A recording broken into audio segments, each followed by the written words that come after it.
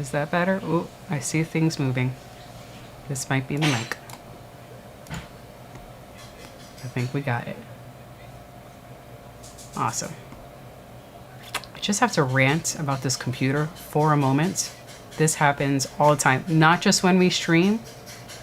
If I do a Zoom meeting, I look like an idiot at work or virtually at work because the mic will work for one Zoom meeting and then I jump onto a second Zoom meeting. And the computer's like, what mic were you using before? I'm just not going to connect to that microphone, even though you were just using it 10 minutes ago. Rant over. Good morning. Good afternoon. How are you guys doing? It's a lovely day. The sun is out. We actually have an early card. Even though last week should have been early, we could bitch about that later. But I am very happy for a 12 noon my local time card. Yes, finally a fucking morning card. And this will be over by our dinner time. Dan may or may not get to bed at a decent time. Just bizarre. Primetime card. Dr. Evil is currently driving. We have proof. I'm gonna harass him for a second. Howdy. I'm gonna tell him you're late for work. The gang is looking for you. Oh, I think a fight already started. Look at me. Oh, it did. Goodness gracious. Alright, I did see that there are some fight pics. I'm gonna grab them in a moment. I'm just sending a message to DEG. Oh, I see you in there, Jay. So if you guys want to harass him, you can. Let me put this back live, skip to live. But he is currently driving home. Let me pull up Twitch real quick, just in case somebody pops in there. And I tend to miss those chats. Join us live on YouTube.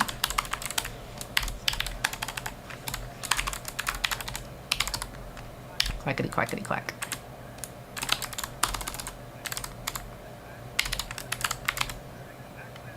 I always have to make sure I spell that right.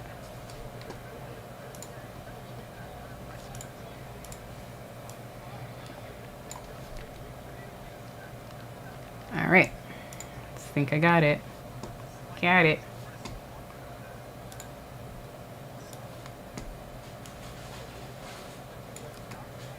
Alrighty. Comments. Here we go. Hello, Kratos. If you are still here, I hope you're still around. I did see you were the first one to comment. Howdy. Good evening, Dan. David Banner gave us his predictions. Let me throw that in our little text box. You have fight of the night pick. Alvarez versus Brenner, and you have Brenner winning that one, as well as Dern, Chiesa, Cheeto, of course, and Sandhagen winning for the main card. Excellent. Dan, thank you for your picks. You have Umar, Shara, Marlon, Tony, Loopy, and Joel. Dan, any chance one of those you have picked as fight of the night? If you believe any of them to be fight of the night potential. Got Dan's predictions. Jay, he says, I apologize, I'm late. Yeah, you're actually not late. Welcome. Dr. Evil is late. But you are not. Jay, are you sticking around for the whole thing? Or you gotta cut out early for work? Hopefully you can stick around for the whole thing.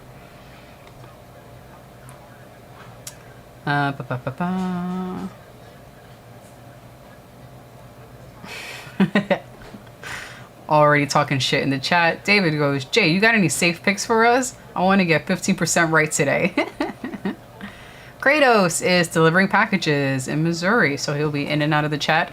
All right, I hope that we can, you know, keep you sane as you're doing that. If you are able to jump in the chat, what's the weather like out there? Dude, I got up at like freaking 5 a.m. to go do a run because New York City has been hot and humid. Like, the temperature was in the 70s Fahrenheit here, but humidity was 80-something% in the morning. Highs in the 90s, which I think in Celsius is in the 30s. Crazy. Jay, I have your picks. Your picks are Umar, Bullet, Vera, 6-fight losing streak, Dern, and Alonzo. And he claims that he always has bang-on predictions. We'll see. You know what? I'm even going to put that in your prediction text box. JL, in quotation marks. I always have bang-on prediction. I'll show that on the screen in a moment once I get all the picks pasted. Who did I miss?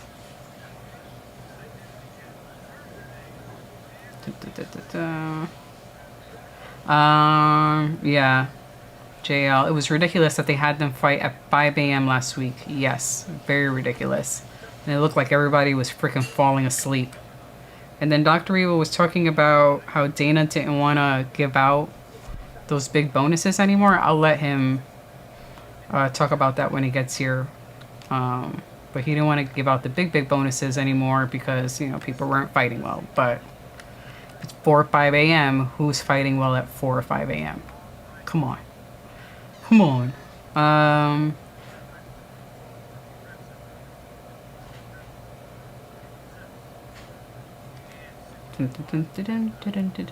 Kratos says, some crazy woman said on Instagram that men should pay for pre- and post-date expenses, including makeup among others. But her username made me laugh. The real scam doll. Tells you that was her username, the real scam doll? Come on, dude. That just, or dudette, or lady, or whatever. And what are post-date expenses? Is that just like the cab ride home, or she's expecting other things to be paid for besides the cab ride home? Or, you know, maybe just a Metro card if you're in New York, which, you know, that's pretty expensive. It's almost $3 one way here. $2.90 something. Stupid. Jeremy's here. Hello, sir. How are ya? I'm jumping ahead in the comments. One at a time. David says, yesterday was the hottest my province ever had on August 2nd since the weather has been recorded. Yeah, so that's what the weather is like here. Yep. The temperature right now is... Ooh, hold on. This fight is about to end. We're on the first... Ooh, I don't even have my labels. I'm sorry, guys. My bad. My bad. I'm slacking. I just can't multitask. That's what it is.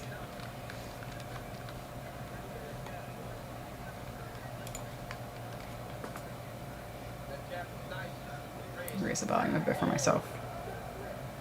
I have no idea who won the first round because I honestly wasn't paying attention.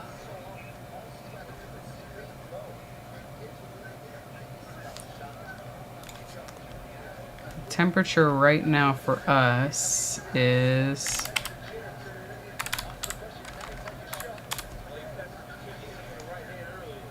It is currently 88, which is the equivalent of 31.1. And the high today is supposed to make it up to 91, which is the equivalent of 32.7. Oi.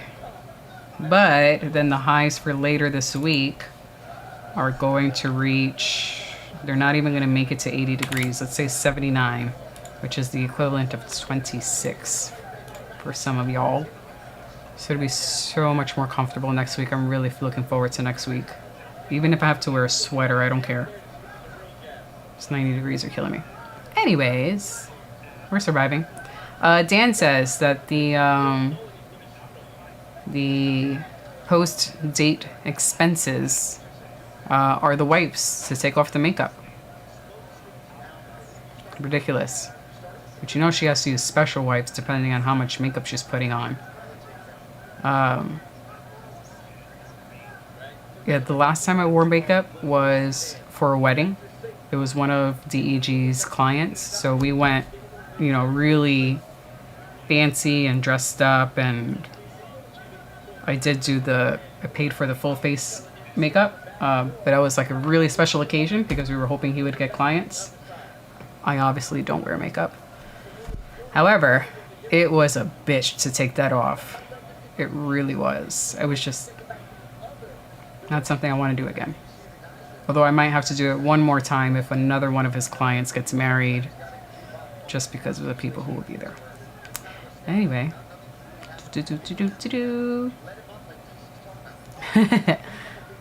Hold on, let me not skip. Jeremy says, I'm, as The Rock would say, clanging and banging in the gym. Excellent, dude. DEG will be upstairs in a moment. I can see he's actually about to park the car. So when he gets here, give an update on what you are working on in the gym today, or what you intend on working on in the gym today, so that he could give you some feedback. I don't want you to add it here now, and then he ends up missing it. So hold on to that thought, but we would like to hear the details. Read the details. He'll be upstairs in a few minutes. David chimes in, post-date expenses. You know, like the light bill, groceries in your fridge. That shit is expensive. So is the light bill. JL says, what do you want to talk about? Is main eventing tonight at SummerSlam. I forgot that today was SummerSlam. The only way I've been paying attention to WWE is on Instagram, when they show like reels or highlights of stuff that's happened. Has it been entertaining recently? He doesn't look entertaining at all. Who do you want to talk about? Like the few times I've seen him come out and try to look all big and strong and look at me, I'm the champion. It just looked kind of like Wonder Bread. Boring. Yeah, no thanks. Kratos then chimes in, if I wanted to take a hooker on a date, then I would pay for those things, but I'm engaged, so I refuse.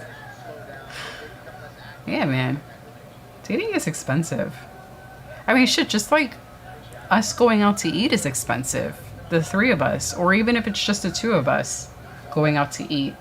Let's say someone wants to stick around at home, and Thing 2 and I, you know, if she and I want to go and grab some lunch or some dinner together, it's just fucking expensive. And we're not going to expensive spots. Hi. $100 for sandwiches. Where? I mean, it is becoming. Oh, yeah. Nowadays. She's saying $100 for sandwiches is becoming the norm. The last time she and I went out to eat together, we got quick food at H Mart, the supermarket. It's a Korean supermarket. And they have like a eatery, you know, places that you could eat outside of the supermarket. I forgot how much we spent on K-Dogs and coffee. Oh, you just finished the stream. Chop, chop, mister. Get upstairs. But yes, eating out is expensive. We try not to do it. So I could only imagine how much a date would cost. No thanks.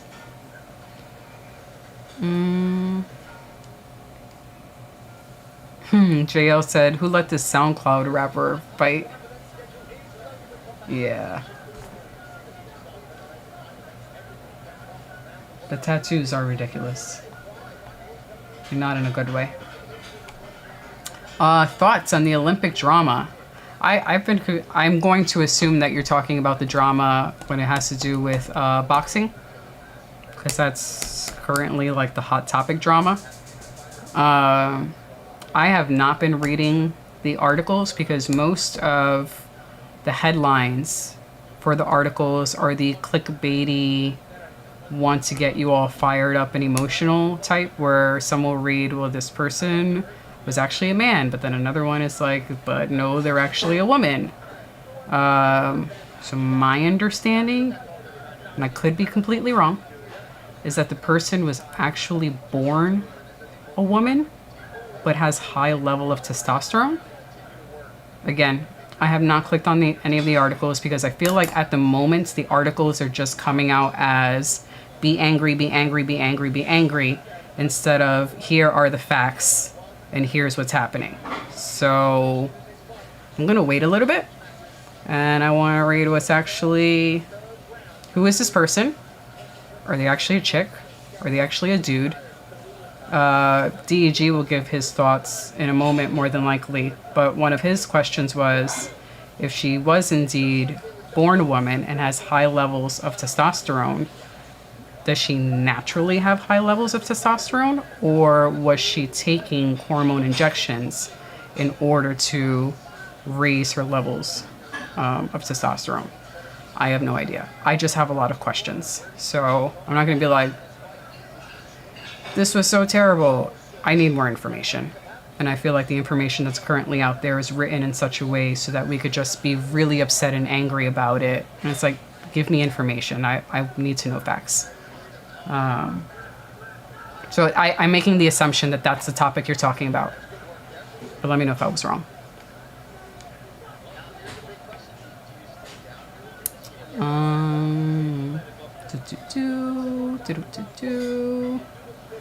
JL had said, I know you put this comment in round 2. That's when it was up. And you said Dumas looks terrible. He was just hugging. Yeah, they were hugging up on the side of the cage.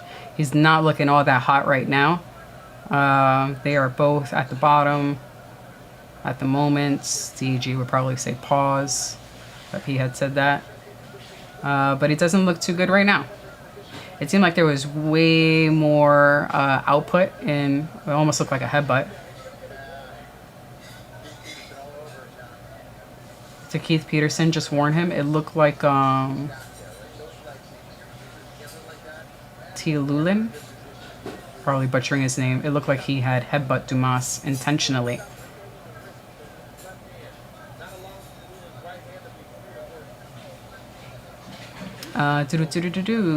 Oh, PSA from David Banner. Main card is free on ABC, so everybody can watch today. Yes. So nobody has to raise that flag if you have ABC. Excellent. I hope that means more people will pop in. We're at 10 right now. Good. We have a good number. And the usual suspects, which I love. JL said Dumas looked like a pussy in that round. Yeah. And it seems like he just doesn't know what to do in this position at the moment. Like, he's not on his back. He's on his side. Do you just not have the leverage to push your opponent off of you? Oh, it looked like he was about to... He almost got an up kick. Or he almost did an up kick. As I was talking about, can this dude get off the floor or not? He is now on his feet.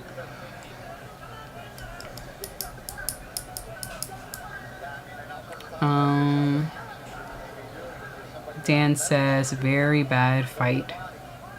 The first round looked exciting, even though I was mainly paying attention to the chat, but they both look very tired. And they're both just chasing a takedown, and it looks like they're just waiting for the clock to run out. No one's going for the finisher or the kill. They just want this to be over.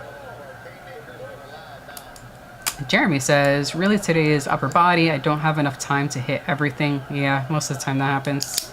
But I'm doing chest, shoulders, a little bit of arms, mid and upper back. Excellent. Details to come. I should be walking in through that door any moment now. Oh, Kratos says, people are upset about that, but they aren't upset about the Dutch volleyball player who was convicted of something, but was still allowed to compete in the Olympics. I did notice that headline the other day. Yes, that is not, at least here in the States, not a top story at all. All of the headlines, everything that's on social media is this thing about, boxing And here, let me write it in such a way to make everyone really, really angry instead of just looking for the facts, whatever they happen to be. The one that you're talking about, the Dutch volleyball player, yeah, there's almost nothing out about it. So that's very interesting to see where the priorities lie. Jeremy says, I know there was a legitimate Chinese male fighting the other day. Do you mean that there was a Chinese male fighting a Chinese or a female? I'll have to look up that one. I'm not aware of that one. I've mostly been paying attention to gymnastics because I really like gymnastics. I always watch gymnastics when the Olympics are on. And this year I've been watching more of track and field. I didn't watch it as much in prior Olympics, but I'm way more interested in it this year for obvious reasons. Because I've been doing a lot more running. So I'm really into the track and field this year. I've been enjoying it. Track and field got started yesterday. I think the women's 100-meter final is today because I was watching the replay of the but the qualifying rounds yesterday. Yeah. Thank you, Jeremy. I'll try to find an article about it, about the Chinese fighter. Yeah, that's a story I'm not aware of. I'll look it up. Thank you for the heads up.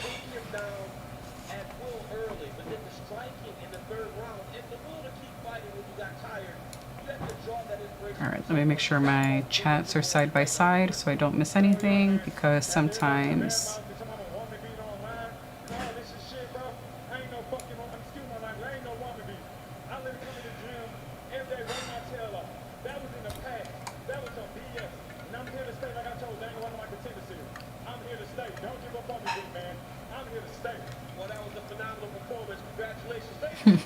Dan says DC doesn't have a neck, so he's a woman.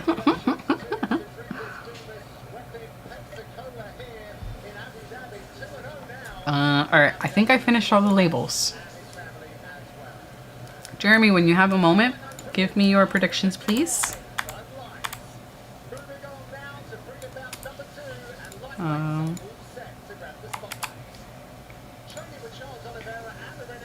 But this is what I have.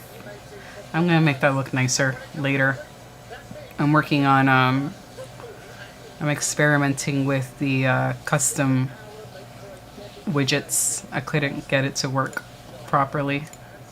Hold on, let me do this. So I have David's predictions, Jay's predictions, Dan's predictions. Jeremy did not give his yet. Kratos, if you are listening in the background and have any predictions for today, at the very least the main card, which is Cory Sandhagen versus Umar Nurmagomedov. You could just pick a name. That's cool too. It's half the time that's what I do. Just pull a name out of the hat. There goes my prediction. Gotcha, no problem. Chop, chop, Jeremy. Chop, chop. I need your prediction now.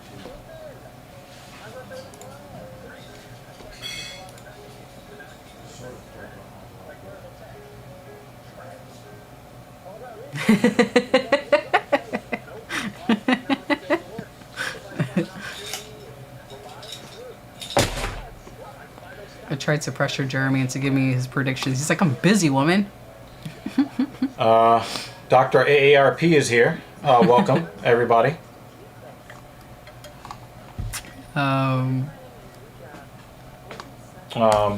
Dan says TikTok, TikTok. Yeah, so Dr. AARP is here. Yep. Yeah, Jeremy, David says just copy Jay's pics. They're as safe as a sinking ship. So you guys, I got my old man shoes on. Oh God, he's so proud. My AARP shoes. Check out how cool these look. Or maybe I need to go over here. I think you need to. Where are you going? What are you doing? Look at my AARP shoes, God. guys. My old man shoes. We have to show them why they're old man shoes. Of course.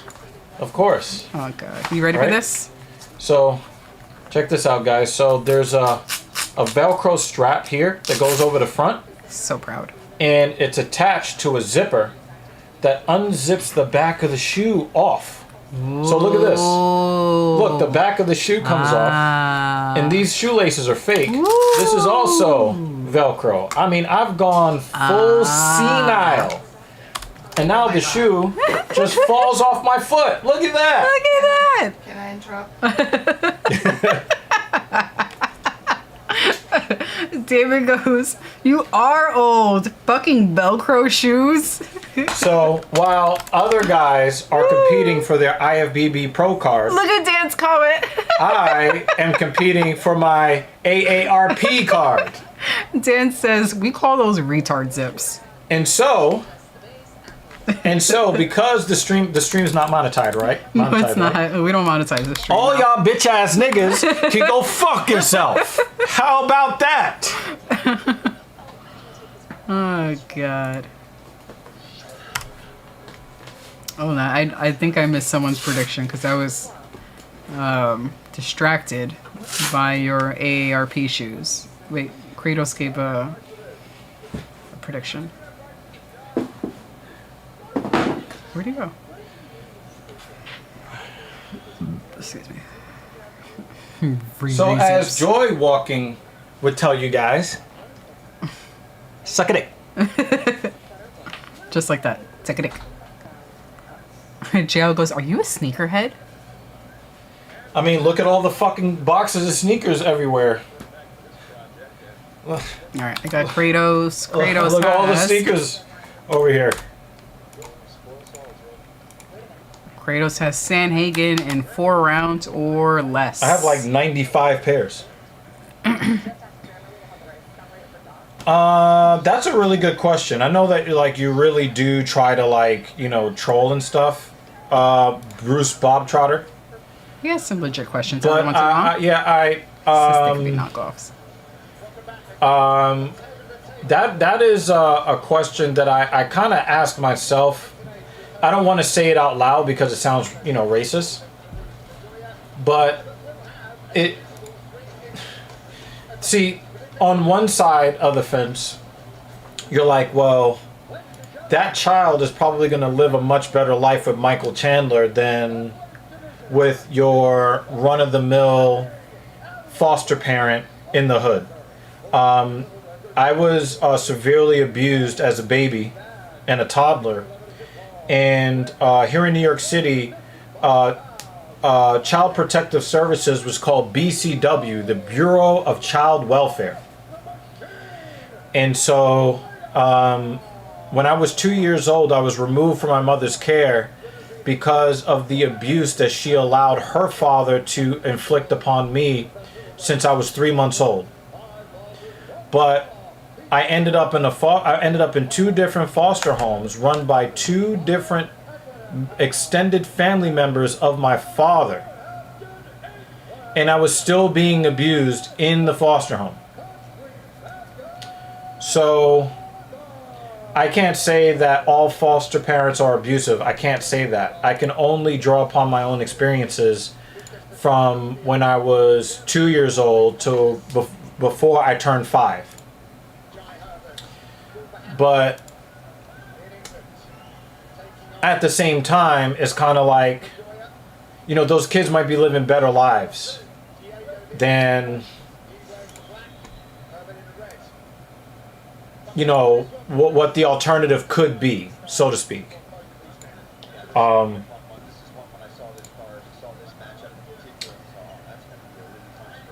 then you're asking the question of, is this okay?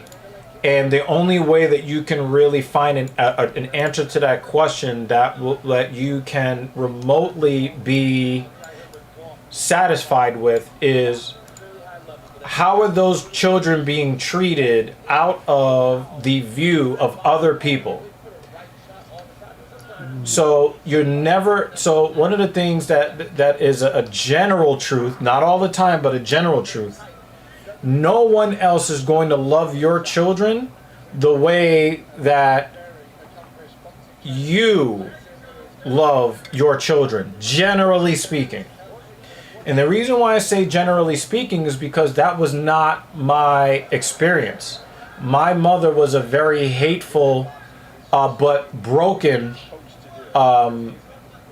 human being. And when I became homeless at 19, it was because I was trying to get away from her abuse. Because my mother actually fought to get me back when I was 4.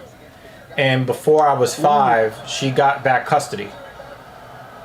So, and then she was physically and psychologically abusive and emotionally neglectful.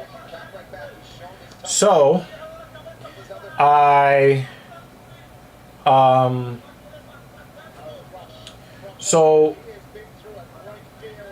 know that it is not an absolute truth that no one will love your kids more than you, but it is usually the truth for the vast majority of people. I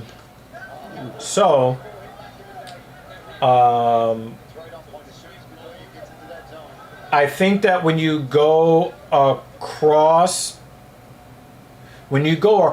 racial lines, then you have to ask the question, is a white person going to care about a black child the same way a black biological parent will care about that black child? And I do believe that there are some questions with that. And I don't have those answers. The only thing that I can do to come close to an answer to that question is to ask the children what their experience is living with that parent. Is that parent treating them like they would treat any of their other kids or any other, kid? Do they treat them with respect? Do they respect their autonomy? Do they respect their natural talents and gifts as a human being, regardless of the race component?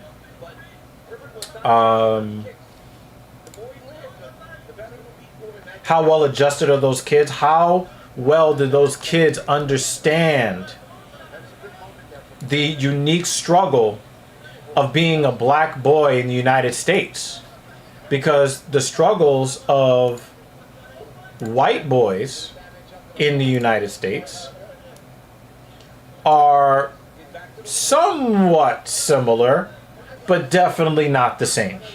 And I know that Polly Chaser doesn't want to hear that, but the black experience is different than the white experience. That's just fact.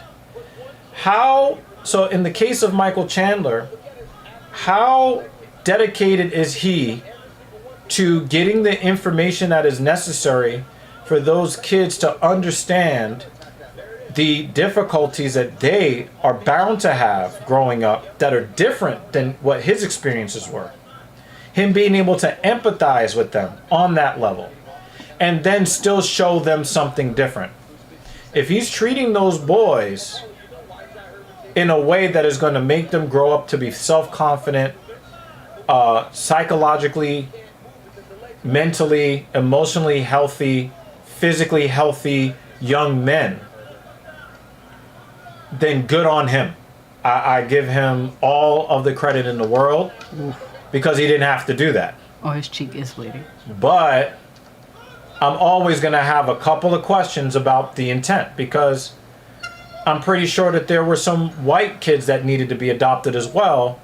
And then I have to ask you that question: why did you choose the black boy to adopt and not the white kid?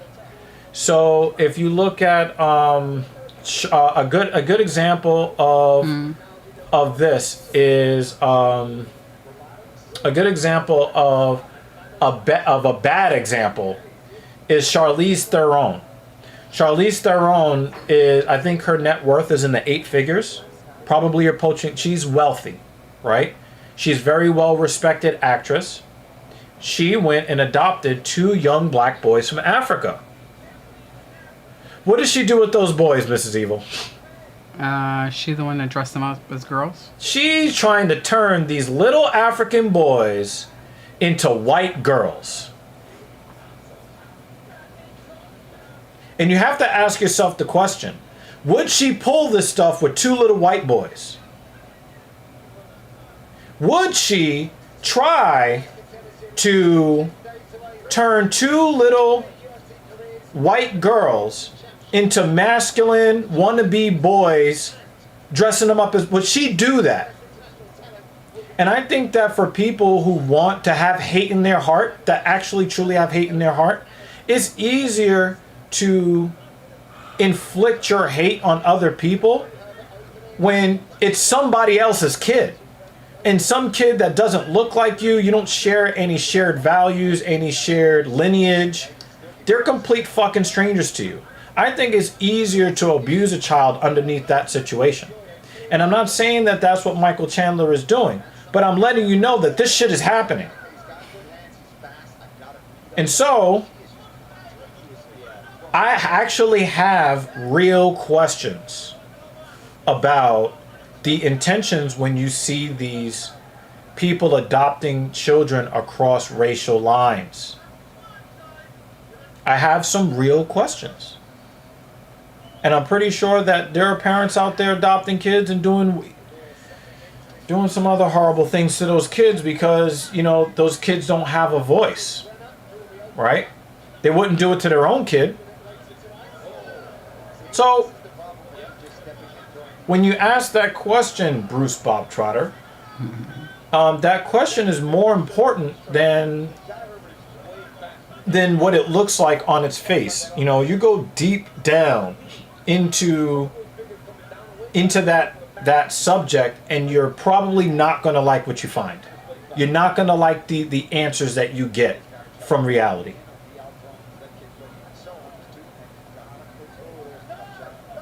So, before I get too emotional, I'm going to step off of that topic for now.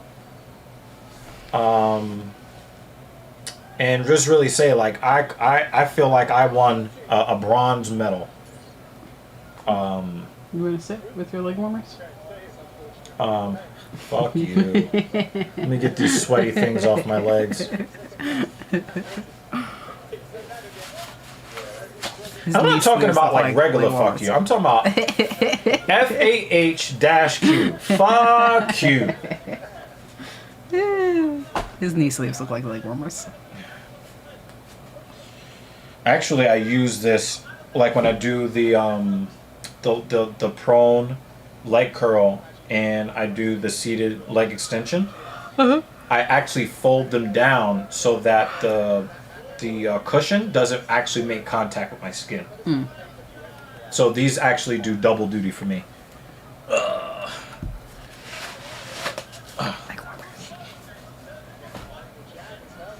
Am I a fan of J.D. Vance? No, I think J.D. Vance is probably one of the more nefarious characters that you will see in society. That being said, he is getting a lot of undeserved hatred for telling the truth. But the problem with J.D. Vance is that J.D. Vance changes his opinions based upon what is going to bring him the most personal benefit.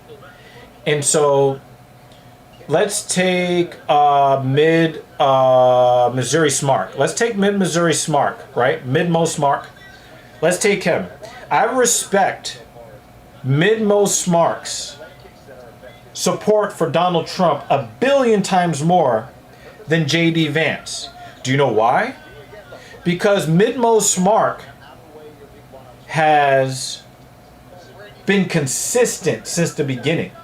I think that his methodology for supporting Donald Trump is extremely faulty because he hasn't done his homework on Donald Trump's record as far as his usefulness to society over the last 50 plus years. I don't think he's done his homework on that. I think it's faulty, but I respect it. J.D. Vance ran his mouth about how Trump is the devil and blah, blah, blah, blah, blah. And then when it became convenient for him, now he sucks on Trump's vanilla salty balls. Right? So,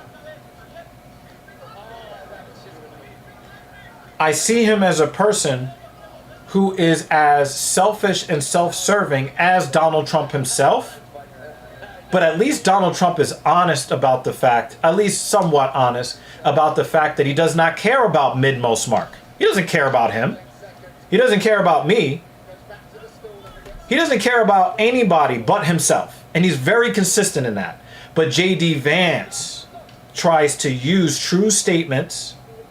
He tries to use manipulation tactics.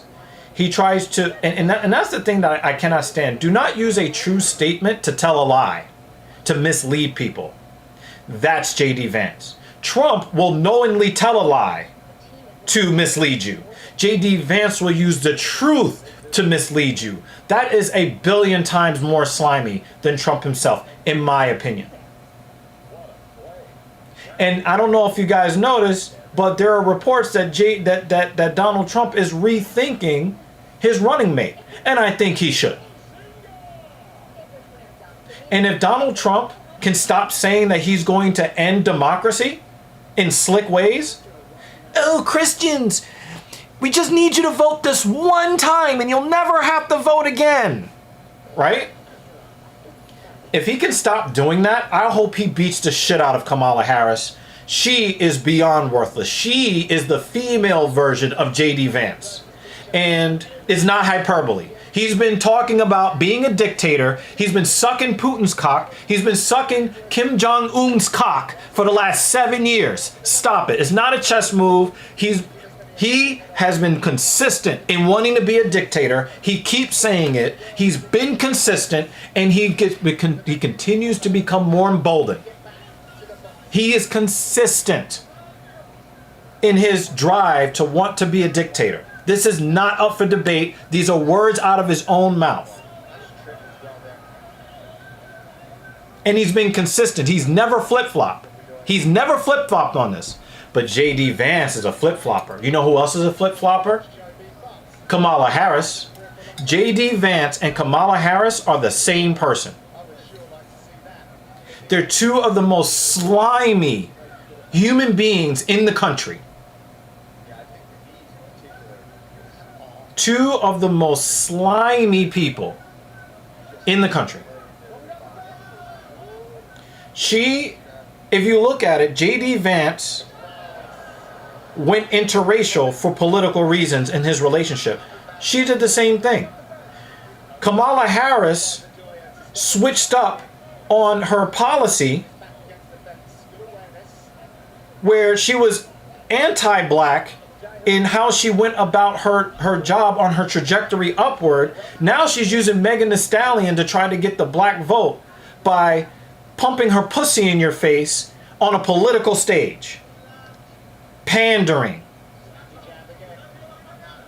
And they'll use anything. They'll use anything to mislead you for their own personal gain. J.D. Vance and Kamala Harris are the same human being, two different genders. Changed my mind. Disgusting. And now that I'm sitting here and I'm like, these are the absolute two worst presidential options in the history of the country. And even with all of that, I'm sitting here and thinking, I'm like, fuck. I may have no choice but to root for Trump to win. I may have no choice.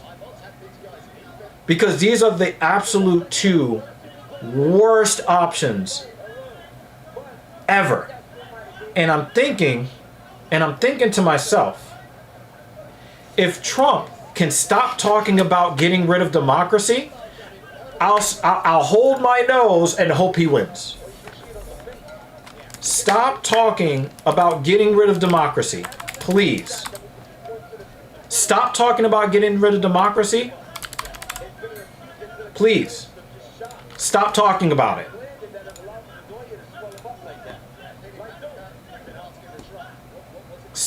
Please stop talking.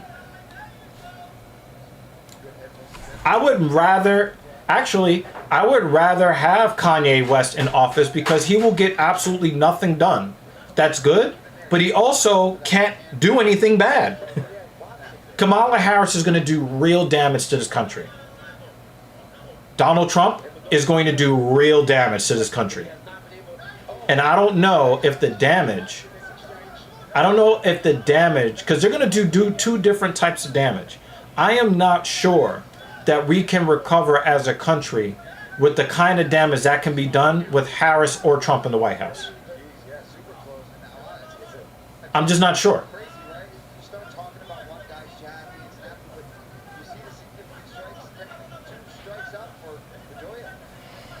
Come, take a seat.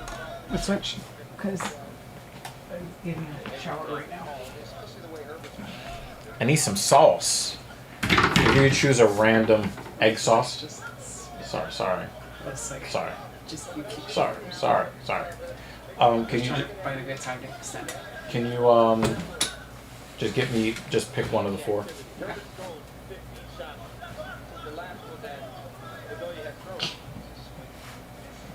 Hey, guess who showed up to the stream early today? Making the Walk MMA. Now, I showed up late, but Making the Walk showed up on time.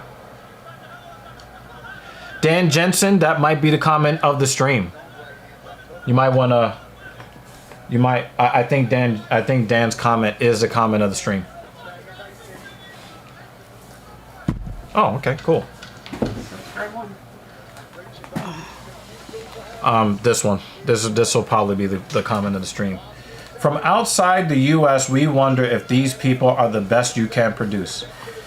Well, the thing is, here's the thing, right? There is a saying that absolute power corrupts absolutely. And I've never agreed with that. I've always agreed with the inverse. Absolute power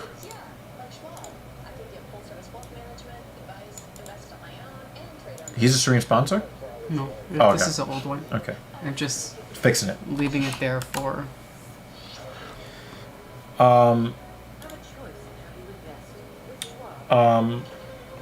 This is not updating. But I believe in the inverse, okay? I believe that the corrupt are drawn to absolute power.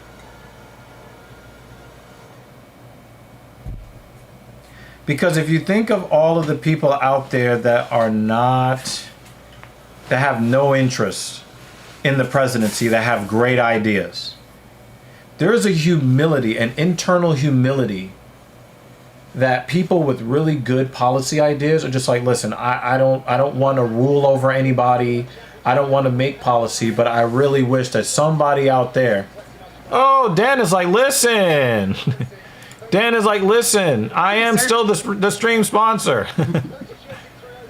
I'm trying to hit. Give me my title. I'm trying to hit the. Yeah, I'll do it on my phone. Like. Is that enough exclamation points? Thank you, Dan. Making the Walk. Oh, you took MMA off your name. What happened to that? Oh, and did you notice that Jay is starting Muay Thai? Wow, there's so many interesting topics you guys are bringing up today. I'm a little bit overstimulated, which is why you had the problem you just had. Okay. I'm a little overstimulated. I'll explain to you guys why. Ticker, right? Mm-hmm.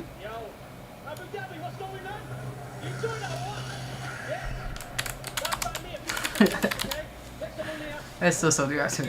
New subscriber. Hilarious. Yeah, we need to fix that. I know.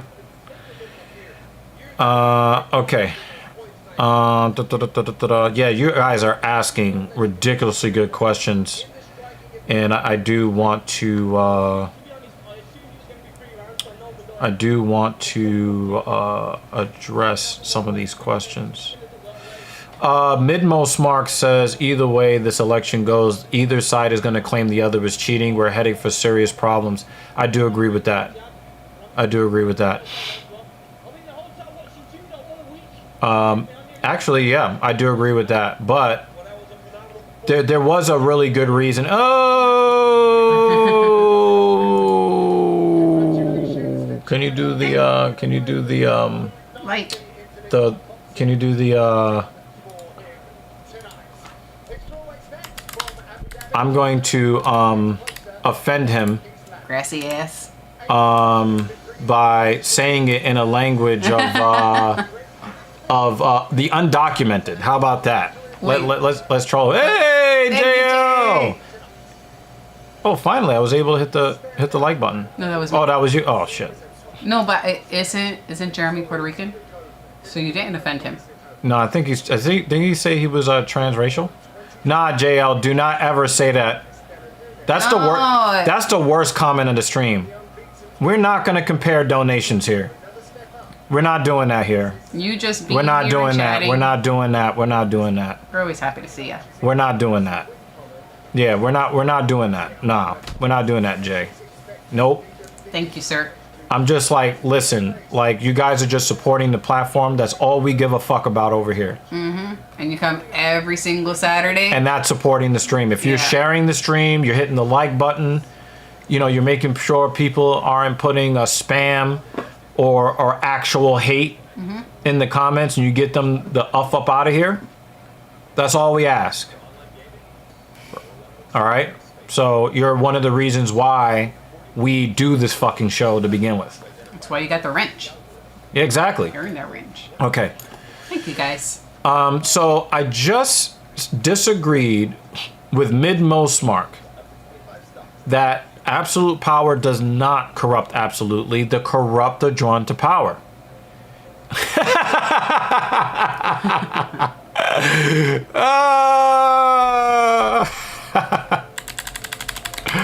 I got mad exclamation parts for you guys. Now we're just waiting for Streamlabs to catch up. Yeah, it'll okay, so all right. So let me answer this in a way that that really answers the questions, right?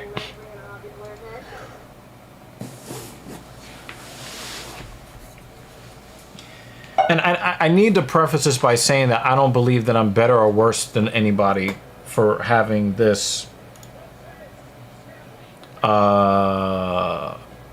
viewpoint, right? I don't think that I'm better than somebody else. I'm just telling you how I see the world, okay? And so this is a comment that is connected to Midmost Mark and Making the Walk MMA. Okay. I don't believe that absolute power corrupts absolutely. I believe the absolutely corrupted are drawn to absolute power. So you will see a lot of people that have a lot of good ideas on the lefty side and on the righty side. A lot of them are like, listen, I think that these policies should be enacted.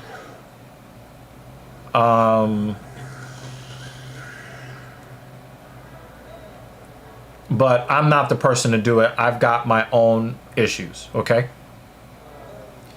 If you see somebody constantly striving to get into the limelight, trying to change people's minds rather than have discussions. These are people, and you've heard me say this in the past, that I believe that every human being on the planet has the capacity to control just one human being at a time. Themselves. So if you are actively trying to control a human being that's not you, then you yourself are out of control. You're out of control. You're out of order. And I think the vast majority of people understand that concept on a general level. But there are some people that are constantly pointing their attention outside themselves instead of looking in the mirror.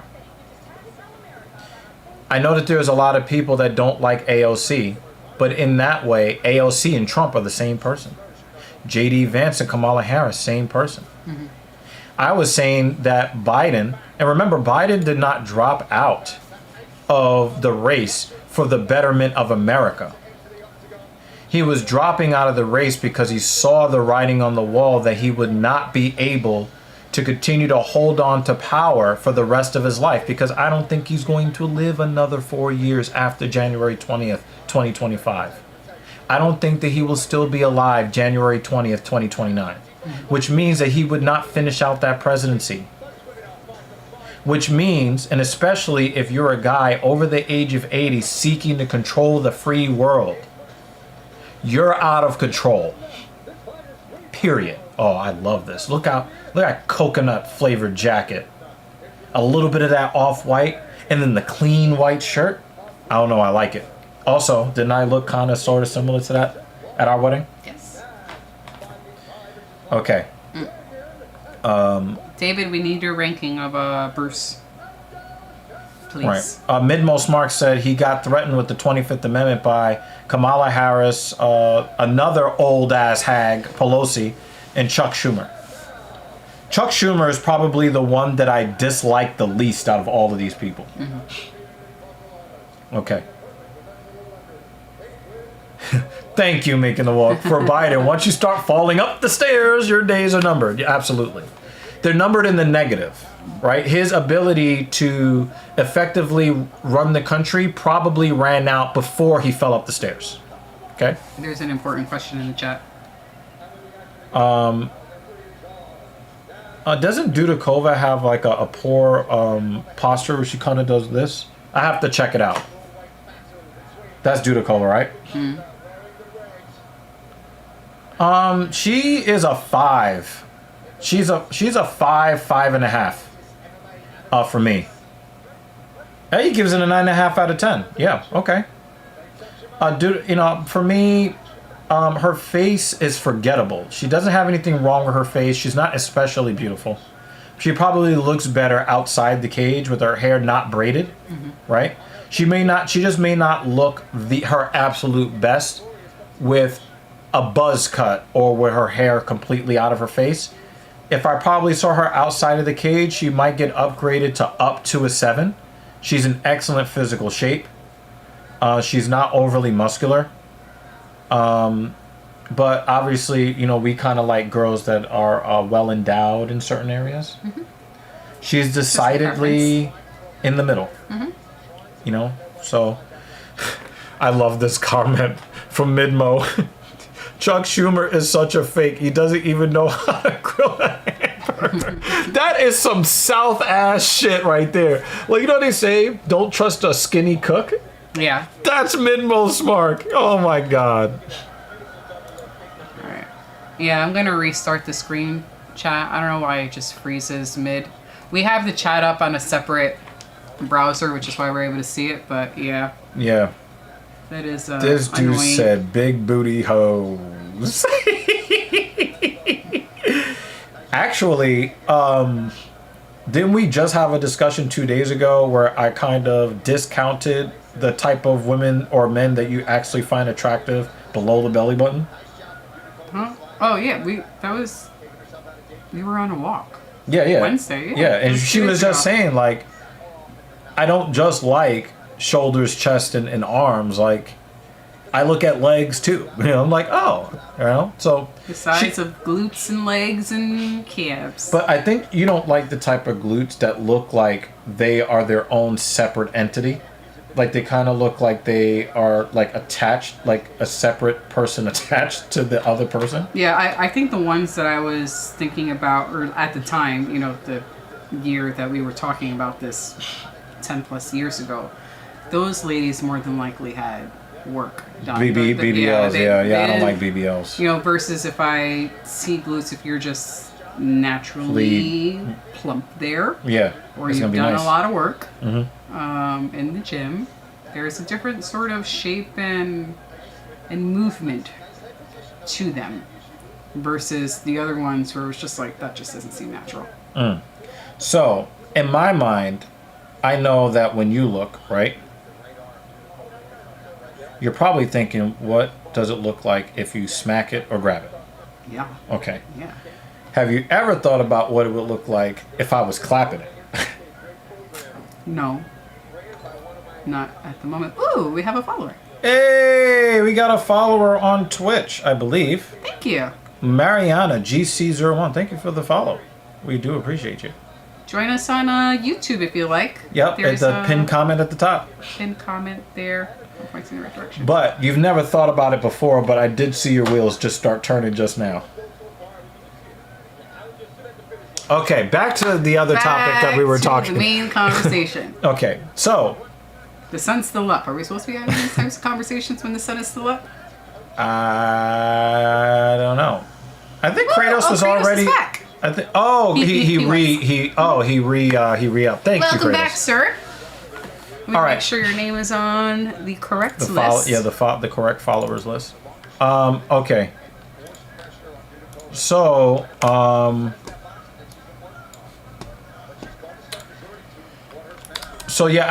just think that any politician you see, as a general rule, right? Appreciate it, sir. As a general rule, I'm not saying that this is because nothing's ever 100%, right? But as a general rule, if you are seeking public office for any reason, I'm looking at you sideways. And I understand that somebody has to do it, but I'm still going to look at you sideways. I don't care if you're a Democrat. I don't care if you're a Republican. I don't care if you're independent, Greenpeace, or whatever, Green Party. Don't care. Don't care. So, Ooh, some good knees. And I love that she didn't just like stop at 2. Like 2 knees and now I must reset. She's like, I'ma fuck you up with my knees. exactly. Trying to hurt that bird type Pokemon. Mm-hmm. Okay. Because I'm sorry, Sam Hughes, she looks like a bird type Pokemon. Okay. So to answer your question with the TLDR, making the walk MMA, no, I would never run for any public office ever because my opinions and my persona is not that fucking important. I created TSP as like a tertiary reason to have a place to put my thoughts for anybody who gave a fuck to listen so that she didn't have to hear me ranting all the fucking time about everything that's going wrong in society. I'm dead fucking serious about that. I don't expect anybody to care what I have to say, but I'll put it here on wax, and if you want to subscribe, subscribe. If you want to unsubscribe, bye. Right?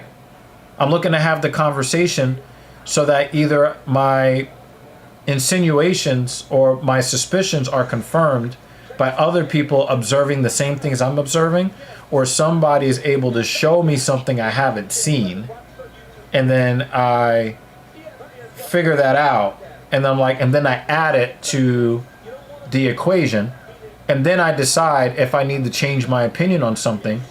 Maybe the world is not as bad a place as I thought it was. Maybe the world is worse than I thought it was, and I just need to get my testicles emptied as many times as possible before I shuffle off of my mortal coil. Because there's not shit that we can do about it. So, getting, differences of opinions is one of the pillars of this program, is the pillars of this podcast. And I'm very proud, even though we're not growing at the rate that I thought that we would, I'm very proud of where we are right now because of the kind of people that we have attracted. Right? Actually, Kratos rejoined at the perfect time. Because we're broke? Sorry. I couldn't help myself. We are finishing a members only video that Cap created. I think you guys are going to find it really fun. Oh yeah. It's already slightly edited for, just a little empty space. But it's mostly uncensored. It's an uncensored bloopered video. Yeah. We just need a thumbnail, just some fine tuning of the stuff outside of the video. Yeah, Kat texted me about it this morning. He's like, I can't do it. Like, I don't have. I said, dude, just give me an idea. Just give me an idea of where you want to go with the title thumbnail, and we'll take over. We'll take care of it. There is a members video coming. And this week. You guys are really. And then an edited version of that video for non-members. Oh, he did respond to me. He said he's headed back inland, so he's gonna call me later today, which is great because yeah, we might get that video out today for you guys. So yeah. And I don't give a fuck what you guys think. I love A1 steak sauce on everything. Go fuck yourself. Okay. No. You got to do it the nice pool way. You got to do it the nice pool way. Come on. I forgot how you did it. When he was saying that the multiverse thing, he was like, no, politely. Did we see Deadpool and Wolverine 3 times? The answer is not no. Okay. Will we see it 4 times? I mean, I am on vacation next week. The answer is not no. The answer is not no. I have a staycation coming up. Not coming up. I'm on my staycation now. Yeah, as of 3 p.m. yesterday. As of 3 p.m. yesterday. Very happy.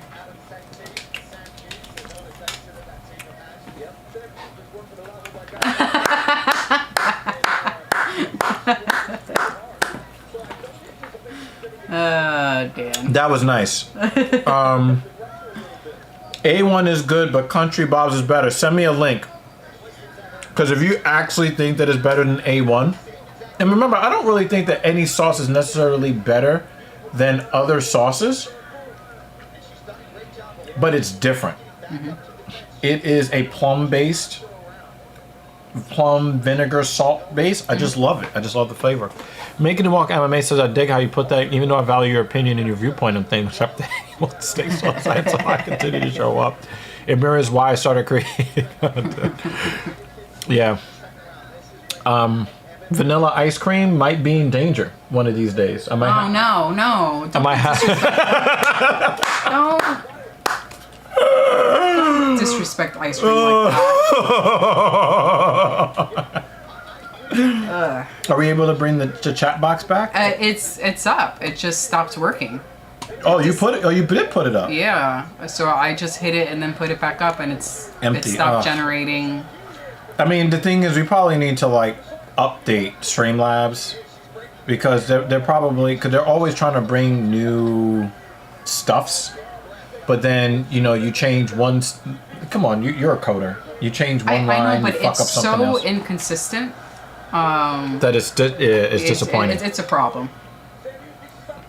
Sweet Baby Rays. Can people send me some fucking some links to some shit? Like, because the thing is, I eat 5 eggs with mushrooms, cheese, spinach, and sausage every single day since we were on the Coheed and Cambria. For almost a year. The cruise. Mm-hmm. And I was eating the rest of all the stuff prior to that without the mushrooms for like the year previous to that. Yeah. Dan likes it without the chat box. Yeah, I do like the clean screen. We put the chat box up, at least temporarily, because it's a Band-Aid fix for our inability to highlight comments that we want to highlight. Comments. So, and you guys are the reason why we do this show. So we want you guys to get the due that you deserve. So, on the list of things that we're going to enhance, fix, I want to be able to put up highlighted comments. Because there is a chat highlight feature, like there's a function right there, and I can't get it to work.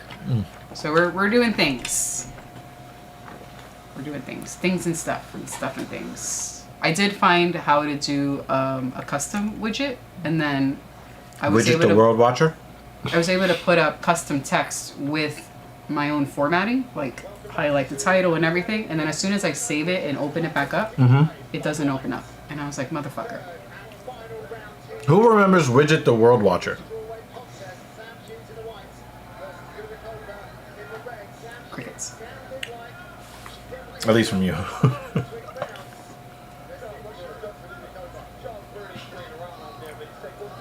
Wow, Dudakova was throwing hands like a Dudakova just now. But Hughes really stepped it up in the second round.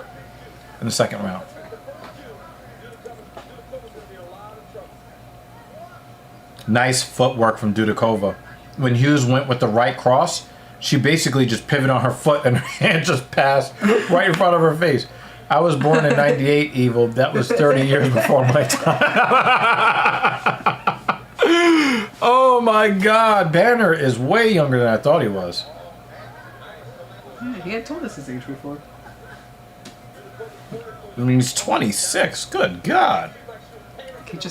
He types as if he's 36. That's why he wears shoes with shoelaces. And if you are honest, you don't wear them either. What? I Sandals I have with no straps? Problem. I have no problem with your shoes. Let me show you how I tie my shoelaces. She does it. Hold on. Oh man.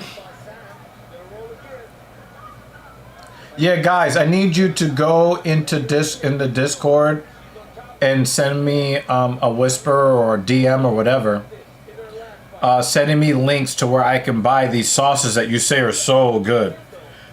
But here's the thing. They cannot use alcoholic beverages as a base. I don't want any Chardonnay. I don't want any, whiskey or any of that, whatever, That's what he's talking about. So I tie my shoelaces in such a way where they don't cross. In the middle, I have a nice open gap.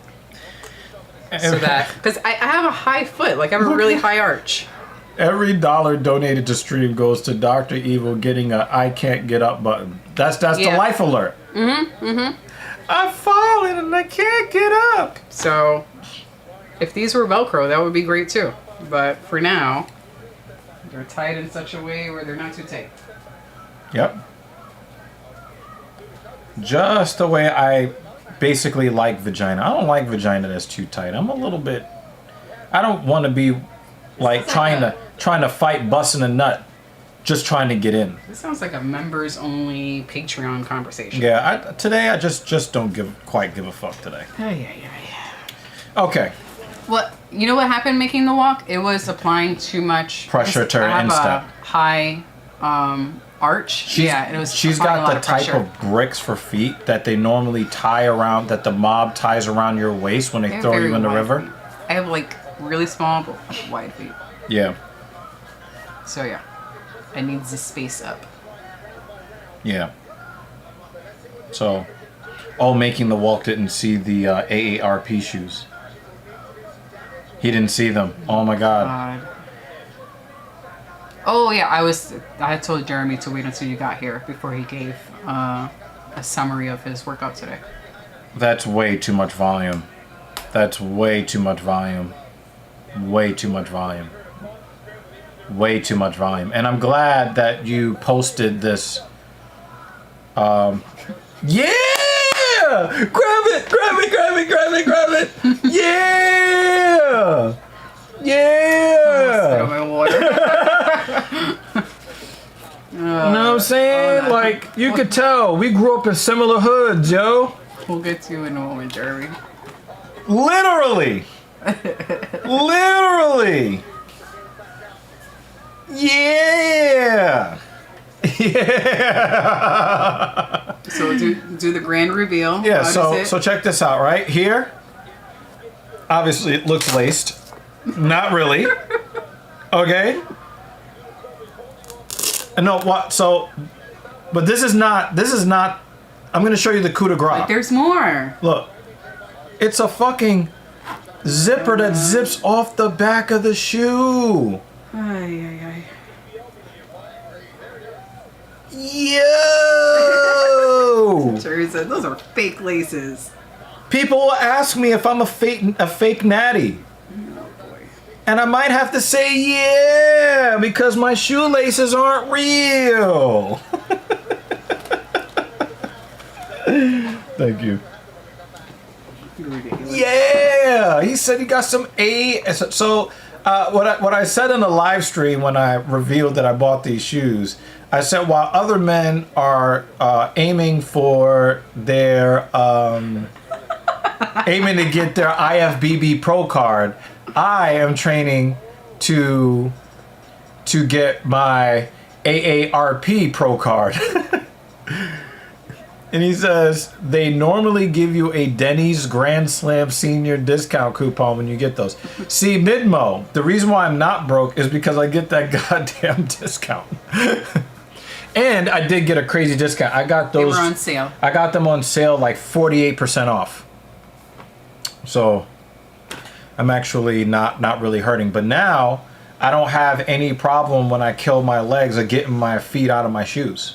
Because one of the things I was actually afraid of is tearing my quad, trying to pull my shoes off my heel. So you know how the foot comes here and you start to pull and you feel that on the quad. After all of that stress I put on the quad, to tear my quad trying to get off my shoes, I would just go into hiding. I would never appear on the internet ever again. Oh, making the walk hasn't heard. Oh yeah, we're gonna get into that. We are gonna get into that. I love all this stuff. But first, before we get into that, making the walk, we're gonna talk about why Midmo. Oh, split decision, y'all.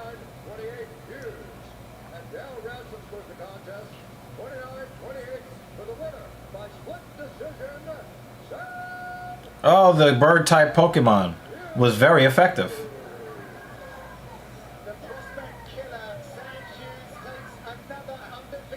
Told you, the least attractive chick almost always wins. Almost always. In this case, really, and almost always. Okay. Almost lost, yeah.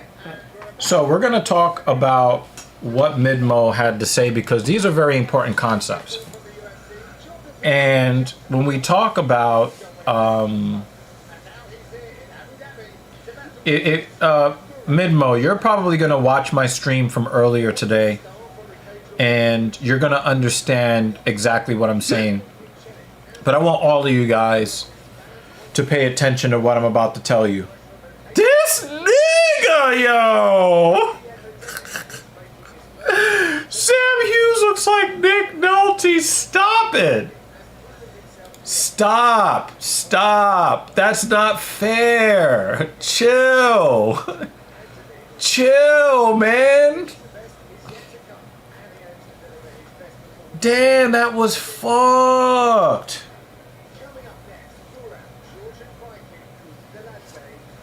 That was messed up, man. What the fuck happened to his body? He's trans black. Jordan Vucinic? Vucinic? He's trying to be trans black. You were saying? Okay. So we're going to read what Midmo did. And I'm going to tell you why I don't like it. Yeah, those are he might have taken over for the worst collection of tattoos. I think he takes that title from Jamal Hill. The worst tattoos in the UFC.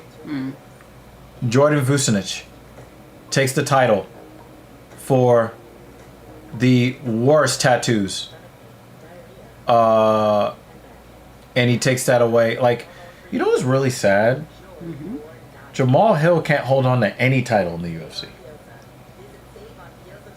Was that a really fucked up thing to say? Okay. All right. So let's talk about Midmo. Okay?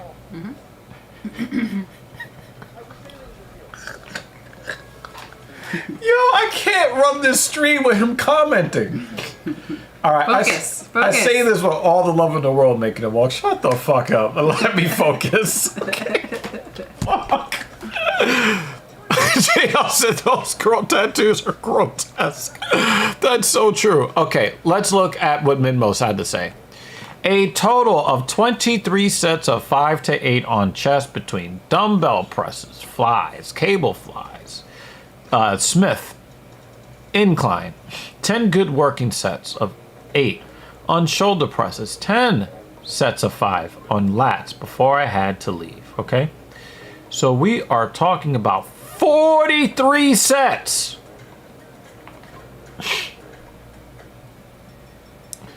43 sets. We have now, there is a slight caveat to what I'm about to say because of what Mid-Mo said afterwards. He said, I feel great. I feel like I got great working stimulus on my chest. Okay. Now, and now he added something even more important, and I'm going to help you maximize your gains. He said, I was trying to fuck my shirt up. Now, the name of today's stream that I did on Genius Take the Wheel was, let's talk about maximum recoverable volume. That is literally the title of episode 134 of Genius Take the Wheel. Okay? All right. Now, 43 sets in one day means you are either working way too hard or you're not working hard enough. What do I mean? If you are working at your 5 to 8 rep maximum, that means you need to be in the gym for 6 hours to get through that. Not only are you in a catabolic state for a really long period of time, but you are breaking the muscle down past the point of after you recover, the muscle will grow. Okay? That's if you are at the bleeding edge where you are supposed to be. Okay? So, he says, I was pushing between 1 and 2 reps to failure. Now, there's actually a really good video on Renaissance periodization where he's like, what is your actual RPE? What is your actual RIR? Most people don't actually know. And I'm going to tell you right now, Midmo, I'm almost certain you don't actually know what your 1 and 2 RIR is, or reps in reserve. Now it's working for that one. Oh! It's just showing Twitch. Tara Missia says, you are the muscle I need to use when I'm having sex. Oh my god. That is funny as shit. Ryan Fry said, timestamp me, boys and girls. Okay. He also said he's seen great results. Okay, so either you're taking 5 hours to complete that, which is a large waste of your time. You're inefficient, and you are fucking your joints up and your connective tissues, right? Because we're not just talking about seeing great results as far as how good your muscles look. Because I actually talked about this on today's driving stream, Genius Take the Wheel, when we're talking about maximum recoverable volume. 2.5 hours for chest is too long. It's just taking you too long. And that's a whole bunch of time that you're not eating and recovering and resting. Okay? All right. Now, if you were really on the bleeding edge, those 40-something sets would have taken you 6 hours. So what you're actually telling me, if it only took 2.5 hours, not only are you doing way too much volume, or the term would be junk volume, but you're not actually lifting the heaviest weight you can for 5 to 8, or I think some of your rep ranges were, you said working sets going to 8 on shoulder press and then 5 on lats. Like, why are you even doing back on a chest day? That's a waste of time. Okay. So how can we make this program better? And better meaning great results as far as the aesthetics of your musculature. Really preserving your joints. That means your tendons and your ligaments. And the head of the bones. We don't talk about that very often, right? we don't really talk about the head of the bones, but if you get a lot of grinding, the head of the humerus, the elbow, the head of the tibula-fibula complex, the head of your femur, especially at the trochanter, right? That little ball and socket that kind of sticks out from the top of your hip bone that goes into the ball and socket. If you are doing a lot of volume for legs, could you be grinding your the socket in your hip in a bad way that will probably lead to you having to have your hip resurfaced? Ask Captain Paul about that. How can we get the maximum effect that we want while preserving ourselves for the long term? Again, I just talked about this on Genius Taking the Wheel. Let's talk to Teramicius, or Teramicus. Let's talk to him real quick because he's on the Twitch side. He says, so what are we talking about here? Like, do I gain muscles and results like when I'm starting? You sound like people who are trying to max from 95 to 100. Well, it's really more about the mathematical equation to your approach. So, Terra Amicus,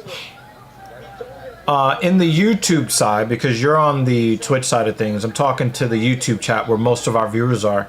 Midmo Smart is a guy who's near the beginning of his hypertrophy journey. So he is kind of in the beginning.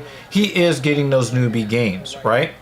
The problem is that he's trying so hard to get so much out of it that he's actually going to make it harder for him to gain muscle over time, because either he's not working hard enough within each set, or he's working too hard and requires rest periods that are too long because he's doing too many reps or too many sets of the too many reps. Okay? So what I'm trying to explain to him is that people maxing out from 95 to 100 when you are trying to get larger muscles is really not the smart way to go about it. And you are going to spend more time feeling achy. You're gonna be more subject to feeling hurt, and your chances of becoming injured are going to be marginally to severely higher than if you took a more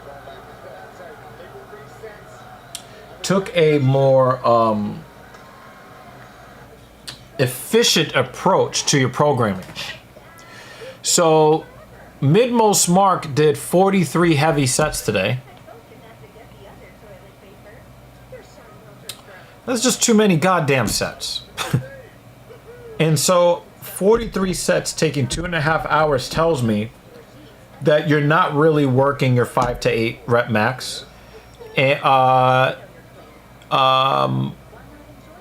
because you would not be able to do 43 sets. You would have passed out by then. And I know that you're not eating full meals with protein and carbohydrates in those 2.5 hours. So you're destroying your glycogen stores. You are destroying your electrolyte balance, which is why you sent me a message recently saying that you are always having problems with Charlie horse type feelings. Your muscles are seizing up, right? Your body is trying to tell you that you are doing too much work as far as volume. You have entered into the junk volume phase. Moreover, I never want to see anybody doing 10 sets of 5 anything.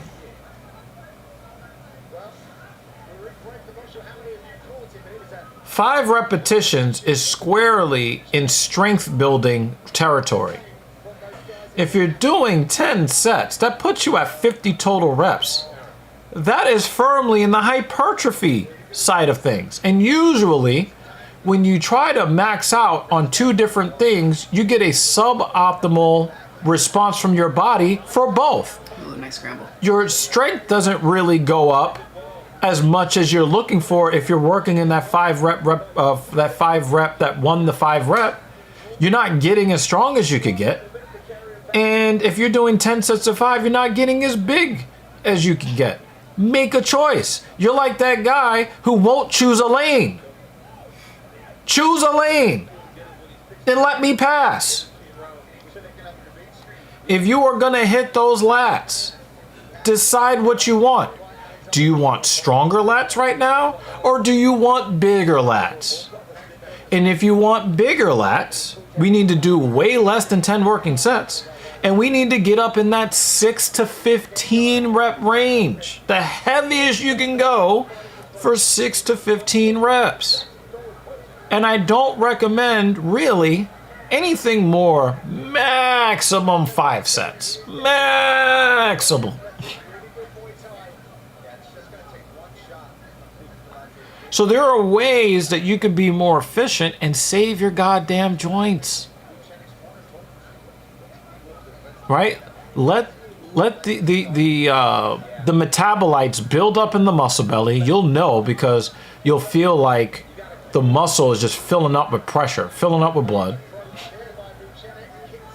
Take, 1 to 5 minutes. And then you really should only have 3 or 4 working sets. And then move on. But make sure you're on the bleeding edge. Don't be like, well, I can do, 8 reps here, a billion fucking sets. No. You want to see what is the heaviest you can lift 8 times and maybe 4 sets. Right? You know what I'm saying?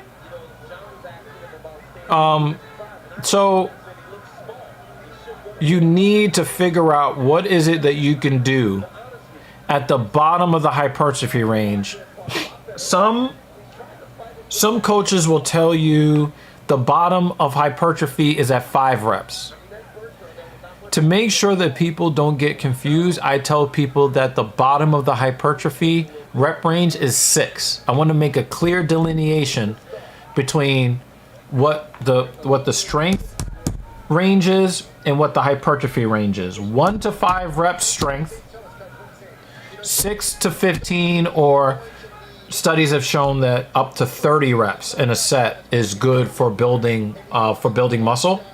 But there's just too much fucking work.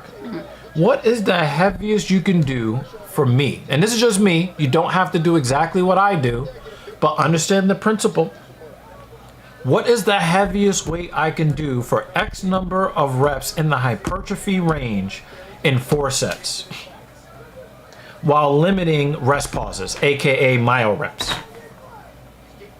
When you get to that bleeding edge where you feel like you can actually see death's shadow toward the end of the 4th set and you must move on, now you're in the right place. Eye poke? Oh, that dude is already bleeding from his forehead. One from the forehead and one from the cheek. This dude has a tattoo on his cauliflower ear. Yeah, that was accidental. The head clash of heads? Yeah, because they're both kind of coming in. Yeah. Well, there was one dude earlier who it seemed like it was intentional. Kutatatelatse really really wants to get that wrestling implemented, and I wonder why.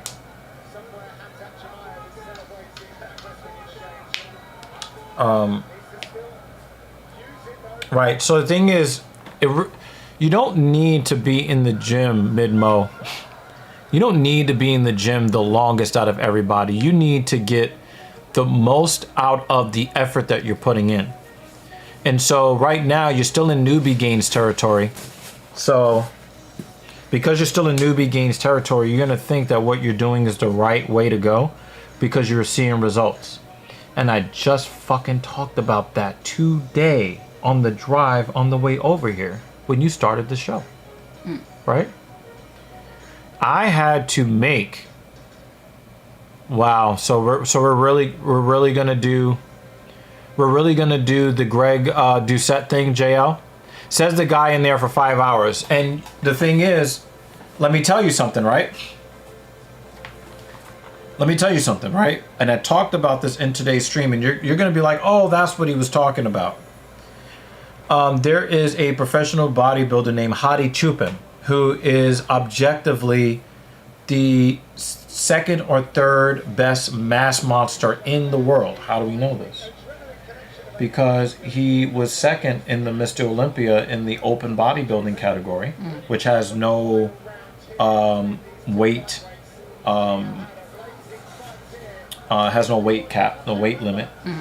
And he finished second to Derek Lunsford, which is actually weird because he has the same coach as Derek Lunsford. Now, Hadi Chupin was saying that he only does legs once every 5 days. And the reason why he does it is because he wants to make sure that his legs are fully recovered before he tears them down. And when he does his leg days, he does a full quad day, takes 4 days off. On the 5th day, he then does a hamstring day, takes 4 days off, and then does another. And I've been telling you guys that I have been doing 16 hard sets 3 times a week. Now, I've been thinking lately that I might be getting less returns on my investment. That I might want to go to 12 hard reps. I might only want to do 3 working sets per the 4 leg movements when I go in there Tuesday, Thursday, and Saturday. But I can admit this. I'm having a little problem with my ego as it pertains to my work ethic. I don't want to give it up. Right? Well, am I open to giving it up in the future? Yes. Is this a mental flaw? Is this a flawed approach? Absolutely. I'm letting you guys know it is a flawed approach. But I'm trying to move myself closer to better results by doing this. Normally when I move up my rep range, that was funny as hell. The way he just slid off of him. Oh, yeah. I think the tattoos made that happen. Okay. So what I did, so normally I do 4 working sets per movement, and I do 4 movements on leg day. Heavy leg press, heavy leg curl, hack squat, heavy leg extension. Okay. So, and now I've decided that I'm going to take out the hack squat on Saturdays and replace them with deadlift. So it's going to be heavy leg press, heavy prone,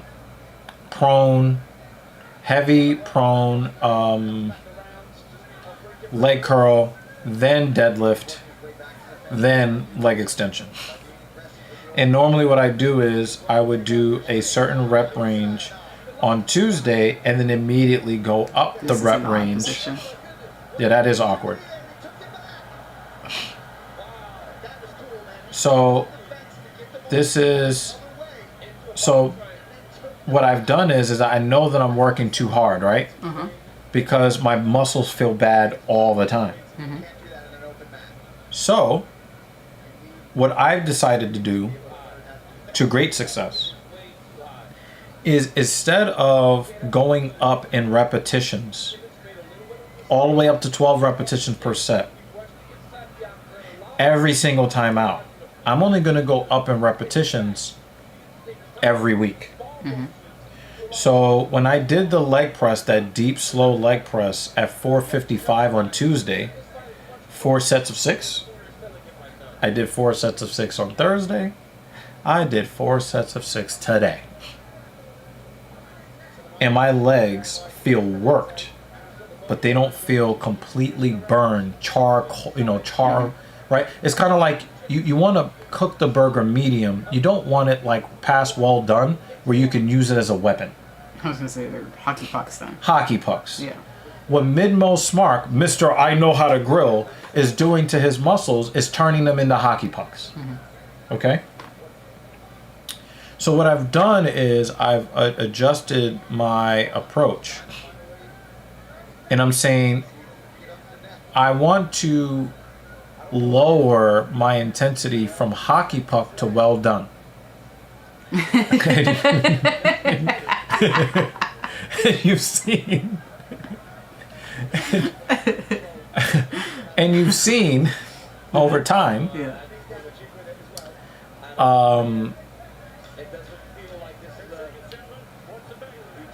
with how I've ordered my steaks and hamburgers, I've gone from well done to medium well to just medium, right? Over time, right? Yeah.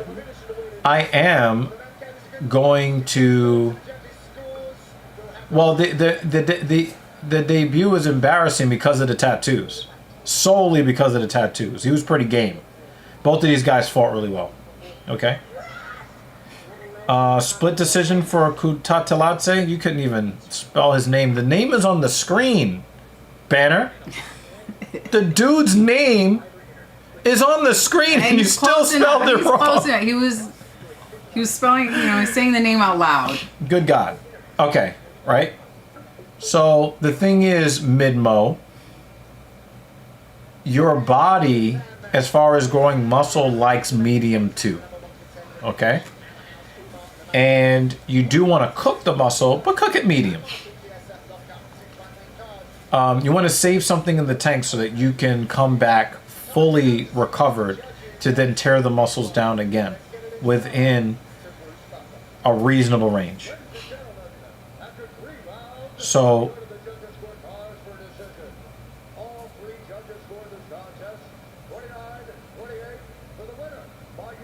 oh, an unanimous decision.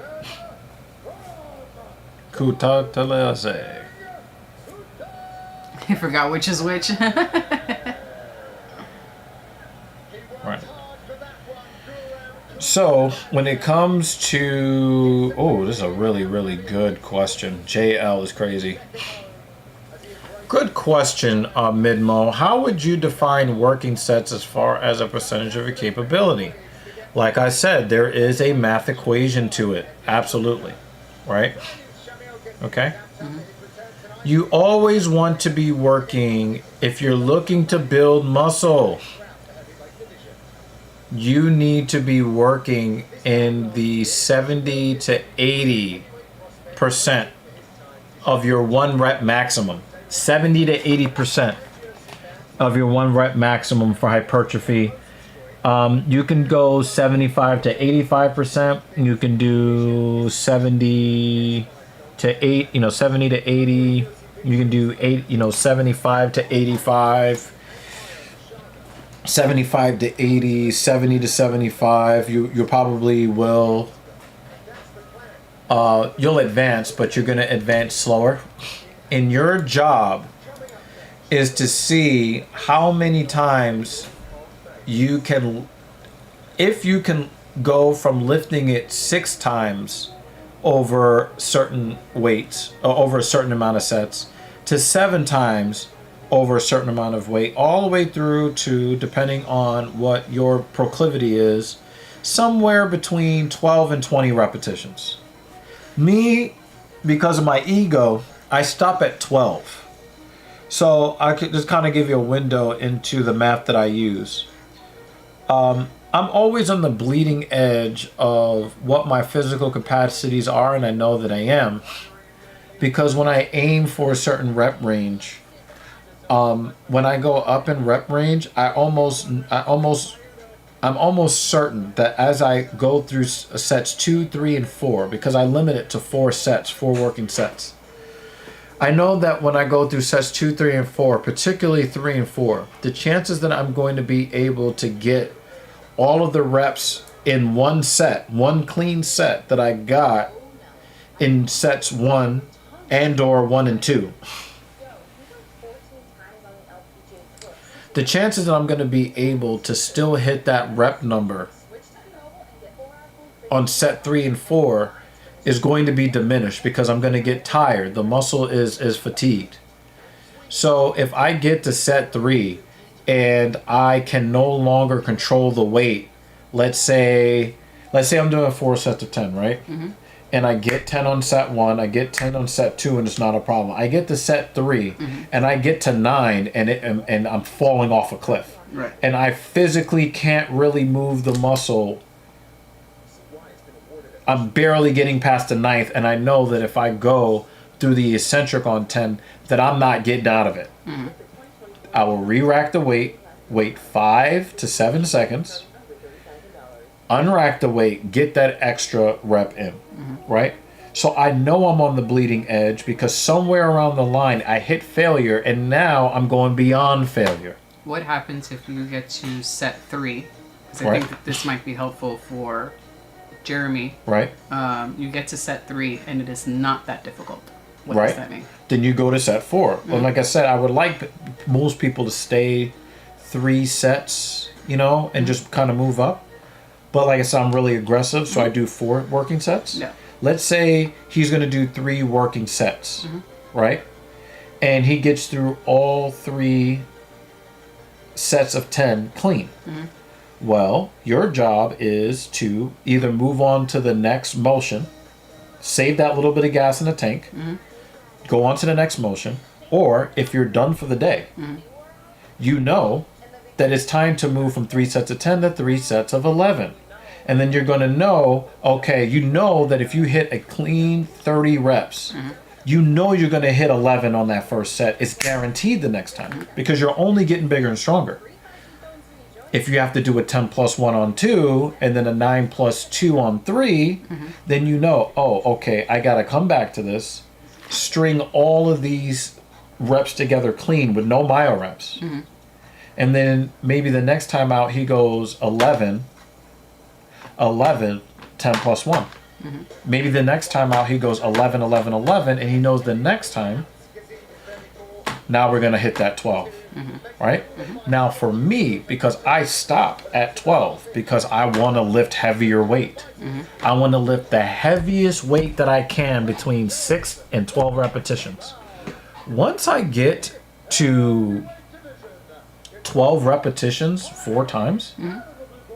I'm moving up 10 or 20 pounds back to 6 reps. Mm-hmm. Because I know I'm going to be on the bleeding edge. I'm likely at 6... this nigga said sloppy weights. We have middleweight, light heavyweight, and sloppy weight. Could you imagine them having a sloppy weight title? Okay. So if I'm able to reach 48 working reps per session, mm-hmm. I've defeated that weight. Mm-hmm. Right? As far as I'm concerned, when I hit 4 sets of 12 clean at 205 on the bench, 205 can suck my chocolate salty balls. So at that point, that's your indicator to yourself that it's time to go up in weight. Because I think that's some of the questions that the guys have and that a lot of people have. Right. How do I know how much weight I'm supposed to lift? How do I know how many times I'm supposed to lift it? So those are your indicators. I've done X number and it is easy, relatively easy. It now means you are finished with that weight. Yep. It's time to move up in weight, yep. which then you reduce the number of reps at this new higher weight. Yep. Until you get to the point where that becomes easy and you've completed X number of reps and sets. Yep. Absolutely. For me, it's 7 sets of 5. We have 2 different. I use the 7 sets of 5. That's in that we're gonna get there. Mm-hmm. It's a concept thing, right? Mm-hmm. You want to lift heavier on your deadlift. Yes. Which is why, and I will get to that because we're talking hypertrophy here. Mm-hmm. So stick with me here. Mm-hmm. Oh, he tried to grab the top of the cage. Mays was swinging his fist like he was trying to end the fight very quickly, like he's got a dinner reservation. Mm. But that was very sloppy. I gotta agree with you, JL. That was sloppy defense there. Okay, so So, like right now, I just hit broken sets of 10 on the bench press at 205, right? That means I can do the 40 reps, but I'm not stringing them together the way they need to be strung together, right? So what I do is I do switch the order between incline and flat. So I know that if I hit the 4 sets of 10 on the flat bench when I start, when my chest is fresh, I know I can't hit that when my chest is already pre-fatigued, when I've already done the incline.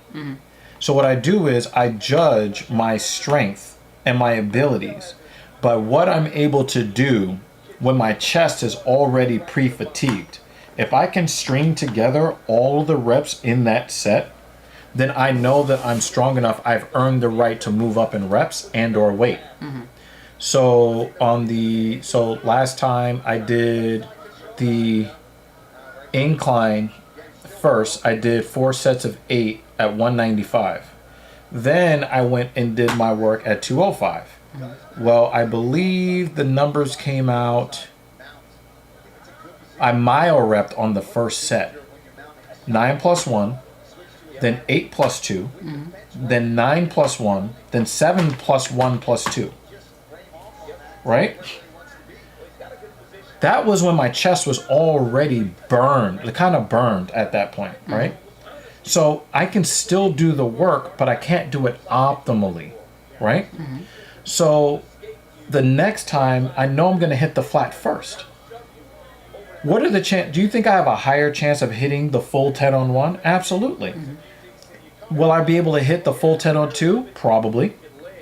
Now I have a chance to hit 4 clean sets of 10 all the way through the 4th set when my chest is fresh, and then I know I'm going to try to get that again when my chest is already tired. Once I do that, now I'm going from a total of 40 reps to 44, right? Once I make it to 48, that is my chosen ceiling to say, I can go up 20 pounds for half of the repetitions, because I'm going from 4 sets of 12 down to 4 sets of 6. If I can lift 205 pounds 48 times, I gotta be able to lift 225 for 24, and then I start the chain again, right? When I get to 225 for 48 reps, you best believe I'm going to 245, baby, right? And if I'm really on my strength shit, I might go from 245 to 275 if I'm feeling funky. But then, because of the rep ranges that I'm working in, I know that my strength ceiling is going up, because my 1 RM, my 6, 8, 10, and 12 RMs are fractions of my 1 RM. So I don't even need to get on the bench to see what I can do for 1. I don't even need to do that. I can just keep working through my hypertrophy splits. I can do that for until November. Then do a 1 RM test, go into strength, and I'll talk to you about strength stuff. I can do that and know that one time I hit 245 for 1 rep last year, if I'm doing 24 reps at 225, you know I can do more than 1 at 245. My 1 RM is no longer 245, right? So I'm getting stronger, but slower than I would be. Oh, look, he's not going to be able to answer the phone. Oh, shit. Saved by the bell. Jay says 10-8. I'm going to say no, because there wasn't a whole lot of damage, and Dontel Mays did get some effective offense in the first 40 seconds. I'm going to say a strong 10-9. Okay? Okay. Damn. David is just killing it in the comment section. He said Dontel Mays is an unranked heavyweight. His defense is up to his rankings. Yeah, Dontel Mays did get tuned up and rocked, but I think that the judges are going to they're gonna call it a 10-9. But you won't get some weird ass split decision for how they scored round 1. You won't get that. Everybody's going to agree on that. So, you know, when I'm able to, Jones was unranked when he fought Serial. Jones was regarded as the best fighter in the history of the UFC. That's different. So stop it. Right? You can't put Dontel Mays and John Jones in the same category. Just come on. Just let's be reasonable, Jay. You've had some really good takes today. Let's not mess it up. Okay. Mays is swinging like he believes that he's very close to getting finished, and so he's just swinging and banging, trying to get some of that Derek Lewis magic before he gets defeated and finished. Okay. So I know by how my body responds if I'm on that bleeding edge, and I'm always trying to push the fucking envelope. My body is never in a position where it's comfortable. Did he pull up his shorts? Yeah, he was holding onto the guy's shorts.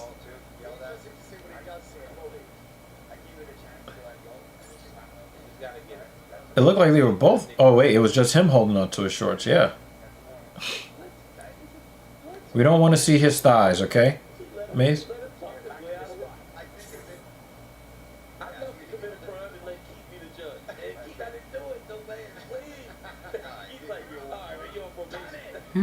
Hey, yo, Dan, come on, man.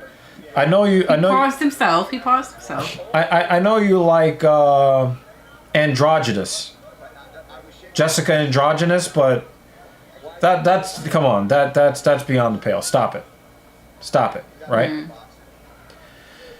Okay, you make a good point, Midmo. You say I need to be in a moderate range of capacity, but then you say push yourself harder and harder, which is what I've been trying to do. Again, you need to be at a moderate amount of volume while pushing the bleeding edge of that moderate amount of volume. Right? You have crossed over from effective volume to junk volume, and it doesn't help you.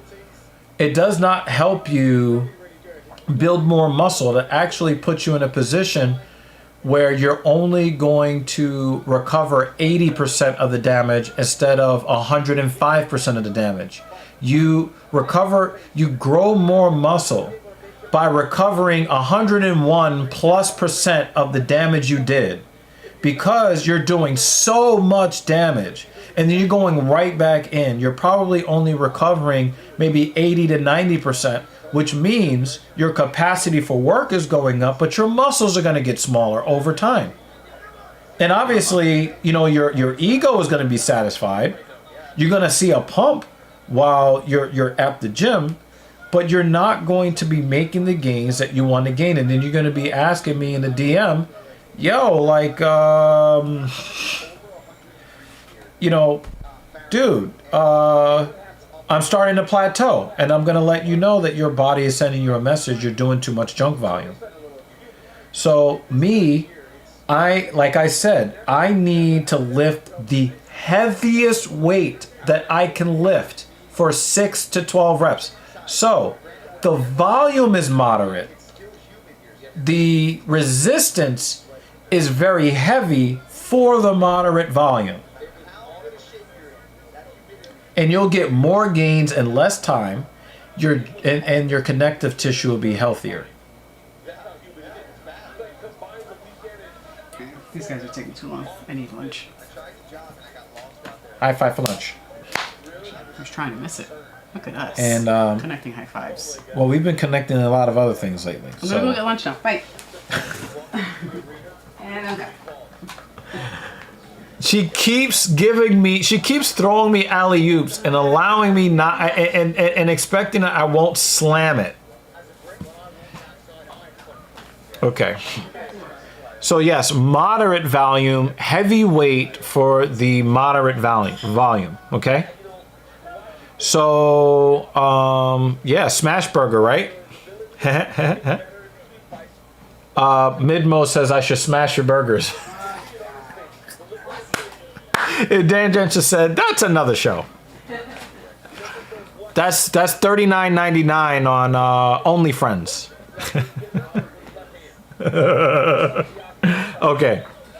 So remember, moderate volumes, heavy weight to match the moderate volumes. Moderate volume. He said Paul ate here. Oh, okay. So, JL, this is an unranked heavyweight fight. What were you expecting?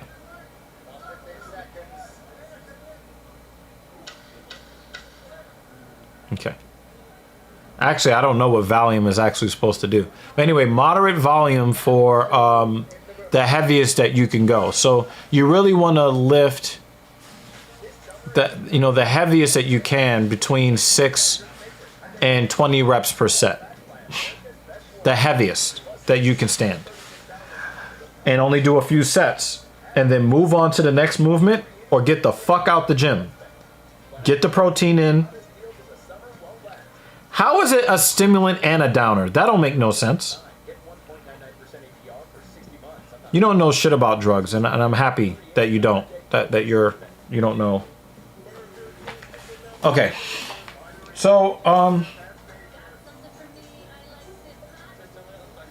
yeah, this is how I make sure that I'm always moving up, and now I'm gonna be taking deload weeks about probably every 7 weeks. Every 7 weeks because of the heavy stress I put my body under. I'm gonna do deloads every 7 weeks instead of 8 or 9 or something like that. Yeah, so I hope that I explained that. Now I'm gonna do a little bit of a TLDR version on my philosophy when it comes to maximum strength. Never more than 5 reps in a set. Because if you're able to do more than 5 reps in a set, the weight's too light. You need to be working, and this is how I do it with my clients for safety and for progression reasons. You are working in the 3 to 5. If we move up in weight, you're doing 3 reps per set. If you have proven to your nervous system that your body can absorb the stress of the heavy weight, we will go to 5 reps. If you are spent after 3 sets of 5, the next week we'll do 5 sets of 5. If you are spent after 5 sets of 5, but you're able to get through it, then yeah, so it is a depressant. Yeah, so it's a downer. It's a downer. So it's a depressant downer. Okay. Okay, so that's what that's supposed to be. And to the ground, Maze goes. So pretty much Gaziv wins the fight. That's it. I'll explain pre-workout in a bit because it's not the same thing as an energy drink. It's not the same thing. Although some people do use energy drinks as pre-workout, but if you have a quality pre-workout, it's not the same. I'll get to that. I'm trying to answer your questions one at a time. Okay, so if you are able to lift the weight more than 5 times, you're wasting your time. Okay. You always want to be on the bleeding edge of what you can lift for 5 reps. And if 5 reps is no longer the bleeding edge, let's say you get through 7 sets of 5, you know that you own the weight. You do not have to work at that weight anymore if you're trying to get strong and you get to that 35th rep. Once you get to that 35th rep, and thank you, JL, for mentioning my muscle connection. And what I mean by defeating it is you're not just yanking the bar off the ground. I'm always thinking about the deadlift.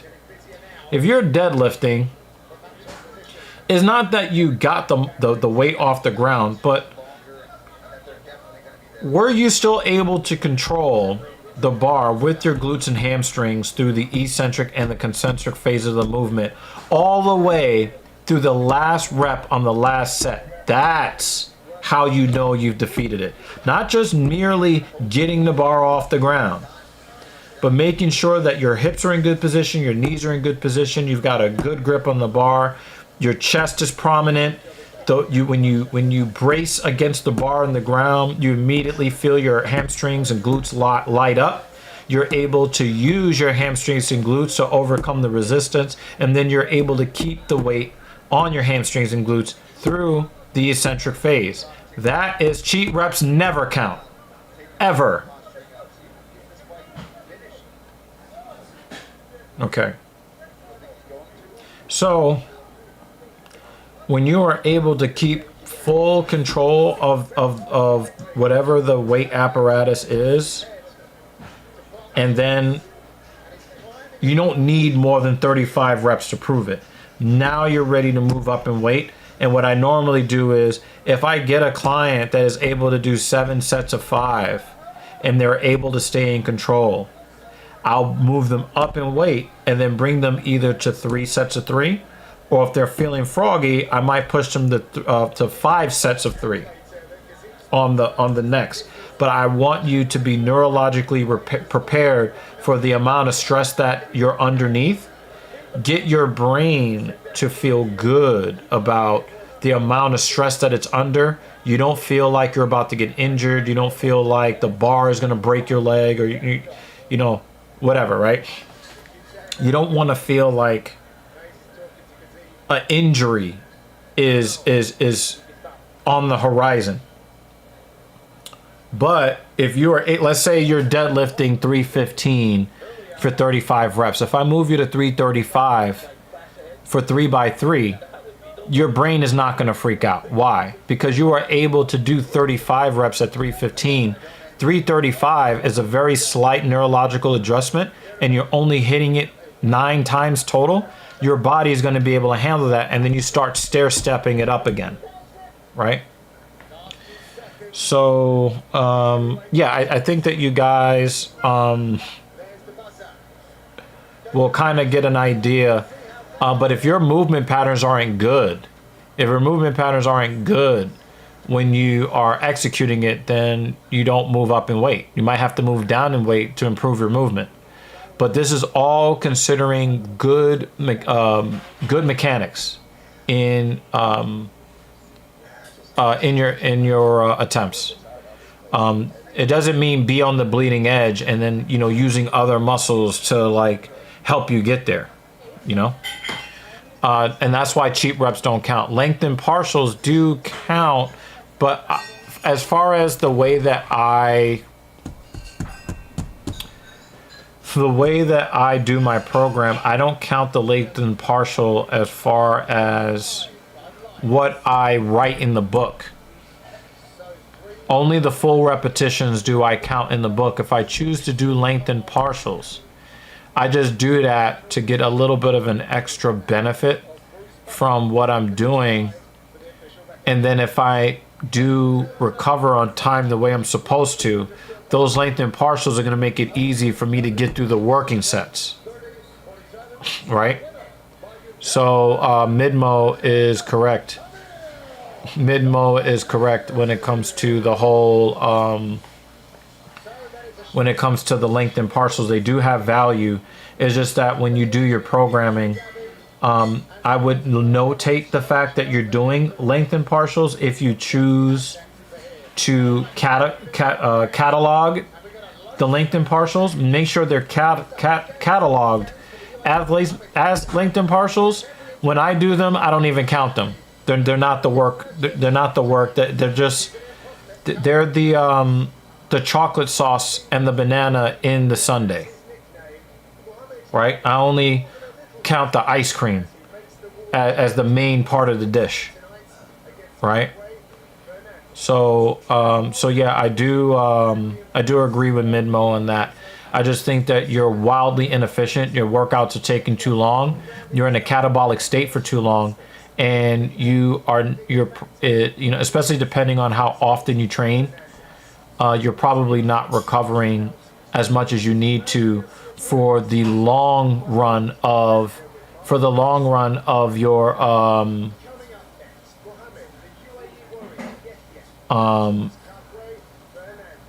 it's just you're going to get gains in the short term, but they don't really lend themselves to gains in the long term.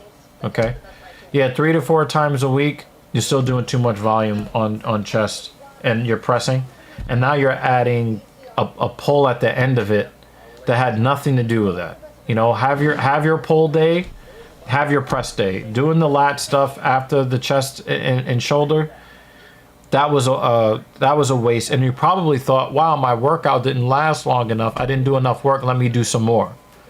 And that's not the way it works. Do the work, get to the bleeding edge of what you can do for each individual set for just a few sets, then take your bitch ass home, eat some food, drink some protein, hang out with your family, because all of those things get some good sleep. That stuff has an even greater effect on the amount of muscle that you're able to build, not just how many fucking reps you do, right? Sometimes more is not always better. Like more food on Americans' plates. How's that doing for their physiques? More is not always better. Okay? So I want you to take a healthier approach to your training and really, again, find out what the bleeding edge is of your capacity for your goals. Figure out the sets of rep schemes that are necessary for your goals. And if you have a day that feels too easy, don't deviate. Just add a little bit more work the next time for only the movement that you're supposed to be focused on. So notice how I did not critique the fact that you put pressing, you did a horizontal and a vertical press. That is acceptable. If you want to do your vertical pressing and your horizontal pressing in the same session, I don't have a problem with that. Right? And then you add some triceps work to that, call it a day, right? But while you're adding a vertical pull at the end of a horizontal vertical push day, that made no fucking sense. You have to have a rhyme and a reason for what you're doing. And simply like, I don't think it took long enough, or I have more physical energy. Save that energy for your family, for work, for your wife. Believe me, I know your wife wants you to save that energy for her, because I think child number 17 is up next. I know you're still shooting up the club. So let's do things in a healthy way, both for our connective tissue, muscle bellies, and for our lives.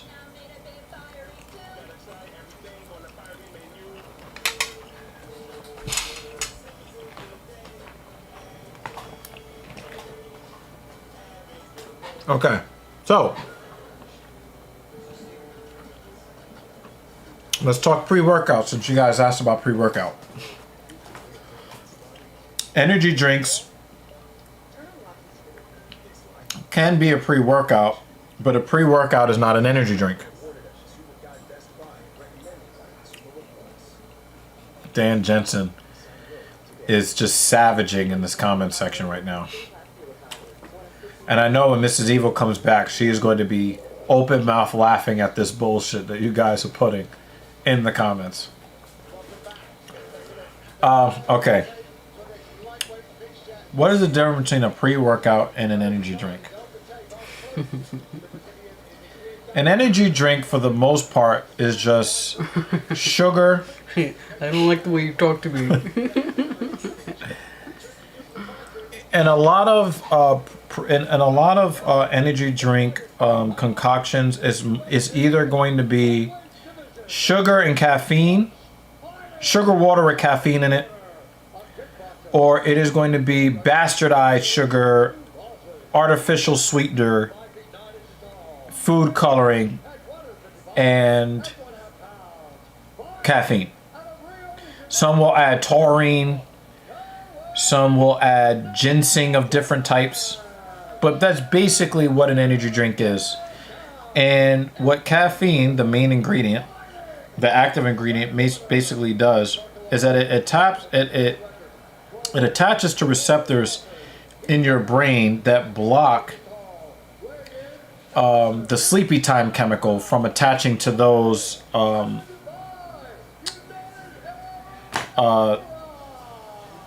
I forget the actual term. But anyway, like you have basically like ports that when chemicals hook up to the port, it tells your body to do something. So there's a certain chemical that makes you drowsy, that when it connects to that port, you get drowsy. Caffeine actually comes in, connects to that port, and blocks that other chemical from connecting, thus preventing you from being able to sleep. So when they call it an energy drink, not all the time is that true. You don't get energy necessarily, but you do gain the ability to avoid the call of the nap or the sleep. Right? So people think, hey, if you're not asleep, you got energy. Not necessarily true. And when the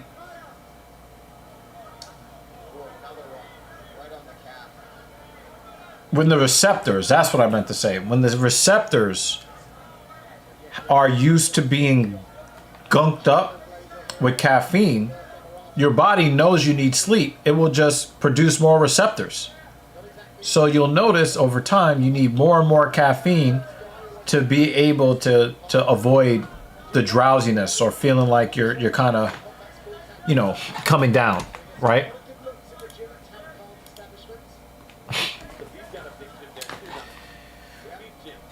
That's basically what the energy drinks are. If you have a pre-workout that is worth that's worth its salt, literally worth its salt, you're gonna get a formula that helps you perform better in the gym. Can you perform better from not feeling sleepy? Yes. Which is why some people use energy drinks as a pre-workout. But if you want a pre-workout that is actually effective at helping you get to your goals, especially if you're looking to build muscle, what have you, right? Obviously, your blood carries a lot of materials that help your body do things, help it recover, help it remove waste, help it maintain itself, the whole bit. What in your pre-workout will help you with your blood flow, especially when you need blood flow to the affected muscles? What is in your energy drink, for the sake of this argument? What's in it that's going to give you that? Well, if it's an energy drink, you're not going to have any of that. You're not going to have anything that's going to help improve blood flow, right? What if you want to get that sick pump? Well, if you don't have anything that will help you with your nitric oxide production in it, then maybe you're not getting what you want out of it, right? Does your concoction have B vitamins in it? Right? B vitamin complex in it. Does it have L-citrulline? Does it have L-arginine in it? Does it have beta-alanine in it? Right? Now we're starting to get into compounds that have shown that there is actual proof that it does help you perform a little bit better. Right? And you want to make sure that the dosages of your supplements are in the right amount to elicit the greatest benefit to your training. Right? So,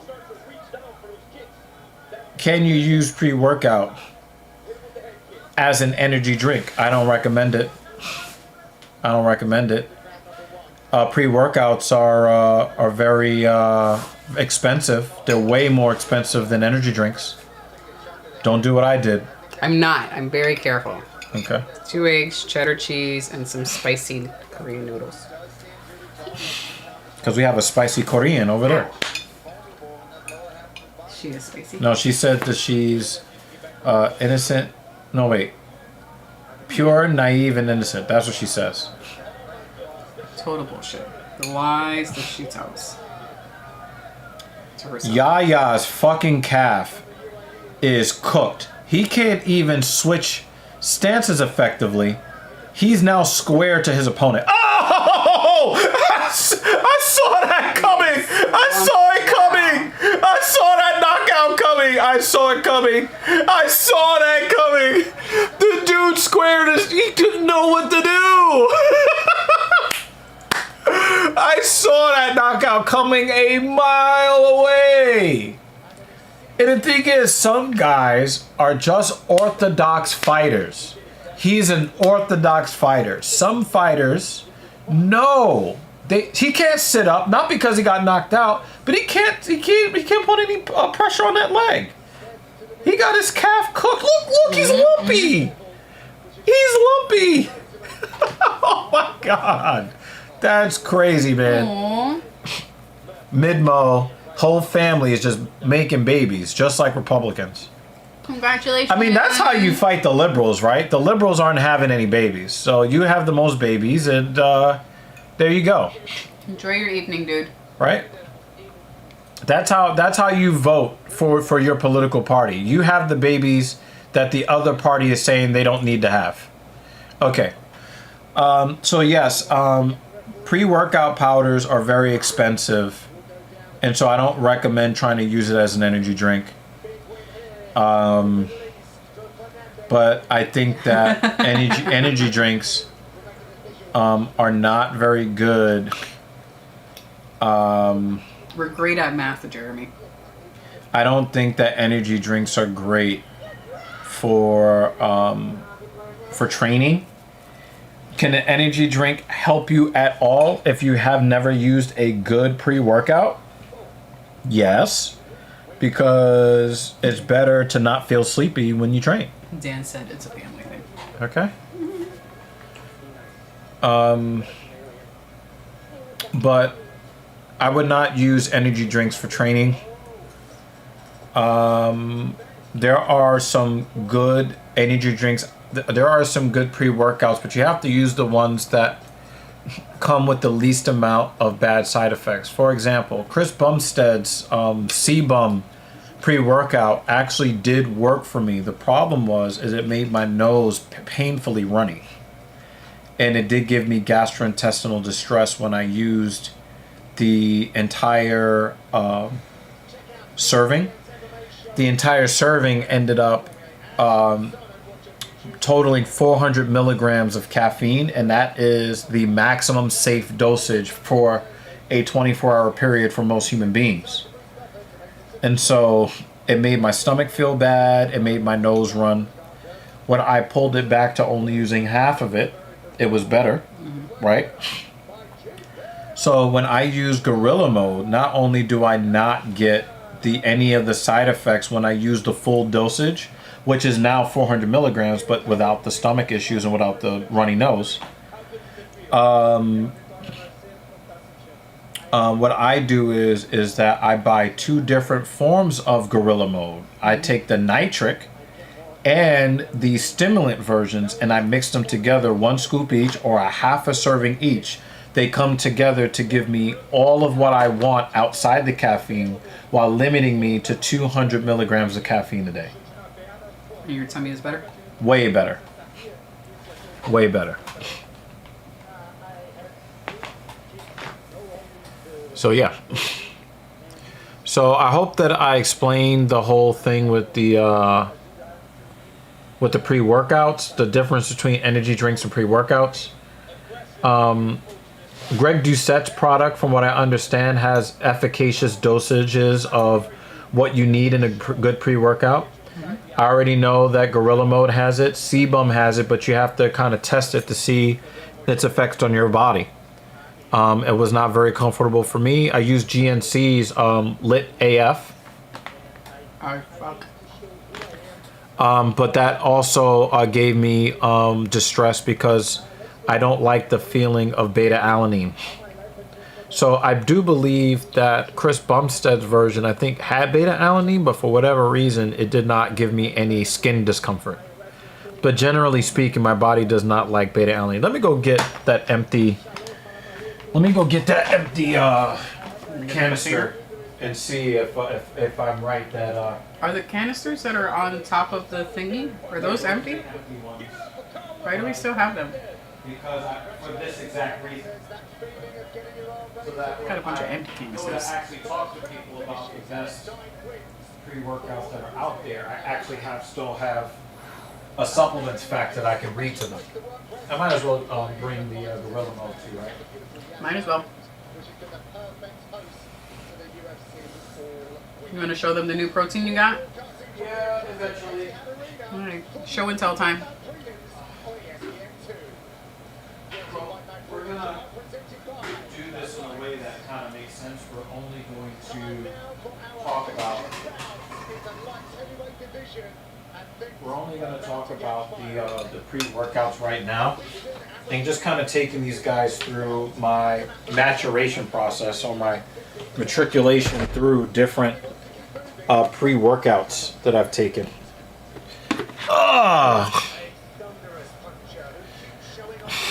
Okay. Got some stuff here.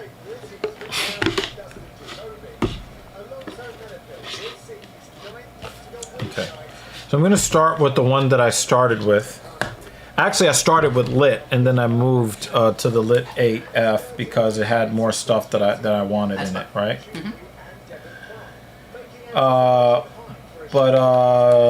This formula, no sugar, so that means that the sweetener is artificial, so it doesn't really taste very good. But I was able to tolerate the lemon ice and a couple of others. You know, they have this peak ATP in it, 400 milligrams, which is adenosine triphosphate disodium, which is basically just introducing actual physical units of energy where your body can use it, and then just introducing it straight into your bloodstream, which is not bad. 200 milligrams of potassium, 40 milligrams of sodium, and 180 milligrams of calcium. So it is a weak electrolyte formula. This does have a 2-to-1 ratio of L-citrulline malate and 8 grams of that. They could do better than that though, and some of these others do that. 2.5 grams of betaine, so that's 2,500 milligrams of betaine. 3,200 milligrams of beta alanine. So it's got taurine in it, and each scoop is 300 milligrams of caffeine. Okay, and that's basically what this does. But again, like I was telling you guys, this gave me some bad feelings in my skin. Some people like the feeling of beta alanine in their skin. I generally don't. Okay, now I can tolerate it over time because I'm just trying to get these gains, right? Mm-hmm. So I will deal with the discomfort. One of the advantages of the discomfort was if I mixed it up and I drank it, there's no bitching out. I gotta go lift something. Yeah. Right? Like, I'm already suffering. I might as well go do that. I gotta go do something with this suffering, right? Mm-hmm. Okay. So this is like one of the ones that, you know, when I started lifting seriously, this was my go-to. Okay. Next up, I switched from that to Super Savage pre-workout, which is made by the Raw. It's a Raw brand. You can see that right there. Not Monday Night Raw, just Raw.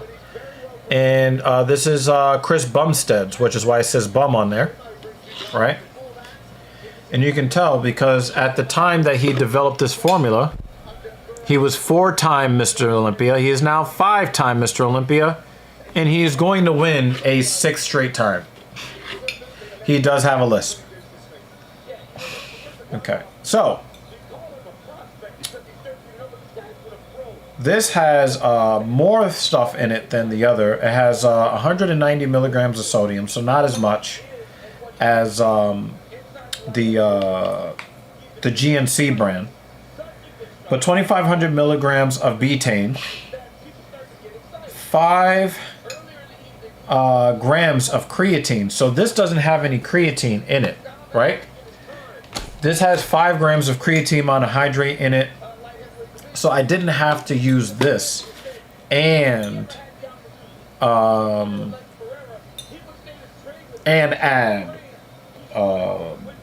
creatine to it, or if I only took half of what this was, which was a half a scoop, right? Then I could just add the other 2,500 milligrams to make it 5 grams, right? Simple math. Now, this does have 6,400 milligrams of beta alanine, but I can tell you that I did not have the skin discomfort with the beta alanine in this, and if I'm not mistaken, this has more beta alanine than the GNC version of it. Yeah, this has twice the amount of beta alanine, but didn't give me the skin discomfort. Okay. So, you know, this has the Himalayan pink salt, which is more, you know, sodium. 400 milligrams of caffeine, which is why I reduced my exposure to this to just half a scoop. And then it has L-theanine, theobromine, beetroot extract, juniper berry fruit extract. I didn't really care about that stuff so much. There's a mushroom blend in it. Didn't really care about a lot of those things. But this did give me discomfort in my stomach. So I kind of went away from sebums, right? Now, even though this had twice the beta alanine, I didn't have the type of skin discomfort that I had with the Beyond Raw Lit, right? But this gave me different discomfort. Now we move on to what I moved on to. I moved on to Gorilla Mode. Okay. I learned about Gorilla Mode through a YouTuber who is very knowledgeable about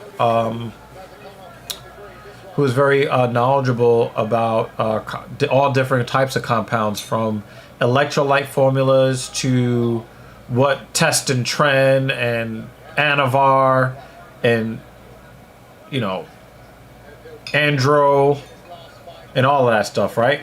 So we're talking about Derek from More Plates, More Dates, right? So go check him out. He's extremely knowledgeable about all of this stuff, and this is actually a product that he formulated himself. And you'll see that there are the profiles of the efficacious dosages of certain supplements. You'll see that it does match sebums. But this kind of does go above and beyond in certain ways. So this has niacin in it, vitamin B6, vitamin B12, magnesium, not a lot of magnesium, but some. It's got sodium, not a lot, but some. And potassium, a decent amount, right? But then the L-citrulline, 10 grams of L-citrulline if you take the entire 2-scoop serving. But I only take 1, so I get the 5 grams. 2.5 grams of creatine for 1 scoop. L-tyrosine, 2.5 grams. Betaine, 2 grams. Remember, this is the half serving, right? Malic acid, 1.5 milligram or 1.5 grams, or 1,500 milligrams. Pink Himalayan sea salt, 500 milligrams. Caffeine at 200 milligrams, right? So obviously you get the best of it. You get the best of it when you take the full 2 scoops. But the problem is this would double my caffeine intake from 200 milligrams to 400 milligrams. And that, remember that one time I took in the 400 and then I took the BCAAs that had like 50 milligrams of caffeine and then I felt like I was about to die? Yeah, I remember. Never again. Never again. So I don't even go to the 400 milligram limit. I don't even do that. So what I did was I looked. So if you don't need to, yeah.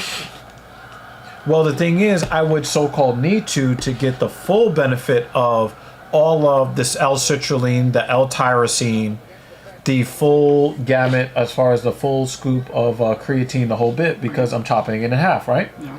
So what I started doing, which is more expensive, but it is more efficacious, is that I started buying Gorilla Mode's Nitric, which is a stimulant-free pre-workout, right? So we've got their regular, right, workout formula, and then we've got their stimulant-free, right?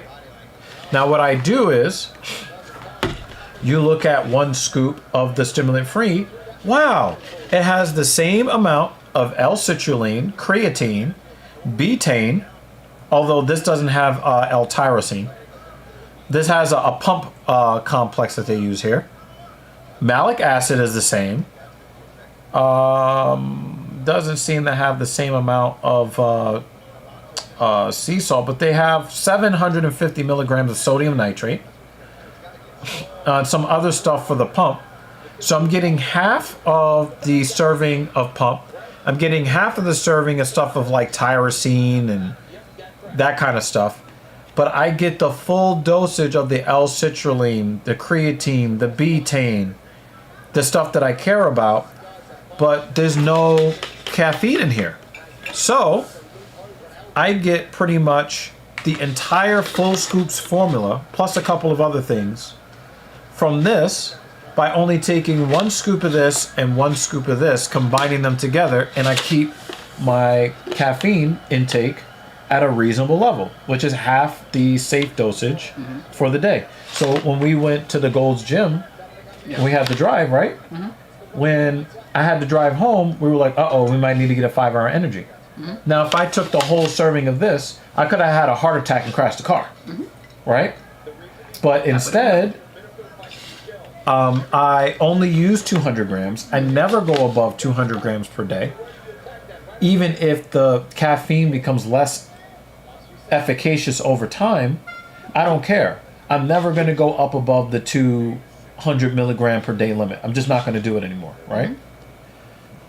Now, if I needed to take that and I needed a 100 milligrams, I'm still under the 400 limit. But I get enough caffeine where if I'm driving at 2 o'clock in the morning, we can live to talk about it. Well, also when you have your off weeks, you know, even if they don't happen as often, that means also a break from caffeine. So Right. I think you're fine. As a matter of fact, I don't take any pre-workout at all on deload weeks. And why would I do that? Well, number one, my intensity is so low, I would be spending a lot of money that I don't need to spend. That's one. But more importantly, I give my body an entire week to function without caffeine.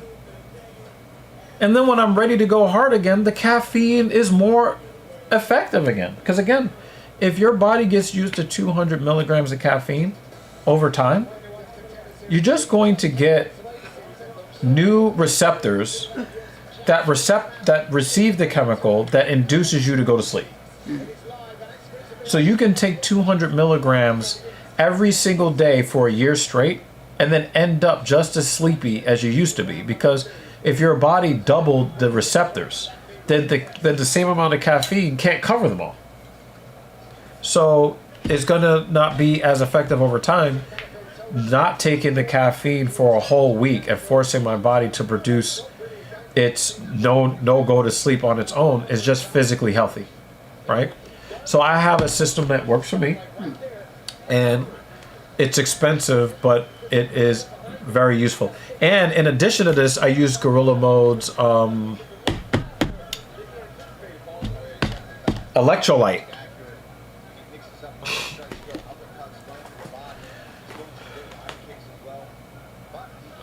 Hold on a second. Cap is talking to us.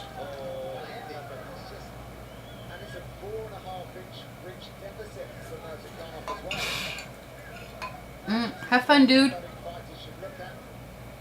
See ya.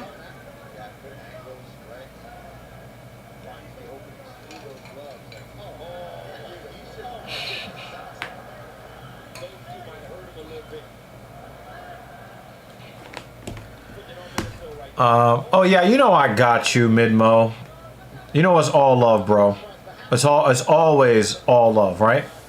But I tell you all of this because I care, because I could just talk about Alonzo Menefield getting lumped up. But I want to make sure that I give you good information that will... Because have you seen... I think he showed you his progress photos, right? Or he's just showing them to me out of respect because he doesn't want to send shirtless pics to another man's wife. I get the photos of his mangled ear. That's nice. That's I acceptable. appreciate that. That's acceptable. Yeah. But he sends me his progress photos and he's doing well. But imagine if we can get you the same or better gains with less stress on your neurological system, your mental health. You know what I'm saying?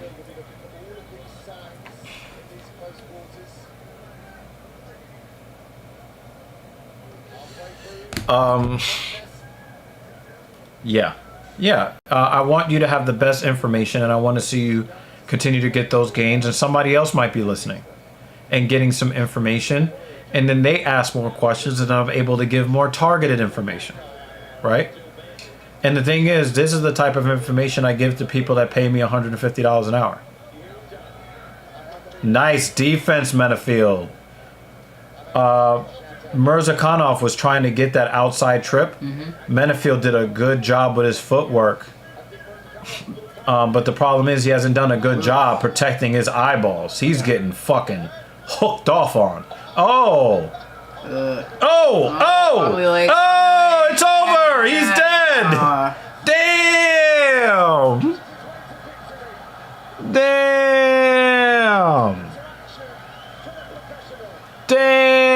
Nobody really does Alonzo Menefield like that. Goodness, that was a mauling. Okay. Yeah, it's just a matter of knowing where the best weight and rep range for strength and hypertrophy to coincide. Yeah, and the thing is, my program is not for you because it's my program, right? You know, you might find that you like to work in 5 to 8. You will get gains. It'll be slow, and you'll physically feel bad more often than you need to, and your muscle is going to grow smaller. It's going to grow larger at a much slower clip, but you'll keep moving forward.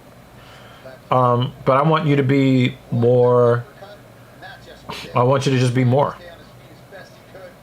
You know what I'm saying? So, you know, we can always talk about, you know, the different.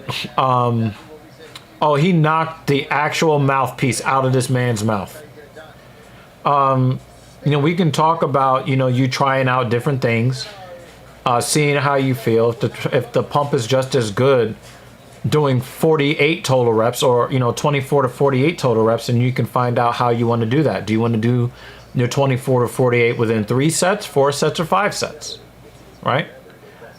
So yeah, I got you on that. I got you. It's always love and respect, man. Always love and respect. Give me a moment.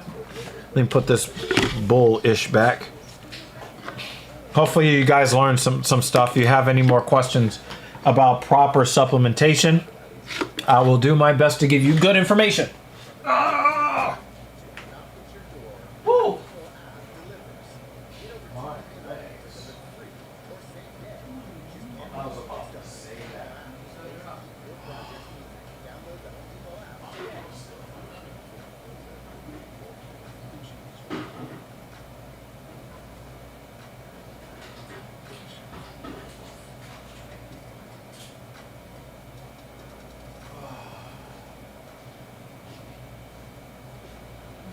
The Sandman, Cory Sandhagen looks to cement his status as the #1 contender against Russian powerhouse Umar Nurmagomedov. Also, we have UFC legends Tony Ferguson and Michael Chiesa. main card starts at 3 p.m. over on ABC. Time now to give Berzakanov his moment. Here's Buck. Ladies and gentlemen, referee down on the heading by the start of this contest at 3 minutes, 18 seconds of round number 2. Declaring the winner by knockout as a man, the professional Berzakanov.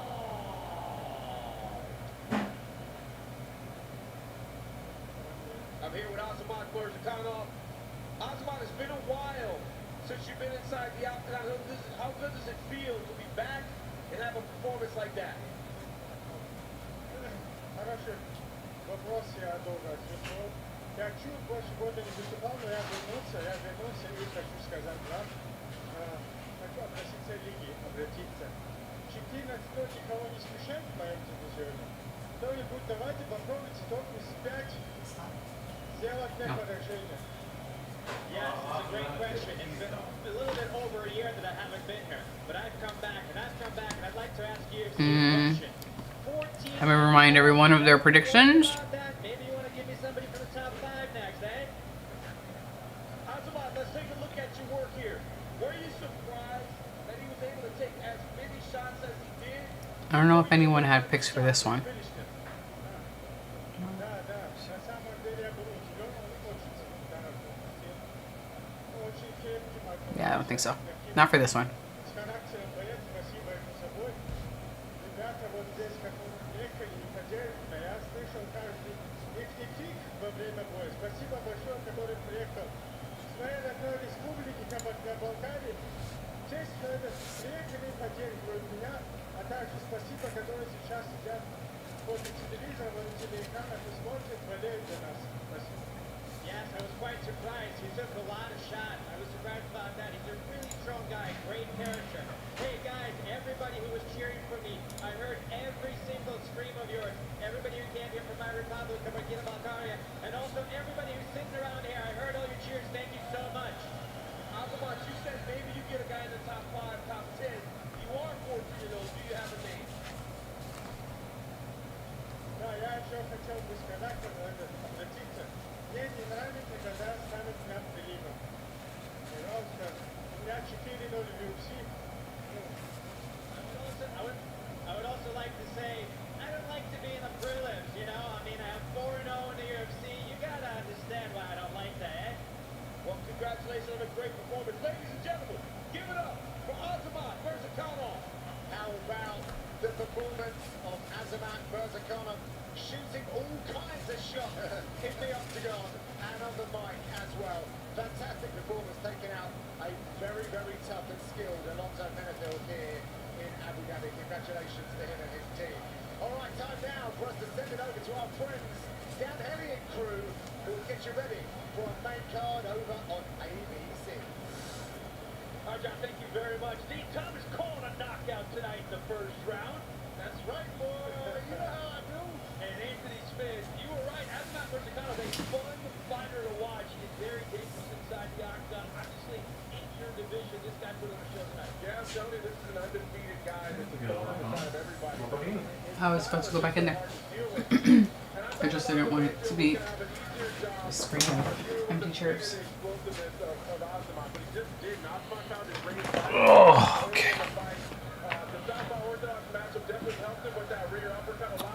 So, yeah.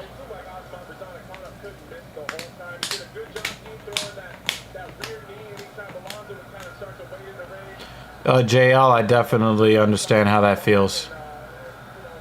You rooting for a guy, you pick him to win, and they lose every time. It's super disheartening. It's super disheartening.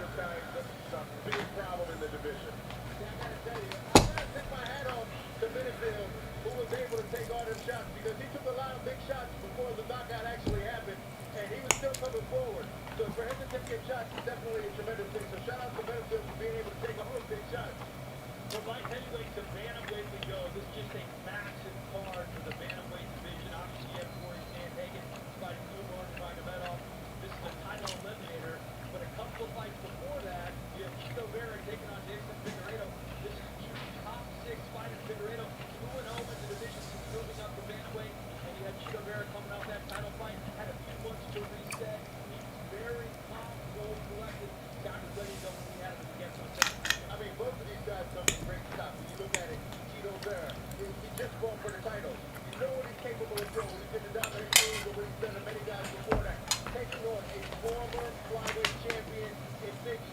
Figgy is an absolute savage. Him going up in weight actually helps him because now he's not worried about the weight cut. He can worry about going out there and putting on his best performance. I'm excited about watching this fight because I know what both of these guys are capable of, and this does have title implications on it. Gene, I've been playing the behind-the-scenes guy, and Figueiredo's team told me that they are positive he's going to be the first one to finish Cheeto Vera. Well, that thought was a little Banner, regarding your the way that you're looking at this fight, I think that Davis and Figueiredo should be favored in this fight, and the reason why those odds that both guys are shocked at how small or, or not small the other one is. These guys are not afraid of each other. They're ready to stand in the middle. And I think that the reason why I think that that Davison has a really good chance to win this fight is because Marlon doesn't start fighting until 2 minutes left in the third round in 3-round fights. And he doesn't start fighting until 4 minutes remaining in the 5th round of main event fights or title fights. So my issue with this fight is that Davison has decent cardio, not great, but decent cardio. And he's got a good amount of power. And he is more than willing to throw his hands when his hands aren't broken. So the problem with Vera is that if he doesn't start fighting by the 3rd minute of round 1, he might be giving Davis and Figueiredo a point and energy lead that he may not be able to recover from. When Vera is looking for that one-hitter quitter that he's really never done before.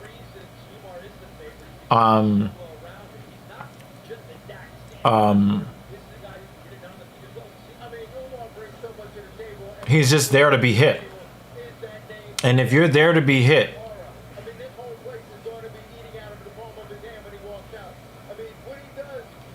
and you're not doing any hitting because you're waiting for that one opening to get that one hitter quitter, if you're Vera, well, you're taking a lot of shots. The more shots you take, the more you're going to want to load up. So you're going to be telegraphing your shots even harder as the fight goes along. You need to load up harder because you're losing power and because you're losing energy because you're taking so many shots, right? So, in my opinion,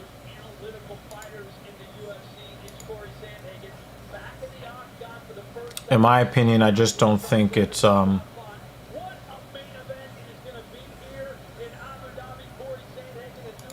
yeah, I just don't think it's yeah, I just don't I just don't think that it's a good situation for Cheeto if he doesn't get started in round 1. If he wants to feel the guy out, pause for a minute or two to kind of establish some sort of range and then start throwing his hands, I would expect him to win the fight. If he does like he usually does, he's going to lose 29-28 because he's going to lose on points in round 1 and 2. He's not going to get knocked out in that time. He'll start fighting in the 4th minute, the end of the 3rd minute to the through the end of the fight. He'll look really good. He'll take the round and then lose 29-28. That's if that's the Cheeto that we're normally used to seeing. If he implements his game plan quickly, then he could finish Figueiredo in the 2nd round or win a unanimous decision 30-27. Banner says Cheeto's gonna look different tonight. I'm gonna have to actually see different. I'm gonna need to see different to believe different. Okay? So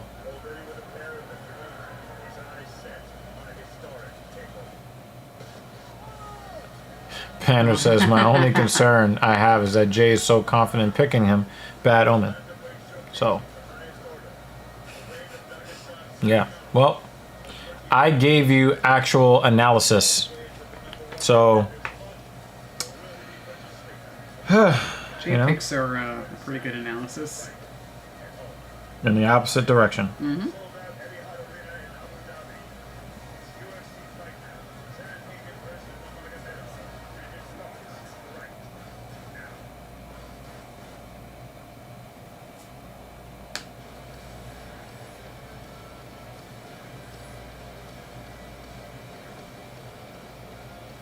The best thing that ever happened to the U.S. men's basketball team was almost losing to South Sudan.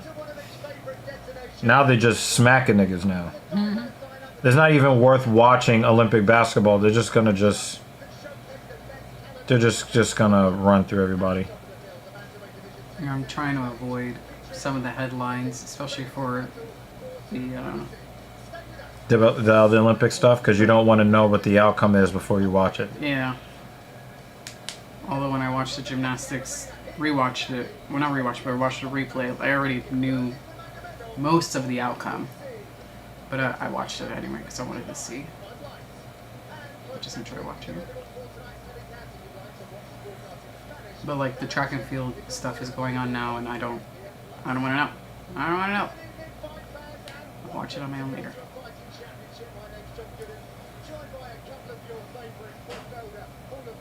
We were commenting on DC's disappearing neck earlier. Yeah, that dude is enjoying all the spoils of his career on his fork.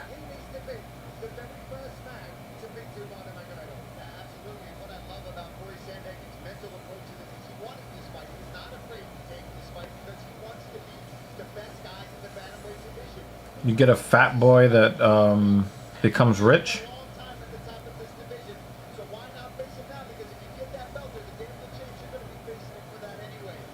You're gonna need all the nutritionists and dietitians in the world.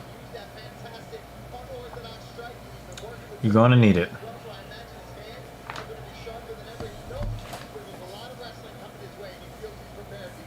I'm glad they're already in the cage.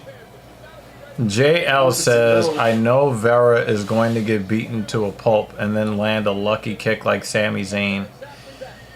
I think that JL is starting to hallucinate because Sami Zayn participates in a sport that is scripted.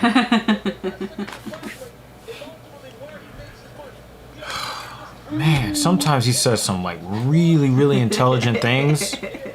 And then he comes back and just says some. And he could have said Edwards. He could have used the Edwards example, an actual fighter.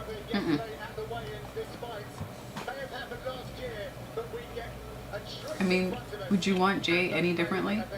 This is our Jay. We need the ridiculous comments.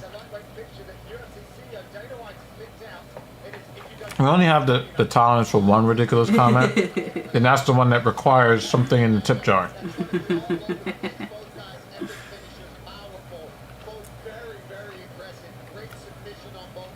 Yeah, I thought about watching SummerSlam today, but I just don't think it's going to be worth it. We already know what the outcomes are going to be. Although, I do want to watch Drew versus Phil Brooks. Is that happening right now, Jay?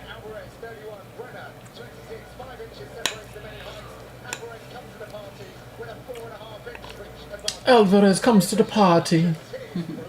Mr. Wick, please do enjoy your party. Look at that fancy napkin in the pocket. Mm-hmm. Tissue in the pocket.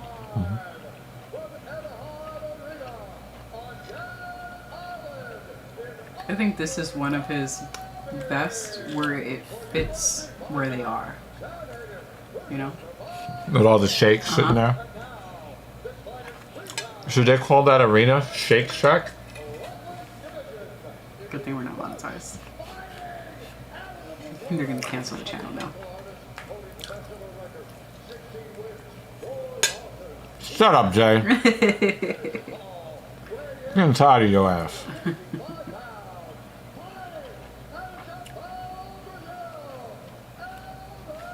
SummerSlam's probably gonna happen at like 5. Why Jay gotta be a hater?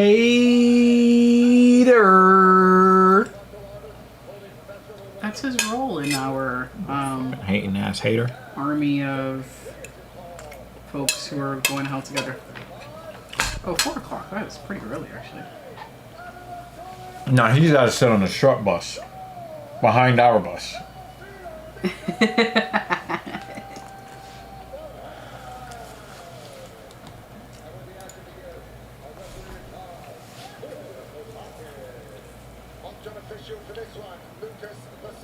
Yo, the referee looks like Guram Kutateladze. Yeah, 4 o'clock it starts. If you want to peek in on it later. What time? 4. Ah, okay. We'll probably, You just have it on in the background like you do with the, yeah, and then Let's like Get. when this is over, in various forms of undress, we'll watch Well, SummerSlam. What time are guests coming? Probably much later. The guest said that it's date night, so Okay. Alright, cool. No rush. maybe push to tomorrow if I'm If on it's, vacation anyway. yeah. Yeah, let her know. No rush. Tomorrow's fine. Too. Yeah, it's all good. I think I might get off at 5 tomorrow. I was about to Might say be. something, and I'm like, don't say it. Don't say it. No. Oh!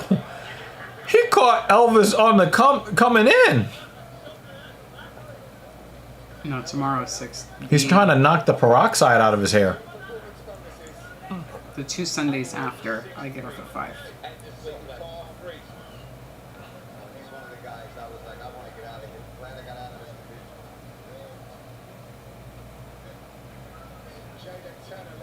Brenner definitely looks a little bit more apprehensive trying to get inside now that he's been caught twice trying to dive in on Alvarez.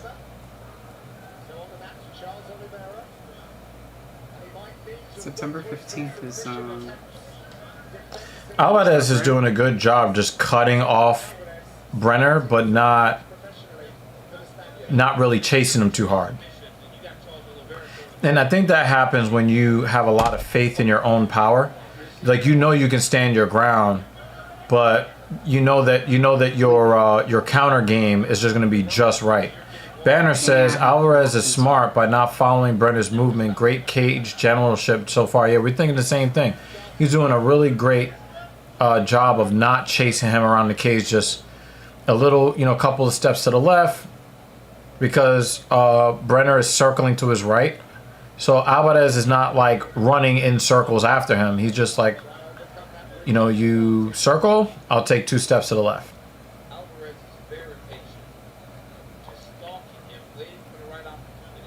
And Brenner was the one that was going after him until he got caught on the way in. He's like, oh man, I need to be a little bit smarter about what I'm doing. walked into a few punches. Yeah, and now look at that surgical. That was surgical. That was surgical. He's trying to get his hands locked on this standing guillotine. Oh, nice job, Brenner.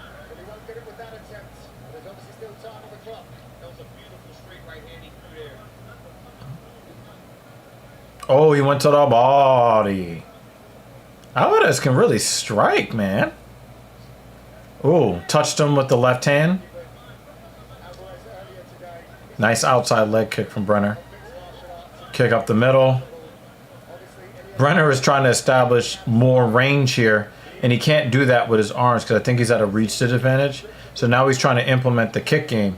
Now, if Alvarez has any kind of offensive wrestling, Brenner is cooked. If he, head kick and a flying knee.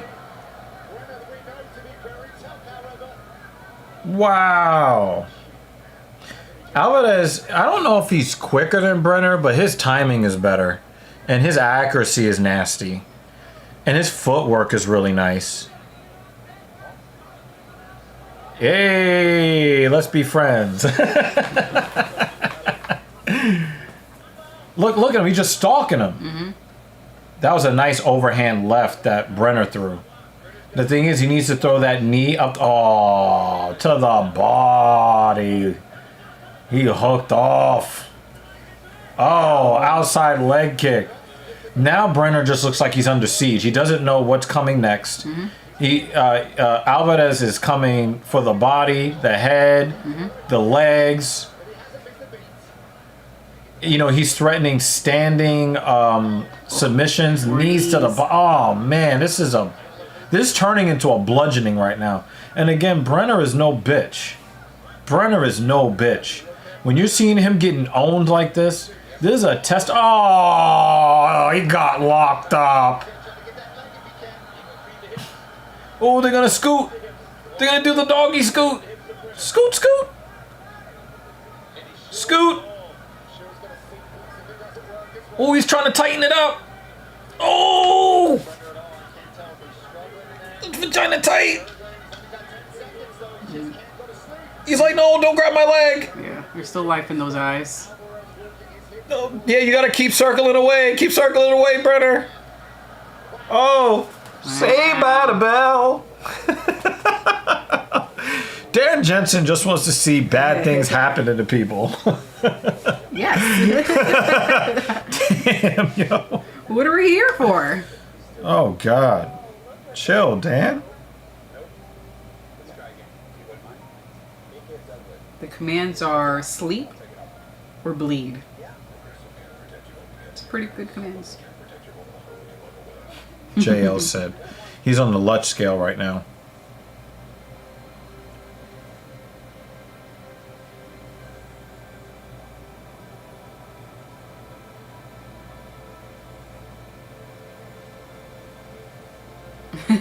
You took away that message. You sure it was a typo? Typo. Well, I could still see the 10.7 on the Streamlabs. We can still see your typo. Too much offense from Brenner. It's a strong 10-9. He just wants to hand out 10-8s. As much as he can. ESPN Plus, ESPN 2 of this Nurmagomedov podcast. Every Monday and Thursday. Watch Channel 9. You don't want to miss it. Round number 2. A lot of action in the opener. Looking forward to this next 5 minutes or less. Yeah, he definitely is, Banner. It seemed like Alvarez picked the pace up a little bit. Brenner started to make mistakes. He almost got himself finished. Alvarez needs to get forward again, kind of put him up this side of the octagon and let his hands go. Alvarez isn't fighting. This looks like one of those schoolyard fights Oh, he tapped that chin, Brenner.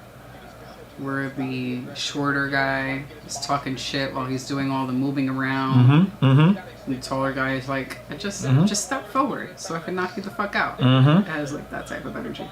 Elvis is throwing like this is his last hurrah. Have you seen guys get beat up and then like they come out on fire for like 35 seconds and then the avalanche hits them and then they get finished? Oh, a teep kick. And look at Alvarez finding his fucking range. Good God. If Brenner touches his nose again, you know that he did actual damage.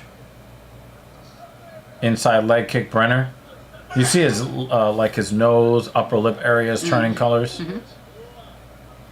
And here goes Brenner again, trying to create some sort of striking space outside of Alvarez's punching range by throwing that kick out there. But Brenner looks like he's under siege again, and he's not throwing that leg out there as much. Alvarez made a mistake there, and Brenner wasn't prepared for it, so he ended up missing the hook, kind of going behind his head. He was kind of surprised that Alvarez was like really like there to be hit. Yeah, the way he's just catching him with Yeah. no problem. Yeah. Oh, and on a single leg, does he get it? Hell no. He got slapped in the face just now. That's disrespectful. Fleo Tuck says we see the fight in the TV. They're talking about the. You see, like, the top third. You get the gist of what's happening. Well, I hope it doesn't cause an issue with the. Nah, it hasn't. With the, you know. It hasn't. There have been times where you see a little more, and it's been alright. I didn't even notice that. Mm-hmm. Okay. Well, welcome. Hope you're enjoying fights, or if you're able to see it on your own screen. Yeah, because this is a watch along, so you know, feel free. You know, we got Alvarez and Brenner in the cage. Main card time. Nice. Well, the sun is still high in the sky. I know. Oh. That was a nice kick.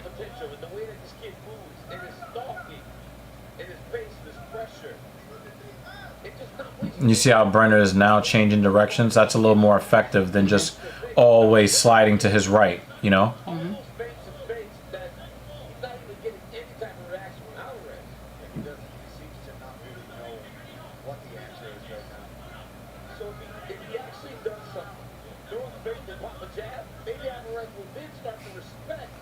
Oh, outside leg kick again.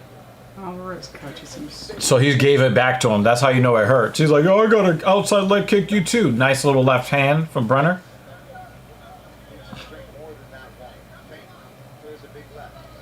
Oh, shovel uppercut, right hand. Goodness. Those significant strikes. Yeah. I mean, Brenner actually is doing better here in the second round. Mm-hmm. But I still got Alvarez winning. It's like with all the moving around that Brenner's doing, when he gets caught, it just makes it look Looks so much worse. Yeah.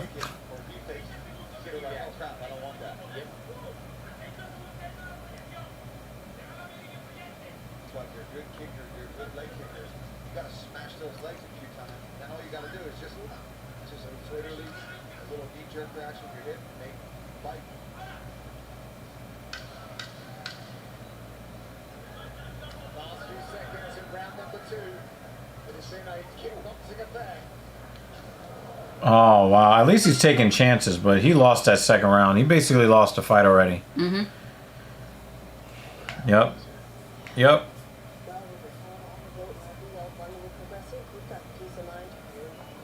It's already a wrap. Ooh, I heard, guessing is a falcon in Central Park. It was really cool. I couldn't see them, but you heard like that cry. You almost never hear them. You sometimes see them because they have nests on the top of buildings or in the park. Nerd! While I was on my run, I heard a falcon. It was really... You never hear them. You always hear blue jays. They're loud as fuck. They don't know how to shut the fuck up. You hear cardinals. You hear robins. But the big birds, you never hear them. So cool. I like calls. My sister makes fun of me. She's like, you've entered that stage of your adult life. I'm like, yes, I have. Jeremy came back just for that. Asshole. Nerd.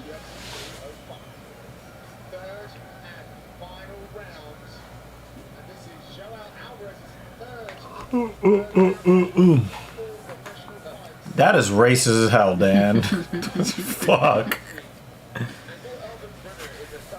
They're called outer garments. They wear pants underneath it, guy. Uh-huh. Good timing.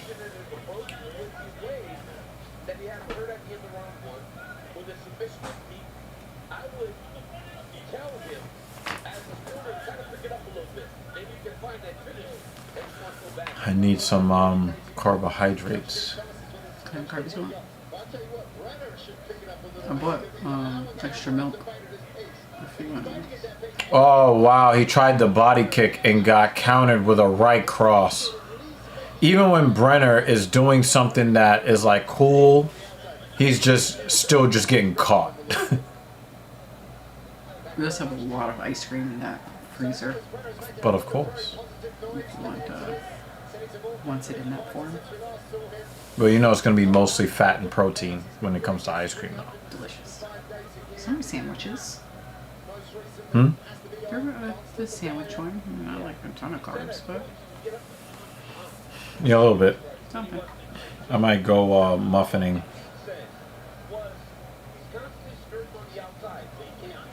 Brenner's got to start taking more. I mean, he's taking some decent chances, but he's got to go all out if he's going to have. That was the slowest back fist I've ever seen in my life.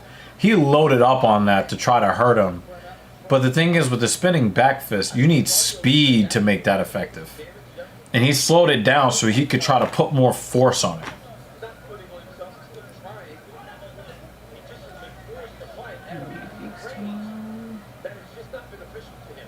Ugh. Oh, man.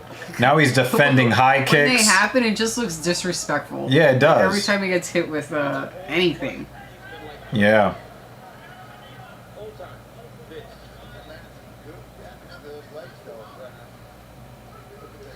I really would not like to fight Alvarez in the street. I just wouldn't want to do that. Mm-hmm.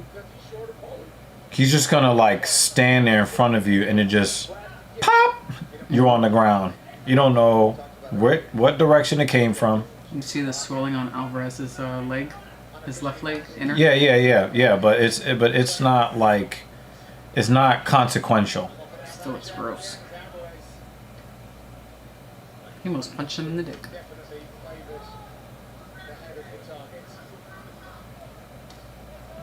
He thrown. Oh, didn't look like Brenner liked that very much. That leg kick. Oh! Oh, that left hand! Every time. Oh, he's getting his head boxed. Oh, he hit him with that Muay Thai. Oh man. Oh. Oh. Oh. Oh, he's just going Muay Thai on his ass. Oh my God. Oh. Oh. That's fucked up. Yo. This is. Yo, he's getting killed! He killed him! He's dead! Oh my God! Damn. Yo! Got nuked with knees. Oh! Oh! Oh! Oh my God! Oh, he busted his face open. Let me see. I want to see. Oh! Get out the way, official. No, wrong guy. Go to the other guy. Stop! I want to see. Oh, he said a casual 8 knee count. Look, he caught him. He's like, whoop, whoop, whoop, whoop, whoop. Woo! And look at him. He's just high stepping it. Oh. Oh, he was just high stepping it. Boom! Oh my God.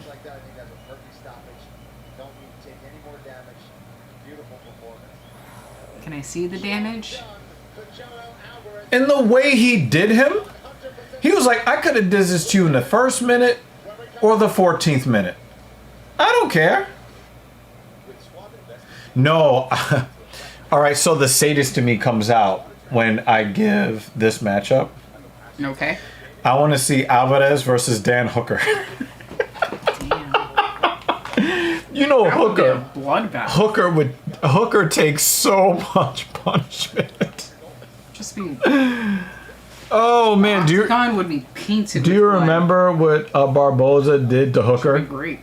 Do you remember that? When he dyed his hair with his own blood.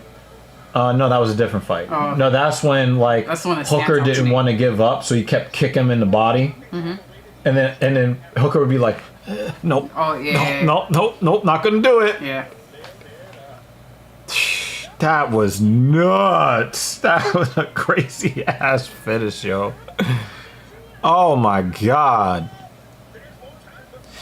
I mean, Gaethje versus Alvarez is not a bad because Gaethje is just a much better version of Elvis Brenner, in my opinion. Elvis has left the building. Yo! he started doing the Rockettes dance on his fucking face. Yeah, it looked like he was dancing.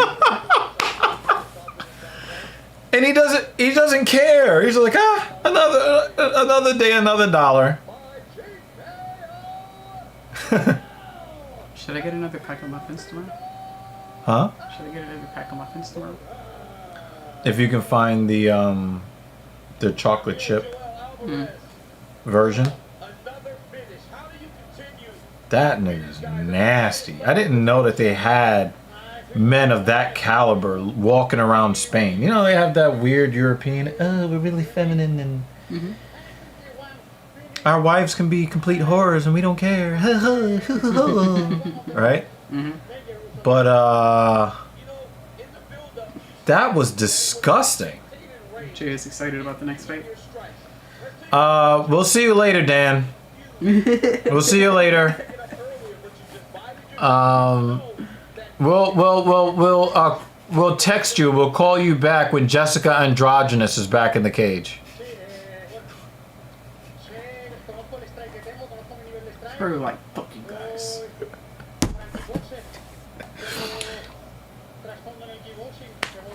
You know why he's gonna take that punishment from me today?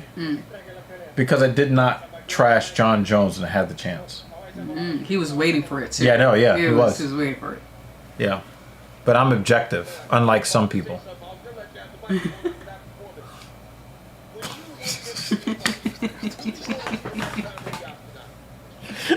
hate this motherfucker.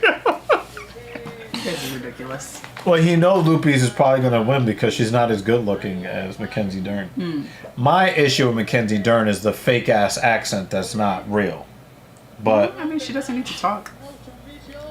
that is true. She just needs to shut up, Dr. Evil. Shut up. Shut up. Shut up. Shut up. Shut up. Shut up. DC's like, give me my mic. Give me my mic. That's why this. No, he just wants to. He just wants somebody to beat up on. That's all he wants. He just wants somebody to beat up on.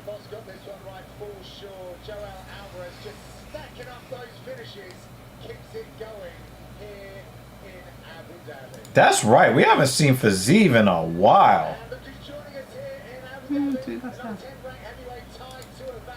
That's how you know Tai Tuivasa loves fighting. He'll show up to any arena anywhere in the world and sit there for a fight night. He don't give a fuck. I like that guy. I just don't like how unskilled he is as a fighter. You know what I'm saying? Because the dude has the personality to be a multi-continental star.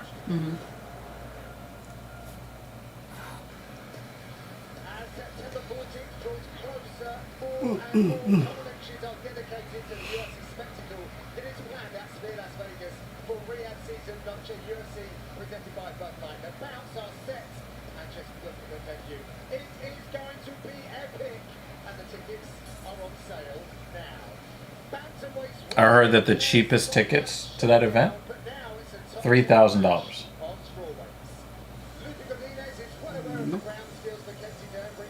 I'll just go to the planetarium. Museum of Natural History. And I'll get that dueling experience. That's what you really want.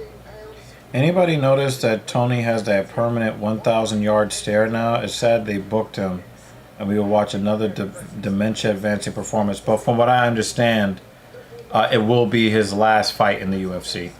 Win or lose. Win or lose, it's his last fight in the UFC.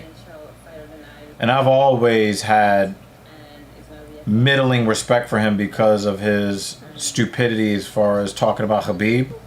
But the dude is a fucking warrior through and through.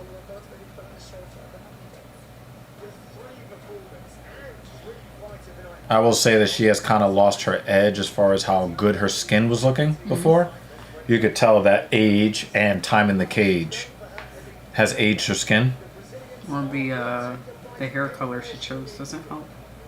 I wasn't. On some ladies, I was just looking at. She's got way more angles to her face now in her skin. Yeah, but if she would have left her hair darker, I think it would have been better. Sometimes the lighter hair dye almost makes it look like they're bordering on gray. Yeah, but look at all of the definition No, in no, her no. face. I know. I'm just saying the lightened hair for her makes it look worse.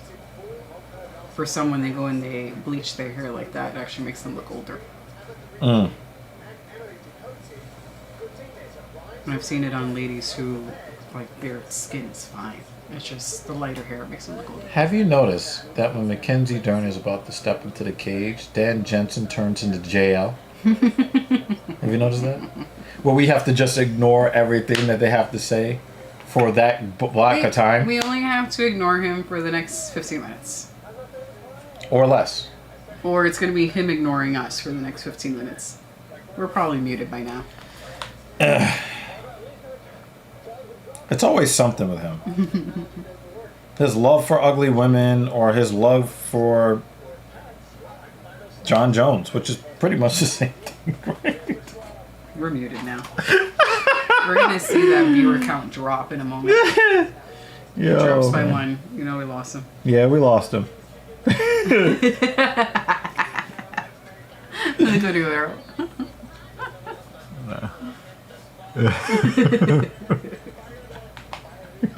You're a bad person.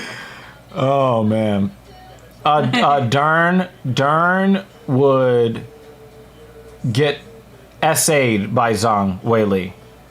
I like how Jay spells her name. And from Dern, I would just take one of the J's off.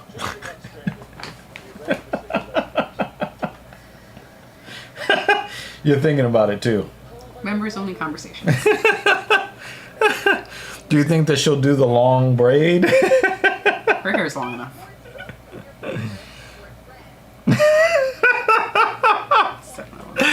Yo, the way your face turned when I was like the long braid. He was like,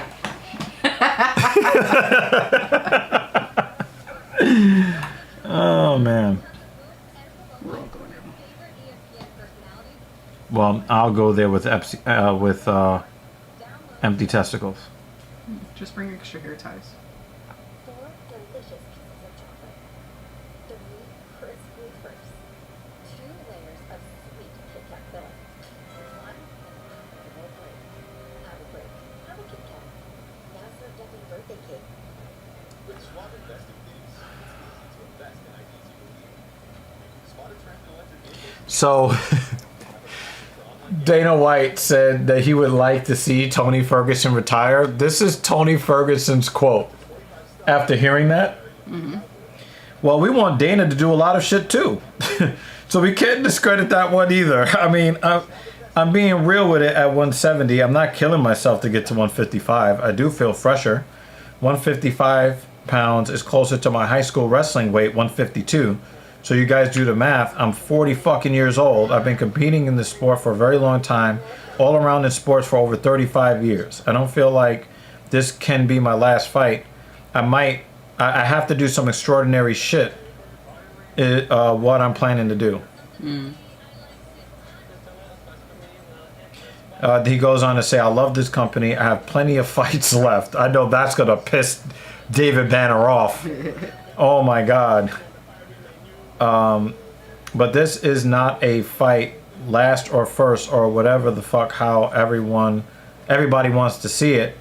So I feel so fucking fresh, like it's a completely different look. I will tell you, if he beats Michael Chiesa, that will be his last fight in UFC.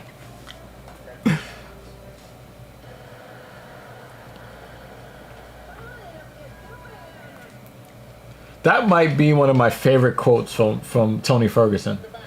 Yeah, I'd like to see Tony retire. Yeah, Dana, we'd like to see you do a lot of things too. I love that.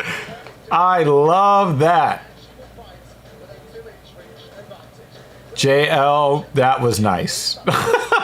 If Mackenzie Dern wins, they will be interviewing her in the cage.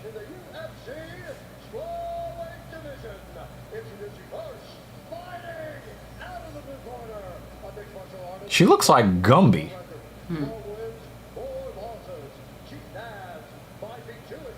She looks like the world's tallest female dwarf. She has large features. She has a large fucking head, and then like the rest of it is like kind of small. Yeah. I mean, with her hair down, she didn't look bad. Right, Just with yeah. the hair up, you know, you could really see how... Yeah, but her dimensions are dwarfish. Yeah. The camera angle doesn't help, too.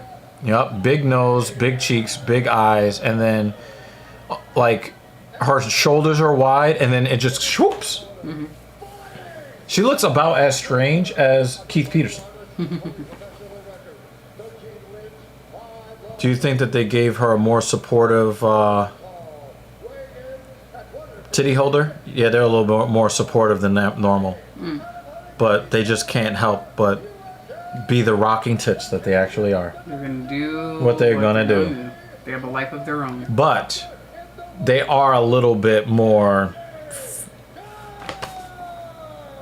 Held down. held down, you know? Well, see what happens when they wrestle. Then, What a last name, Klingons. Didn't Dern get the titty KO a couple months ago? I'm not sure that was her. I think it was two ugly chicks in there, and the ugly chick got punched in the titty. The ugly one got punched. I remember that. Well, the uglier one. Yeah, but I don't remember who her But opponent I was. don't think it was Dern, though.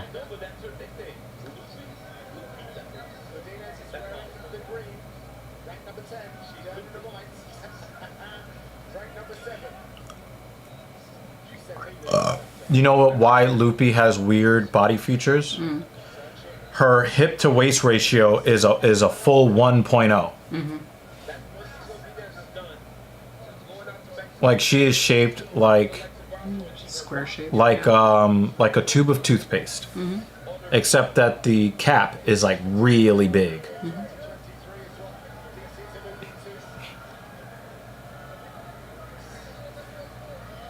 Dern has some nice legs.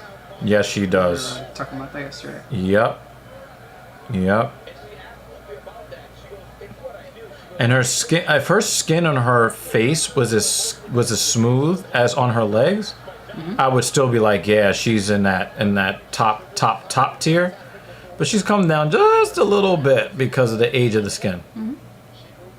And sometimes also the weight cut makes your skin look older too with those Yeah. folds. So she probably looks more. Smart girl. She looks better probably when she has like, oh, did you see the cheeks trying to leak out? Jay, did you catch that? Dan didn't.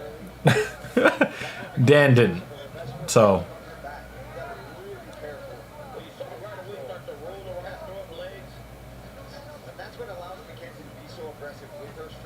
I don't know if it's a tune-up. It's competitive.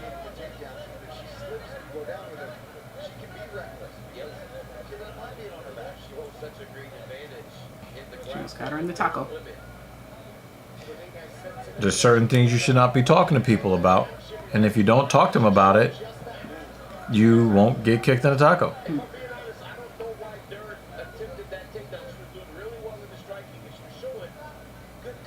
We're not even reading his comments. Dern is not using her size at all.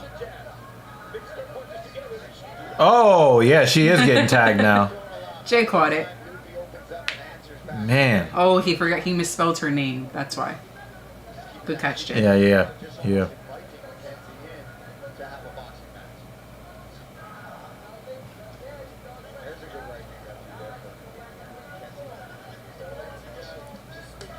This feels like a better technical fight than it probably actually is. Is it because we're distracted? Yeah, David, he definitely is not watching right now. He's listening for the sound of our voices to see if Godinez wins the fight, as she should, as the woman that is the lesser attractive one. Good takedown by Dern. Godinez might be in trouble here. This is where, wow, I would like to be there too. Good Lord. Well, that's why I was talking about the wrestling. I was wondering if wrestling was going to Man, happen. could she put me in full mount? Or can she just let me take her back? And ground and pound until she makes no sound. That's a different show. Oh, man. We're talking members only, babe. You know what it is? Those European guys can't handle legs and ass like that. Look at that, man. Look at that. I might have to give out some special loving tonight. With the dark bottle of lube. Oh! Oh! Get out the way, Godinez, save your arm! Save your arm! Save your arm, Godinez. I don't want to see nothing bad happen to you. Oh, man. Oh, she's just drumming on her face now. Wow. Oh, wow. But it's like, yo, if... Oh! Don't do it! Don't break arm! The way she was punching her in the face was mad funny. The way she's punching her in the face is mad And funny. no matter where she turns her face, she's gonna get hit anyway. Yo, Dern might have stolen the round with that. Yo! Yo! That was really nice. Yeah, Dern's Yeah, I think me and Banner agree. I had Godinez winning round 1, and I think Dern just stole it with that sub attempt plus the drumming on Godinez's face. Oh man, that was funny as hell. Jay, she dominated Loopy in our hearts. That's a strong 10-2 ass. Cause I'm definitely grabbing them chicks at 10. Those cheeks at 10 and 2.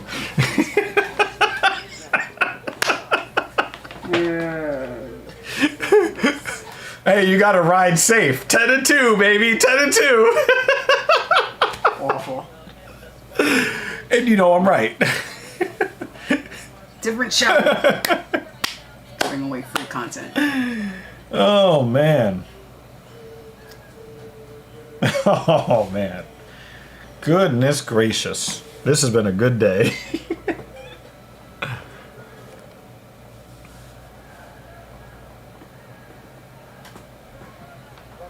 It was loopy on the feet, but 130 of ground control, deep sub is the 10-9, Jay. Wasn't no, it was domination of our hearts with them booty butt cheeks.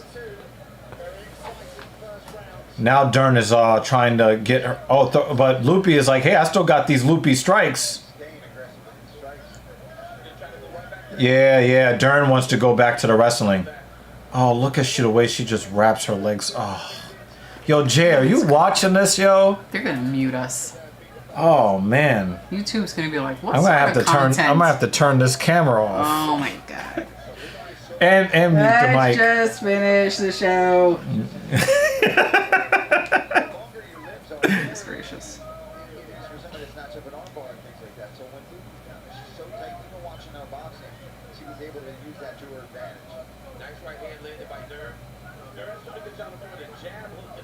Yo, I was gonna say that, Banner. I was gonna say that. Yeah, because He's not listening. anytime he sees Dern in the cage, he has to picture Jessica Androgynous in his head. Jessica Androgynous. Yeah. No hips, no titties. It's like you're channeling Paul right now. He mad. Goodness gracious. Oh man. Look at them. That wobble. And she's throwing hands.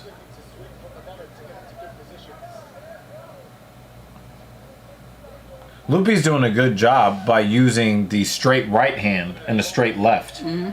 Because obviously she could go loopy, but I think that she has a shorter reach. And if Dern wants to hook off, Godinez can still get inside with straight punches, and she's doing a good job of that. Now, Dern, as the taller, longer opponent, is doing a good job of finally starting to implement the jab.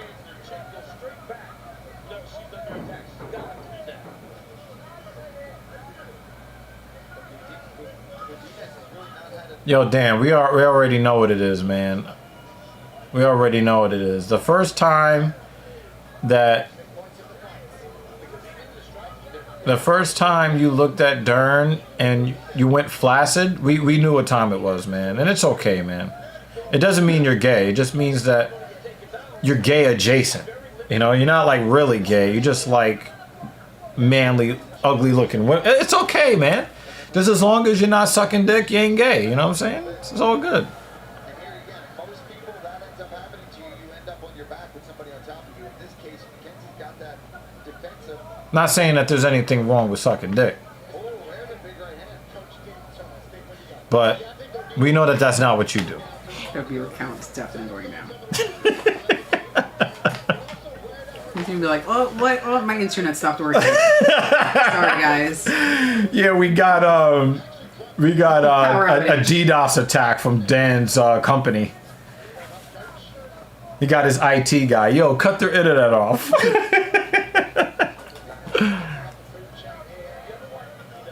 Dan's just saving himself for marriage. Don't be a hater.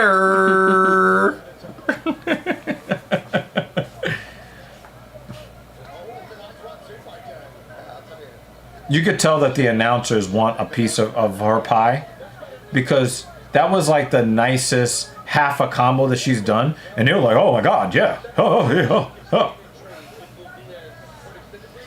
So basically what Dan is saying is that he's too old for attractive women. That's what I heard. Oh, nice right hand from Dern though. But Godinez didn't feel it at all. She ate that shit. She should have been doing that fucking leg kick before. Why you want to implement it now? Oh, does she get the takedown? Yeah. I think that's. Oh, that might not be an official takedown. Oh shit! She got her in the head and arm. Wow, she got her in a standing head and arm choke. Ribs, Dern. This looks kind of romantic. Oh, she's getting some space by... Ribs. She looks alright. Yeah, she's good. Yeah, Dern actually appreciated that attempt. Mm. That was a nice attempt. Mm-hmm. And the thing is, because Godinez is the shorter fighter, she locks that up, and you're already in the proper position to try to squeeze the life out of her. But then Dern raised up her in and then created space. Mm-hmm. And obviously, it's easier to do this when you're not on the ground. Yeah. You have more leverage to be able to do that. But that was a nice attempt by Godinez. Godinez wins that round. I got it 1-1. Oh, she's going to have a pretty black eye tomorrow. Yeah. I mean, it's already kind of blackened now. Oh, they smushed it. Yeah. With his fingers smush.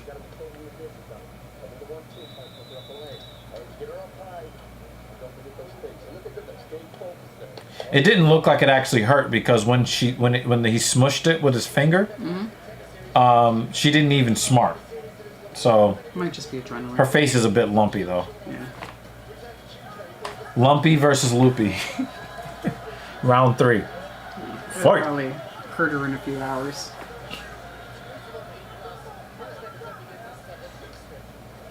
Yeah, Dern is trying to be a smarter striker. She's trying to be smarter.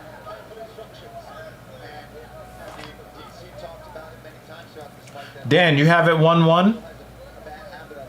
Because I have it 1-1. Dern is off balance. Mm-hmm. And is making Godinez's strikes look more effective than they actually are. Jay and Banner says 2-0. I think it's for me it's an easy 1-1. Yeah, Dan agrees 1-1. Godinez was the more effective striker in round 2 and had the submission attempt locked in at the end of the round. So I got it 1-1.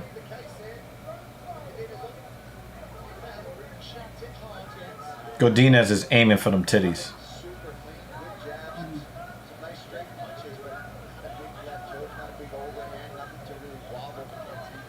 Dern just tried a right uppercut.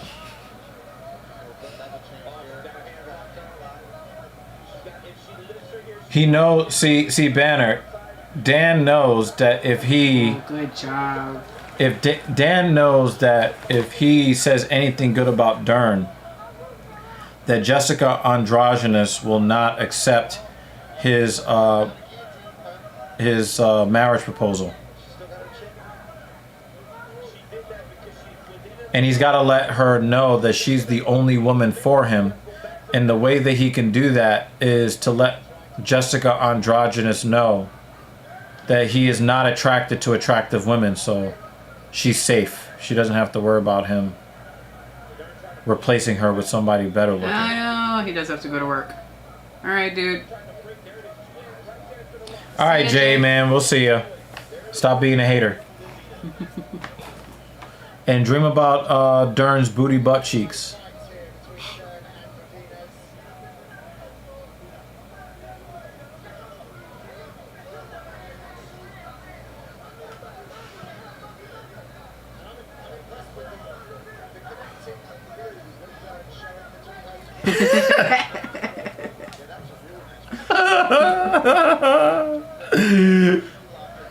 Godinez is just,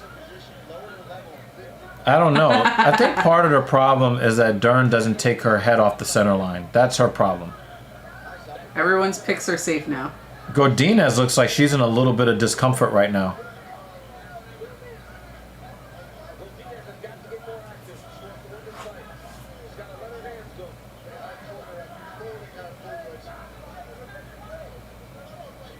Dern looks like she's afraid that Godinez is about to make a flurry, so she's not moving her hands either. This is not the time to be doing this. Throw them hands, Dern. Throw them.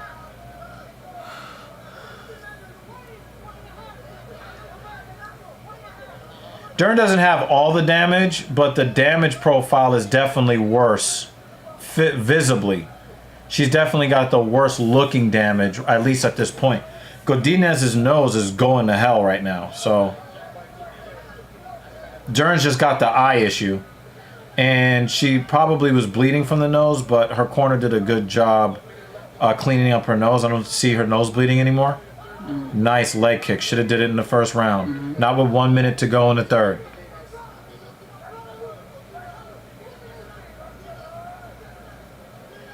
I think Dern gets round 3 because Godinez was not nearly as aggressive in this round. Godinez is winning the number game in the third round, but looking at it, it looks like Dern has been more aggressive, and her shots have been more effective here in the third. 20 seconds. Somebody's got to win the round right here. Got to win the round right here, ladies. 15 seconds. 10 seconds.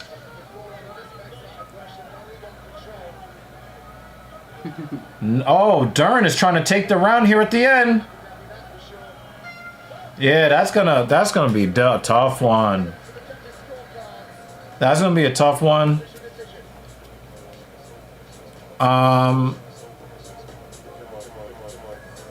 Wow, if there was ever a 29-29 or yeah, 29-29. Man, that third round is very close to a 10-10 round to me. Obviously, Dern wins round 1. Obviously, Godinez wins round 2. But you can make a really, really honest case for either fighter winning in the third round. Godinez had the numbers, but I thought that Dern had the cage control and therefore the more effective, heavier, more impactful strikes. And I was looking to see what Godinez was going to do in the last 15-20 seconds, and then she just went for like a weak-ass little desperation takedown thing that nobody knows what the fuck that was. Meanwhile, Dern is still throwing her hands all the way to the buzzer. So if you forced me to choose a winner, I'd have to choose Dern. But if the judges go split decision, I don't have a problem with that. Probably gonna be split. If the judges go Godinez, I'm not gonna have a problem with that either. If they say 30-27 either way, I'm gonna have a major fucking problem. All right, let's hear it. Godinez proves she's a good fighter. Ladies and gentlemen, after 3 rounds, we go to the judges' scorecards for a decision. All 3 judges score this contest 29-28 for the winner by unanimous decision. Mackenzie! Banner's ahead of us again. Yeah. Yeah, if I had to choose a winner, I would go with Dern. If I had to. But I would have scored that 29-29. She's amazing. Everyone wants to come back in the win column, so I just fight. I knew that she was going to be Now we're about to get our regularly scheduled Dan Jensen back after this. I did a lot of boxing for jiu-jitsu girl. Yeah, you say you did a lot of boxing. Let's take a look up there. You talked about the improvements you have made in the gym. It was on display tonight. Her defensive boxing is very bad. You did real good. But you can tell that she's been working on her hands Trying to be calmer. offensively, but she doesn't move her head off the center line. I guess that's the striking thing, you know? You kind of like see what they're doing and try and counter and stuff like that. So that was my goal. I didn't want to stay the whole fight standing, but I wanted to be calmer and not get into a brawl. Was there anything surprising in the fight with Lupi? Lupi's a very good fighter. I believe more in her now after this fight in the loss than I before. knew she was tough. I knew she'd keep going forward. Even like that was hitting her, I knew she'd have like good ground. You know, she's a wrestler, so good scrambles and stuff like that. So she didn't surprise me at all. You say that you're learning on the job. Do you feel like you showed your evolution tonight? Yeah, I think I showed it, but yeah, I want to see my next fight if I can continue it. Right, it's being consistent. Well, you did a fantastic job. That was a beautiful fight. Ladies and gentlemen, give it up. When it comes to her boxing, I definitely do agree. She looked like she's learning on the job. Like she's learning combinations. She's learning how to throw her hands. And she's actually counting numbers. She's counting strikes. She's, saying different numbers in her head for different combinations that she's learning. Yeah. It did not feel smooth. It did not feel like she had a great command of it.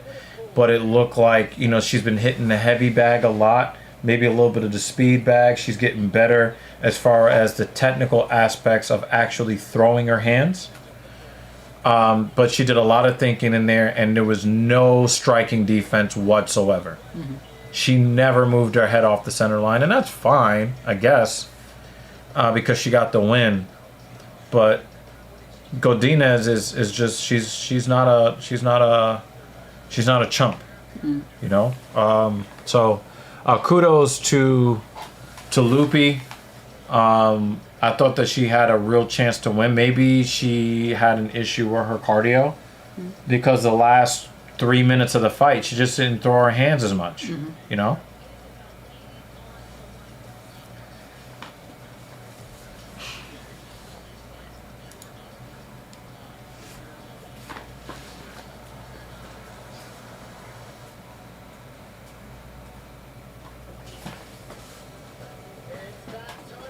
Have you noticed that I've been able to sit here for the whole stream?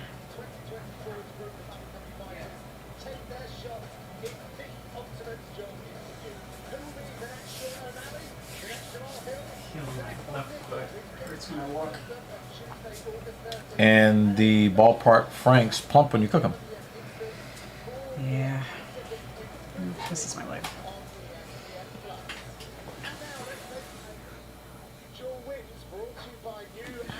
Let me get some. Excuse me, Paul. Tell me about Chiesa. I'll tell you about Michael Chiesa. Listen. Wait, you know which one was which. You do it. Guys aren't necessarily friendly. I think you need to go out there and be mean. I don't care what kind of a streak Tony's on. Go out there, be aggressive, and wrestle. Yeah, wrestle. that's the Be third one. aggressive. Get in his space. Take him down. Use your size. I'm gonna let him read that when he comes back at the end. I won't spoil it.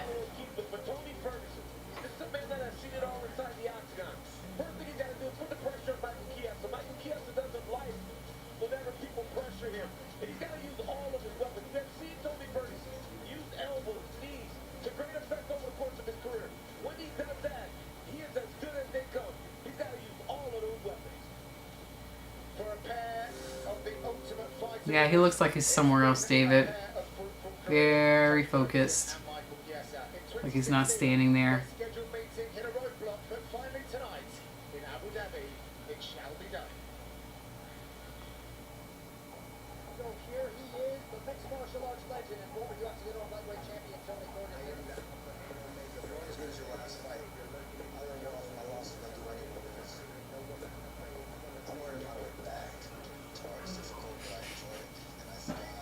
I'm gonna let him read it, Dan. You're right, that is what he says. However.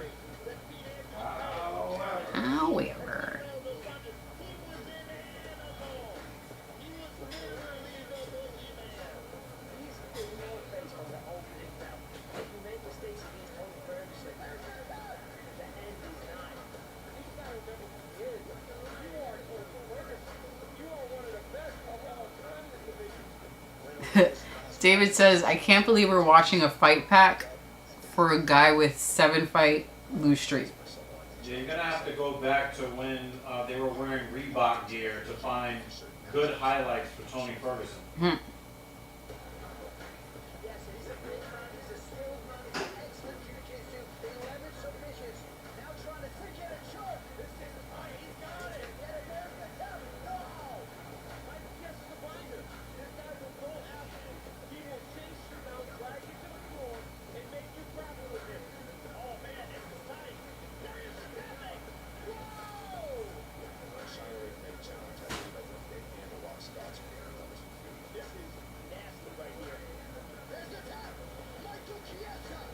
This looks like some good milk. Well, I mean, I'm going to get some more milk tomorrow, but I figured we didn't have enough for today. Yeah, because, you know, there's a certain type of, like, grass-fed, organic milk. There's a certain flavor that's just so good. Well, that one is supposed to be a special, that A something milk. It's supposed to be a special milk.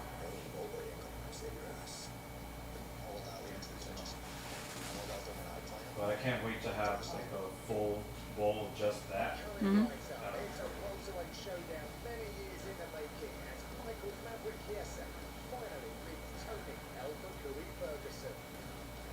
This time I only need a little bit of it.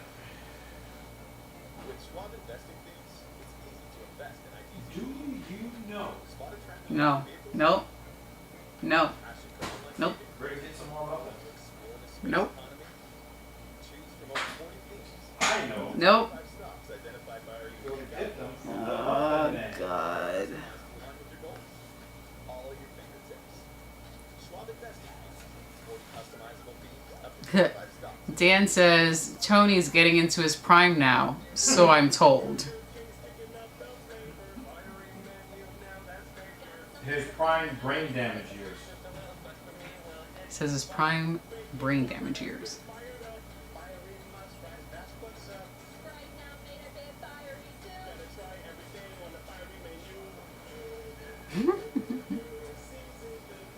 David says Tony Ferguson is in his prime drink to make the voices go away years. David says he's moving up the CTE rankings with this one. Now he's already at the top of the CTE rankings. DG says he's already at the Going top. higher. He's ranked number 1 pound for pound.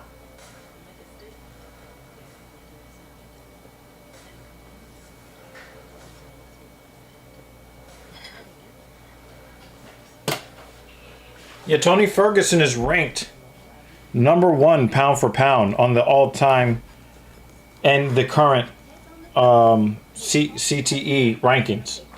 You can't go any higher.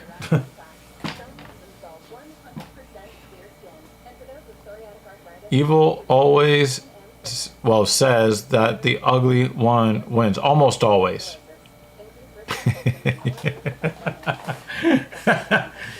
Yeah, Dan, man. I mean, in your heart, Jessica Androgynous always wins.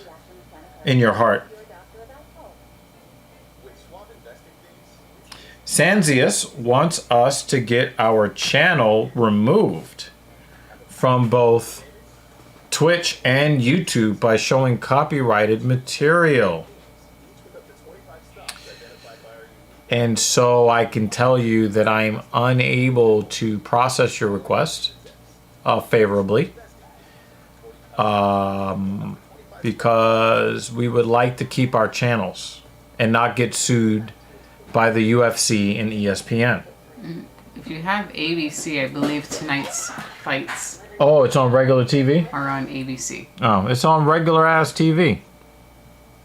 They're usually not, but today they are. So if you're in the United States, it's already free to watch. You can just watch along with us. Yeah. Yep. Yep, it's free. Yeah. This is not a pay-per-view, Sanzius. You can put on regular TV and it'll be right there. No, and it's not even a pay-per-view.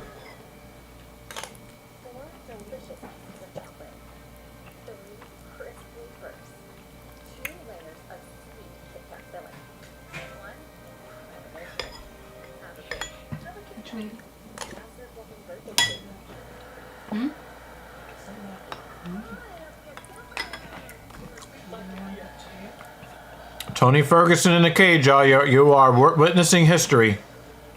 The final fight in his UFC career. You know he's going to go bare knuckle. You know he's going to go fight somewhere else and die in the cage somewhere. Sad.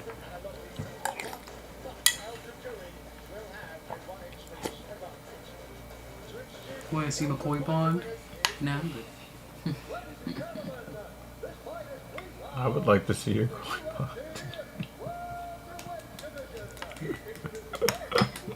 Still got 1, 2, 3, 4 fights left.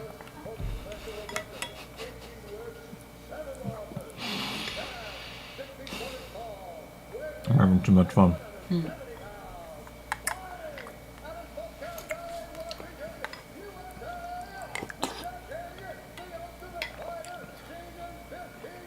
Michael Chiesa looks like he's ready to fight tonight.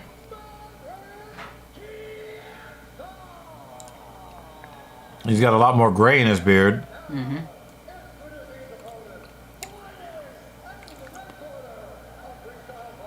Everybody, he's a 4-1 underdog. God damn.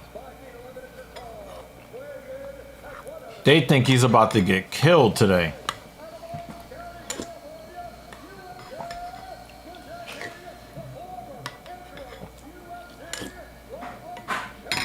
Now, I'm going to make this very clear. I don't have any smoke from Michael. Don't talk about my mom! Chiesa. I have no smoke for him. But I am rooting for Tony Ferguson to get a win in his last fight. So I'm not rooting against Chiesa necessarily. I'm rooting for Tony Ferguson. Wow, in Abu Dhabi, people are chanting Tony's name. Everybody loves Tony Ferguson. I love Tony Ferguson even when I don't.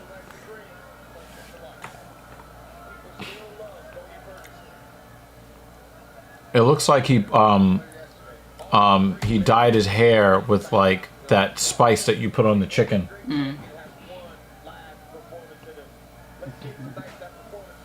DC, so he got that one last performance in him. Everybody's writing him off.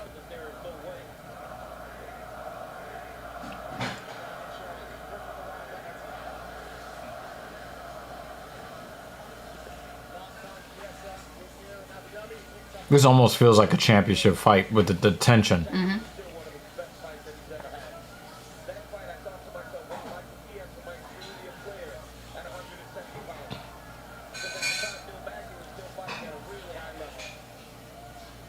And you could tell Chiesa has a lot of confidence because he knows this guy's in a 7-fight losing streak. And he's just like, oh yeah, I can beat his ass.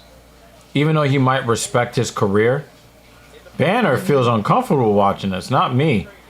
Because these guys are both top 15 pound for pound on the CTE rankings.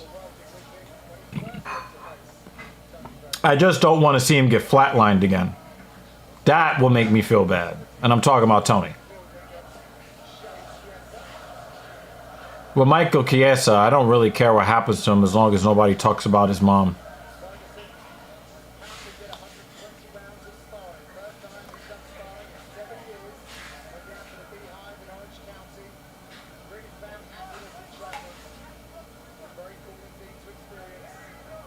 Hey, Tony hit a left hand.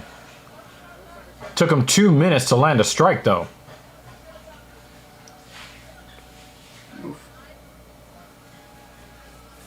Tony said that he sparred 120 rounds. It does not look like it. Yeah. That's just some fucking Goggin shit. Yeah. Good head movement from Tony, though.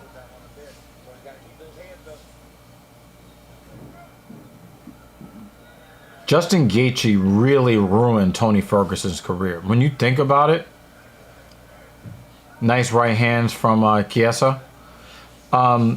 When you really go back and you look at that fight that he had with Gaethje, I mean, Gaethje has already been, you know, he's known for the car crashes and all of that, right? Mm-hmm.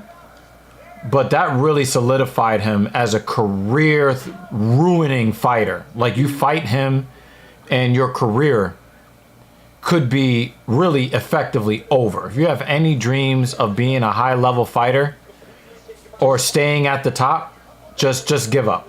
Because after you've been in there with him. So he's Randy Orton? So Randy Orton that was given the Legend Killer? Yeah. Oh, wow, he's about to get rear naked choked. Which actually, when this is done, or between rounds, if you want to bring up Peacock on the other thingy.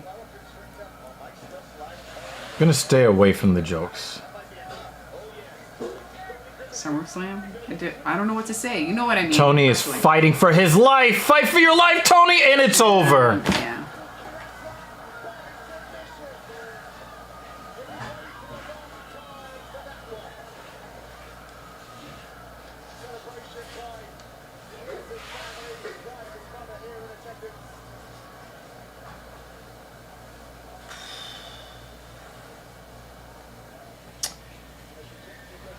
Justin not only ruined his career, he killed that person Tony summoned inside of himself, his alter ego. He used to call himself El Kukui and go shin to shin kicking guys. But after that fight, Tony looked nothing but sad.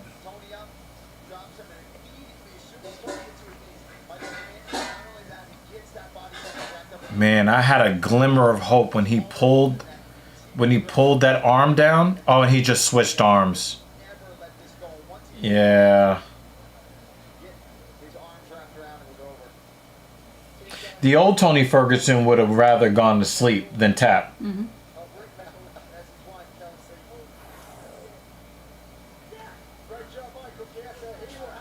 But then again, like, if you're Michael Chiesa, what are you really celebrating? When was the last time he fought? He got submitted by Bobby Green. Well, that's why he's celebrating. That kind of brings my mood down a little bit. I'm not gonna front. That did not feel, you know. Obviously, it's better that he didn't go out, but that sucked. That sucked to watch.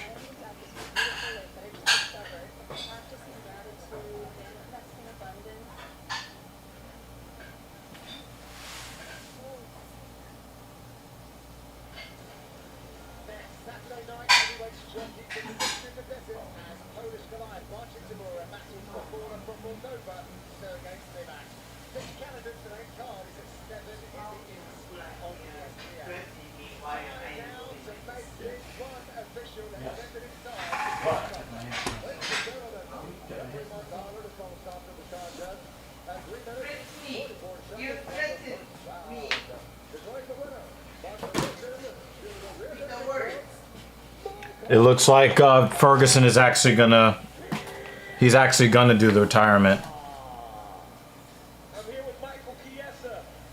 Yeah. What a performance for a long time. It looks like he's actually gonna. You got that fight, you got the finish. Damn, man. There's so much stuff I want to say. It's been a long road to get back Banner, I was thinking the same thing today, man. When a fighter doesn't have it anymore. He is, Dan. Damn, man.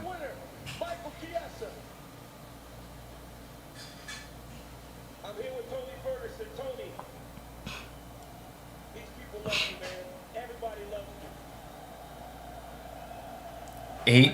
An 8-fight losing streak to end of the career.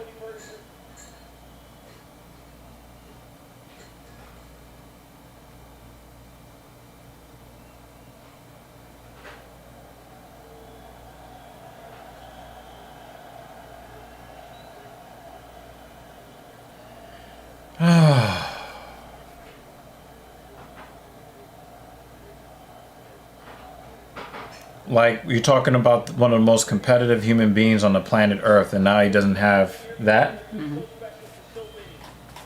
How are you feeling right now as you look toward what might be the end of your career? Or at least the UFC? I know I could have did better.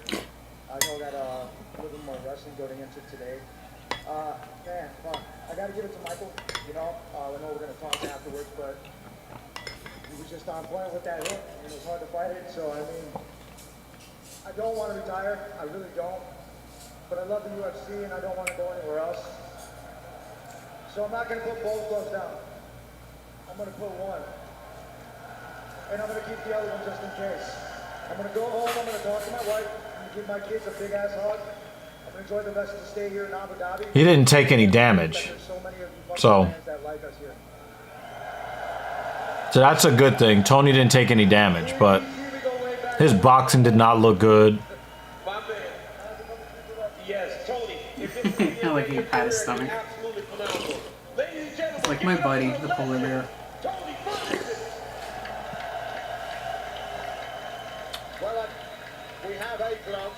As he explained, he's taking another one home to consider this with his family, Paul, rather than have this be the moments. But if it is the moments, we have to thank him for his service to the sport. All the moments. What he's saying is he knows he's probably done, but he wants to go home and talk to his family before he makes the final decision to never get in the cage again. But when you listen to Dana talk in the post-fight press conference, he's going to make it very, very clear. Tony Ferguson will not fight again in the UFC. We're not going to give him another fight. UFC champion, top winner as well, Tony Ferguson. Thank you. We'll see what happens next. Because in the building, But that's if Tony Ferguson's contract has expired.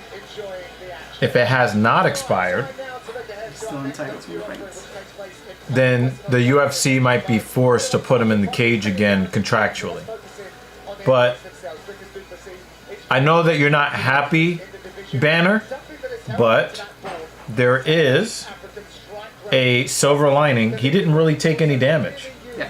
Chiesa didn't really land on him. I thought Tony Ferguson's boxing defense was good, and he lost. Mackenzie Dern's boxing defense was horrible, and she won. Which is very weird.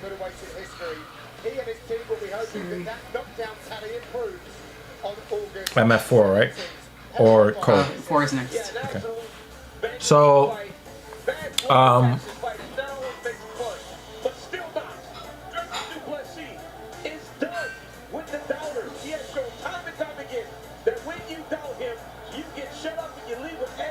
so beating Brunson is what makes me believe? No.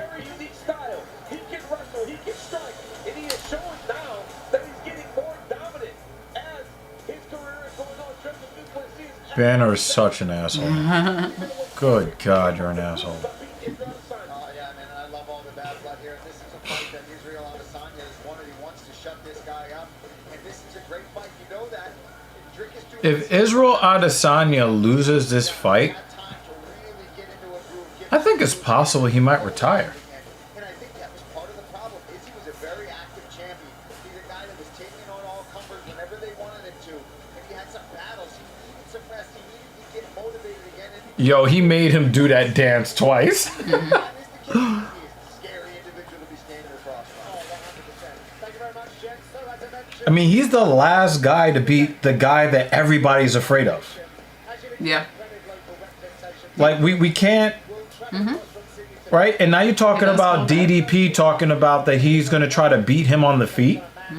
We might be looking at Adesanya again as champion. I think so. If he sticks to that. But you know the feeling that you must preserve yourself. DDP is going to be shooting for takedowns eventually. He does his boxing and kickboxing. He's not as skilled and as fast as Adesanya, no matter what he says. Now, Banner. If Marlon Vera gets knocked the fuck out, do you want to see him retire? I gotta know, Banner. If Marlon Vera gets knocked the fuck out by this overgrown, old-ass looking child, because he does look like an old child, would you want to see... Would you want to see Marlon Vera retire?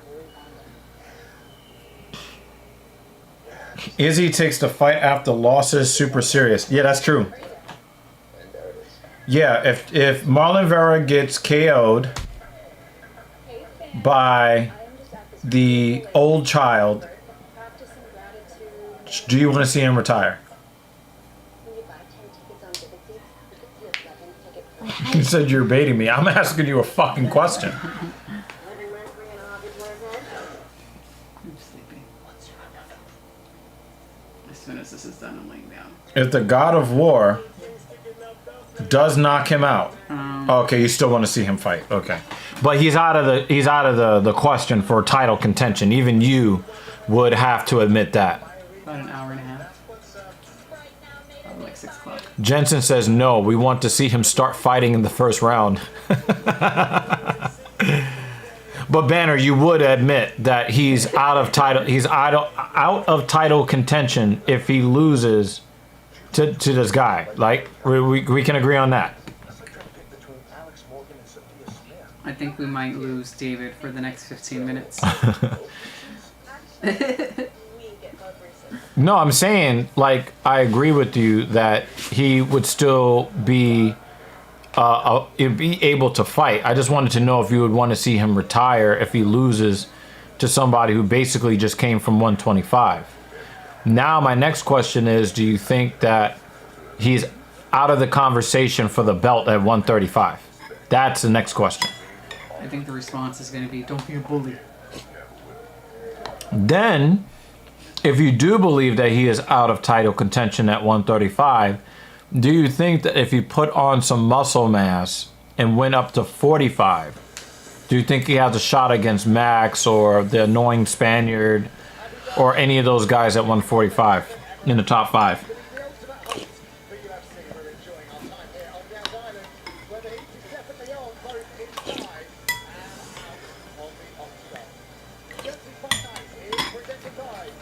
Actually, I have another option, and that would be, is it possible, physically possible, for him to cut to 125?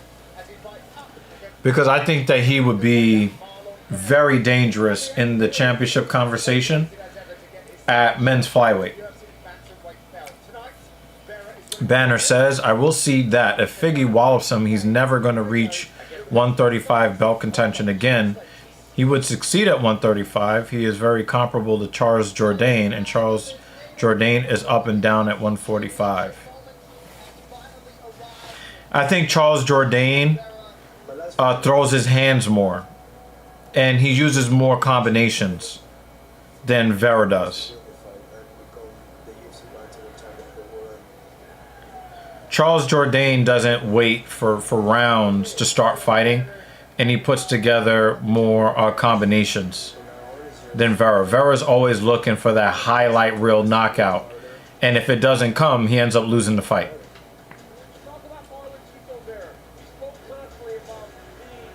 Now he's heavy on counter combos with 2 minutes to go in the fight. But I'm talking about most of the fight, he's waiting for an opening. And even when the opening is there, he doesn't take it.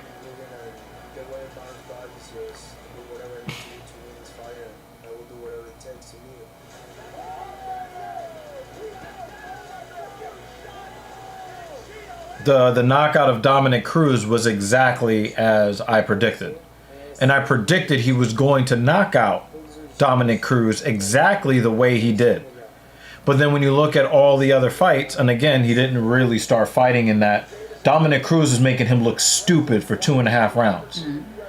He actually hit on the very weakness in Dominic Cruz's movement and mechanics, biomechanics, that I called before the fight. And he has not really been able to win outside that fight. But then in some of those fights, he wins the 5th or the 3rd round. You know, the 3rd round in a 3-round fight, and he wins the 5th round in a 5-round fight. But you've already lost 2 or 4 rounds by then. It's already over. Unless you get one of those Leon Edwards type finishes, you lost the fucking fight. Yeah. And if you're fighting at bantamweight, you can't just rely on, oh, I'm gonna get this one hitter quitter. 135 is not that, right? Derek Lewis can have to hold his poop for 20 minutes and 32 seconds. 24 minutes and 32 seconds. He can do that. He's a heavyweight. One shot can end any fight. But you can't expect to do that at 135. Vera is a counter boxer and uses range to his advantage, and once he has kicking range, he mixes up high kicks. Yeah, with 2 minutes to go in the fight.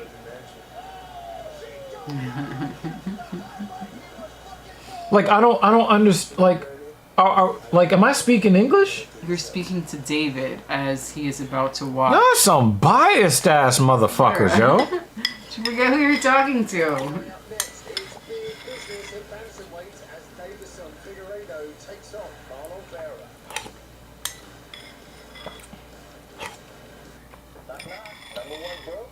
This card actually has been almost like pay-per-view worthy main card. It's been good. I'm really tired because I woke up early, but it's been a good card. I can get full service wealth management, advice, invest on my own, and trade on Thinkorswim. How many times have I picked my favorite fighters to lose just on the analysis? This is David we're talking about. Yeah, but JL is the same way.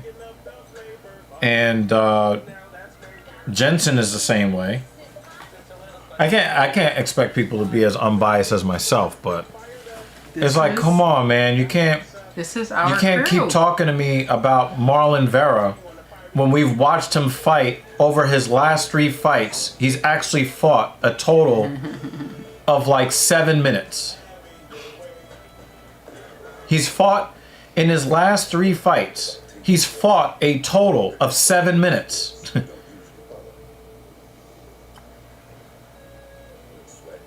And he spent all the other minutes fucking waiting. Are you gonna put on Peacock?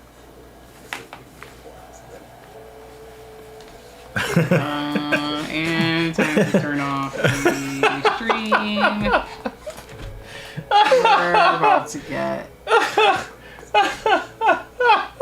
I'll take it out. Oh man, you set yourself up for that. That was awful. Put on WWE. Please. And thank you. Love you. Oh. Yo, look at Dan's comment. I know, I saw that. They put it on. I'm just calling it exactly what it is. It's on that streaming service. Finally, we're watching that tonight. Yes, sir. I mean, it might be watching me, but you know, we can play it. Yeah. Why are these talking heads talking? Maybe it hasn't really started yet? No, it said 4 o'clock. So I don't know. But these motherfuckers are just talking. I don't know, it's at 4 o'clock. Man, fuck that. Look at you. He says, I'm only He says, I'm on the edge of reporting. I was waiting for that. Oh boy. I am unbiased. He said, let me just have this. Great things.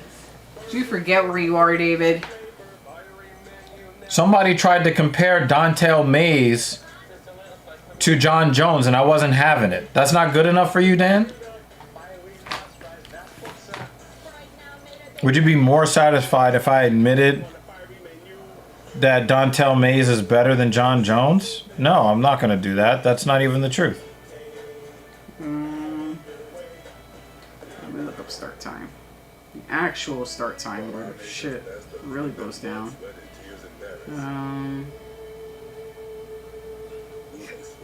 Excuse me, sorry. Dan's head hasn't been right since the Dern fight.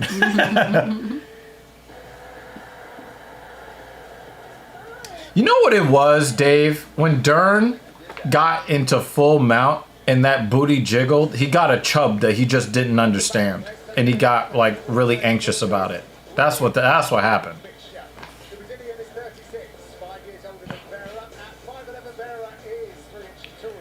Okay, so you heard the comments that Dana White had to say about Muhammad Mokaev, right?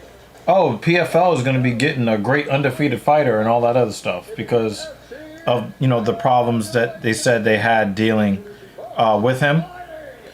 All right. This is from MMAfighting.com. PFL exec not interested in Muhammad Mokaev. The quote is, apparently he's just a pain in the ass to deal with, end quote.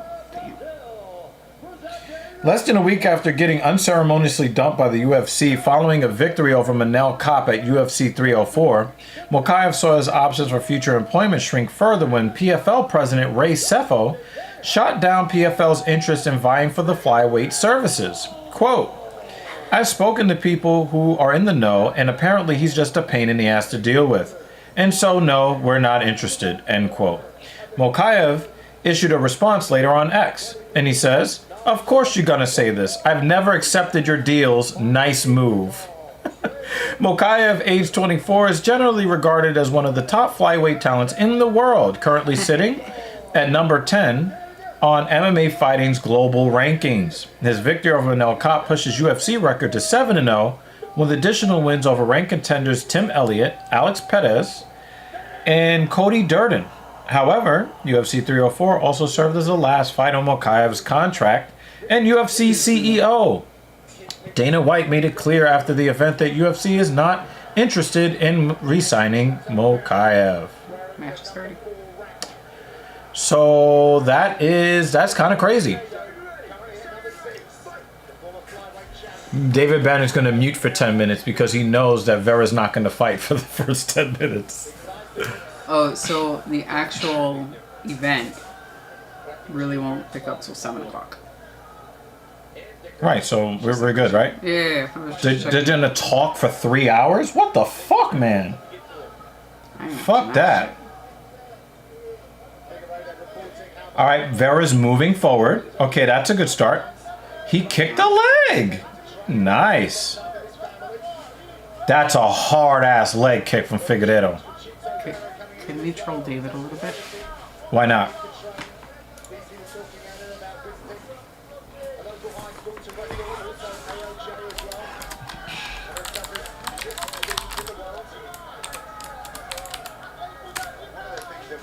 Oh, wrong.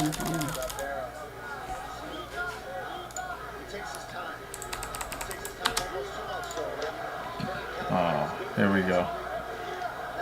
Nice leg kick from Vera.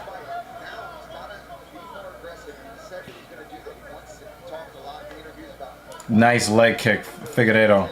And again, you're hearing that knocking sound, not a slapping sound. Oh, nice level change.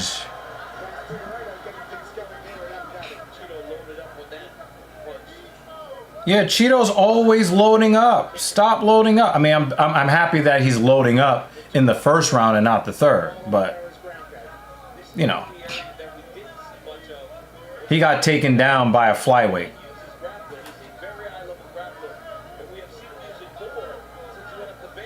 We're not asking Banner for his score round by round though, because We should ask him in the chat.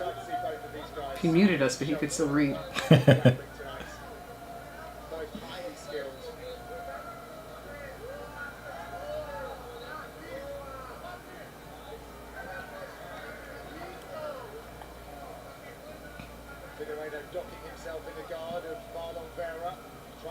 He's stacking up Vera. A natural flyweight. It's taking him down and holding him down. Come on, Vera, you gotta get off.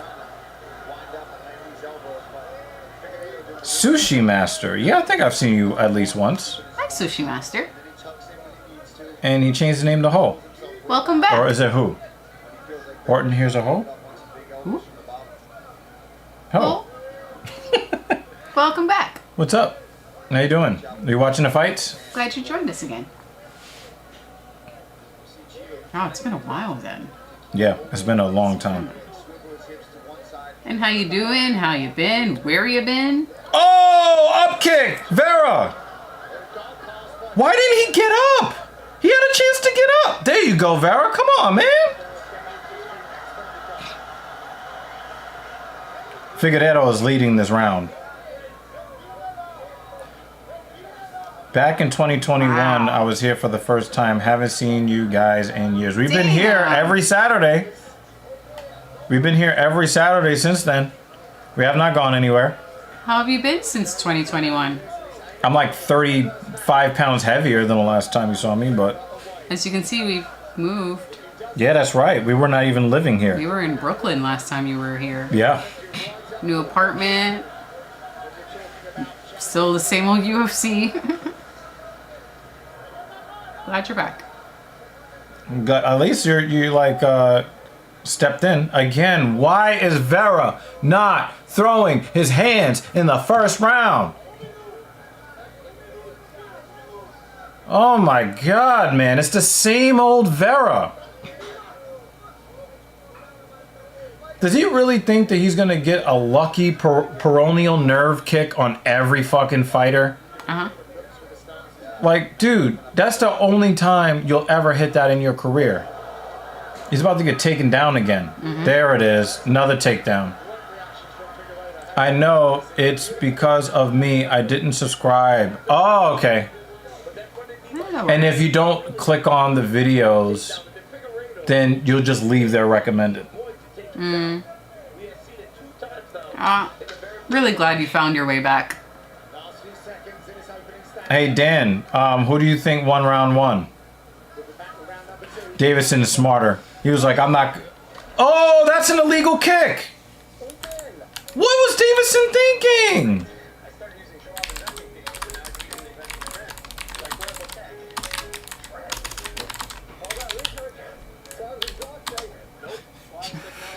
Piece of shit.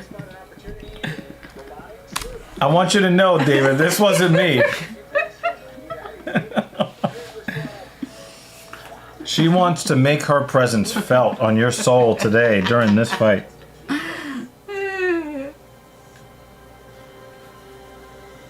He's gonna report us for Alright, he's telling the truth. He's telling the truth. He was 15. Now he's about to turn 20. man. Wow. Wow. making me feel old. Goodness gracious. Yeah, I was probably 36 or 37, and now I'm 41. It's from Jeremy. Jeremy. Look at that pretty Jeremy. lady. She looks so cute. She looks like she's gonna vote for Trump in 2040. This is the perfect photo.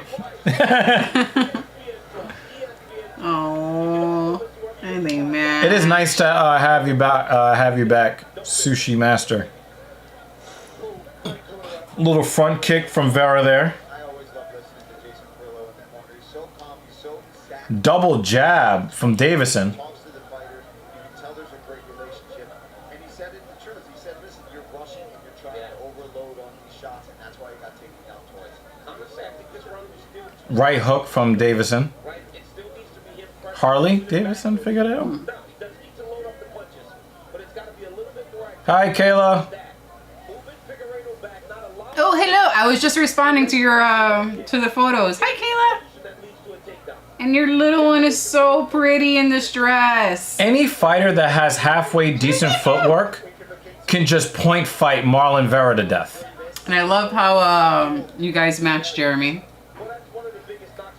You would think that you're fighting a career flyweight that he would just let his hands go. And he's just not doing that. He's trying to go for that one-hitter quitter. And the only thing is, you have to set things up to get that one shot, right? Not every time you throw a knee or a kick is going to be, you know, some Masvidal on Ben Askren type of knockout. It's just not going to be like that. You got to set up your kill shots, and he's not doing that. And again, Banner, you can't be watching this a fourth time in a row and be satisfied as a Marlon Vera fan. You can't be. If I was a Marlon Vera fan, I would be angry right now. Ho says, this is some good commentary. Since I'm not watching the fights, I have to do what they did back in the old boxing days. They would listen to the radio and visualize the fight in their heads. I did that with hockey, baseball, and basketball growing up. I listened to those games on the radio because I didn't have TV growing up. I just popped on as DEG was calling her a 2040 Trump voter. Perfect timing. See, Vera knows how to fight. Do you see that little tap with the inside leg kick and then he follows it up with the straight right? He can do it. A little shot to the body. And look, he's over here like, oh my God, I'm gonna get hit. Why are you afraid of the power coming at you, Vera? He's a lifetime flyweight. Why are you turtling up on your feet? Oh, he dug that toe in his side too. I was Ugh. angry. He could have broken his toe doing that. I think he would have been fine. He would have been happy. Davison with a broken toe? Like, it was a fuck you kick. Yeah, that was a good calf kick from Vera. It looked like Figueiredo thought about checking it after he had already gotten hit by it.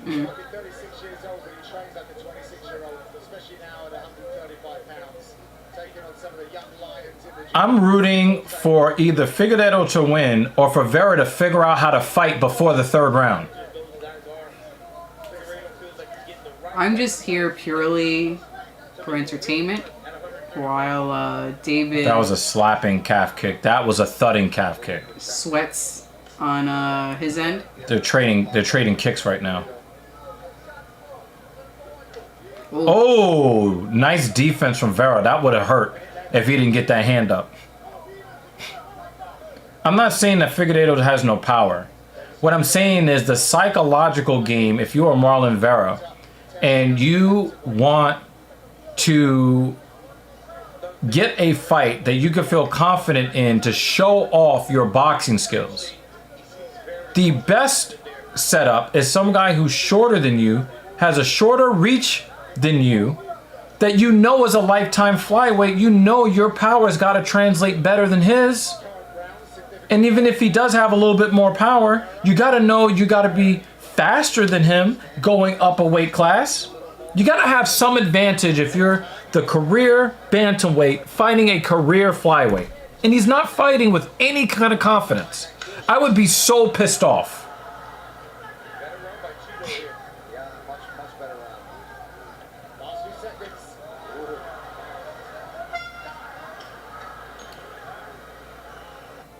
I don't know. The second round was very close. I'm still tempted to give the round to Figueiredo, but Marlon was better in this round, way better in the second round than he was in the first round. I don't know. I think that there is a case that either fighter could have won. So I would say both fighters do need both fighters do need to win the third round. I don't think that either fighter can look at round 2 and say, I got that. But I do believe that Figueiredo definitely has a round in the bag. The second one is more questionable. So Cheeto's got to start fighting now. Time to start fighting.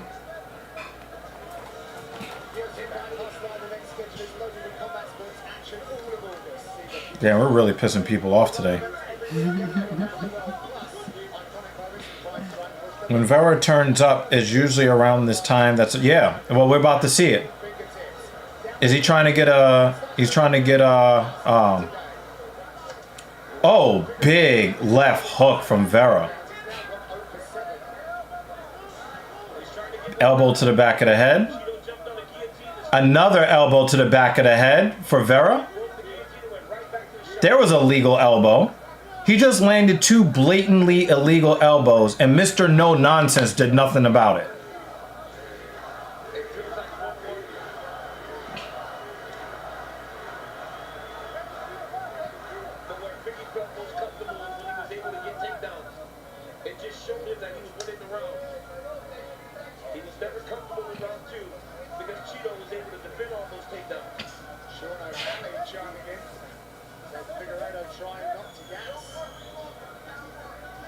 Now they're both staring at each other. Little question mark kick for Vera, then calf kick. Oh, nice left hand, Vera. If Vera can keep this up, he can win a split decision here. He could win a split decision if he keeps this up.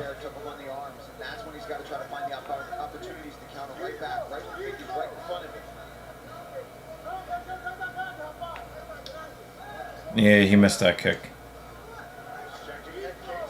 Nice right hand from Davison.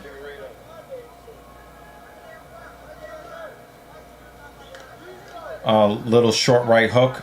Figueiredo, left to the body. Straight right.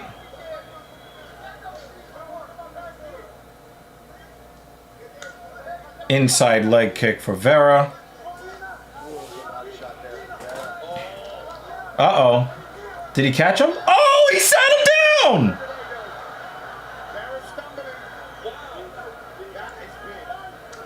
Oh, big body shot for Figueiredo. Woo!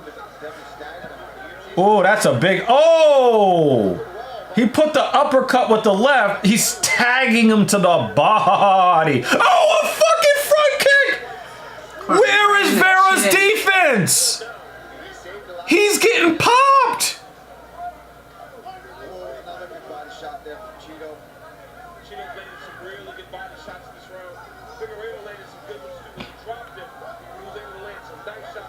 But the question is, do you call that an official knockdown? If it's not, Vera could be still winning the round. If it is an official takedown, that might, if that is an official knockdown, Vera might have lost the fight on that if it keeps going like this. 2 minutes left.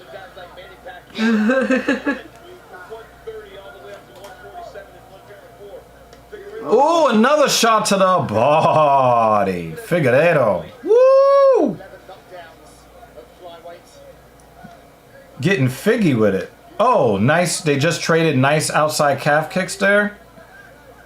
Figueiredo's leg is looking a little lumpy. So he changed stances there. Yeah.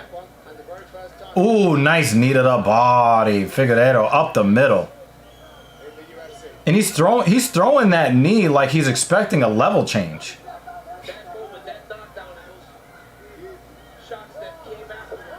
Ooh, nice defense, Vera. Ooh, shot to the body again.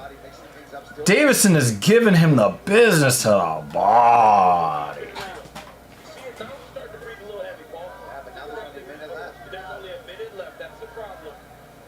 Ah, he went spinning. Wow, that was a nice kick from Vera, but it missed. That was the problem.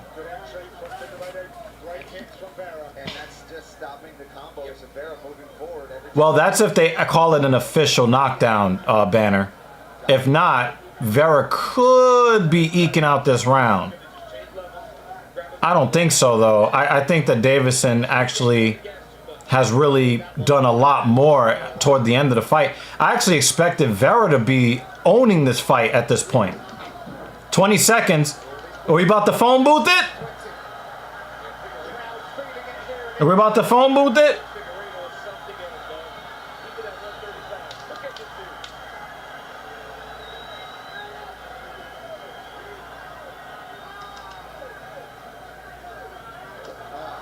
Boom!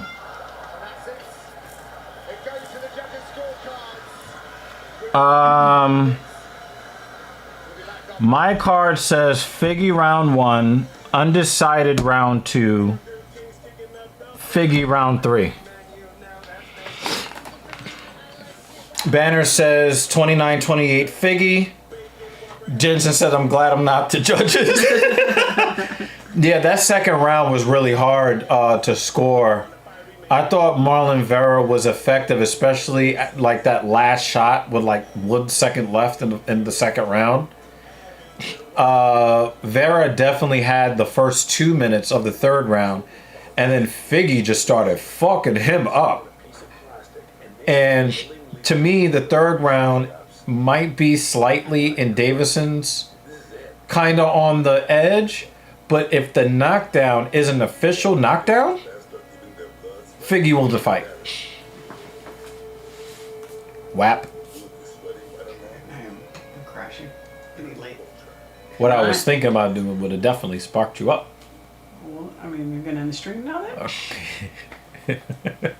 Sorry guys, show's over early. Saturday night, heavyweights jockey for position in the desert as Polish Goliath marching to Aura battles the border from Moldova. Sergei Spivak sets Canada's main card 7 in the east on ESPN. Now for our official decision. I think there were 2 takedowns, Banner, in the first round for Figueredo. Ladies and gentlemen, after 3 rounds, we go to the judges' scorecard. Yeah, you're right. The judges score the contest 29-28, 29-28, and 30-27. They gave it to Figgy. By unanimous Yeah, they gave it to Figgy. Yeah. Once I heard the 30-27, I knew it. Like I said, I did think that round 1 was decisive, round 2 was a toss-up, and round 3 was for Figgy because of the knockdown. And it went pretty much like I thought. 2 judges gave Marlon the second round. When was the last time Marlon Chito Vera won a second round?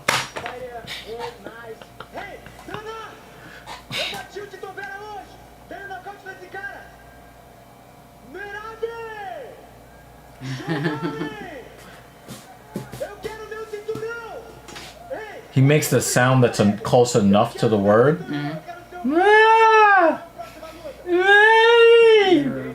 What he's saying is Marab and Sean O'Malley. I don't think that you get a title shot off of beating Marlon Vera. So, no. Picks 1 and 3. I'm going to stop with the picks. It was an embarrassing loss for Vera when you consider the stakes and you consider the opponent. Okay? He started the fight scared to get hit from a lifetime flyweight and then got knocked down by that flyweight. Right? If it was any other 135er and he turns in that performance, yes, that is not an embarrassing performance. Against this little old man, this little old boy, that's the oldest child I've ever seen. In Davison Figueiredo, you lost that way to him.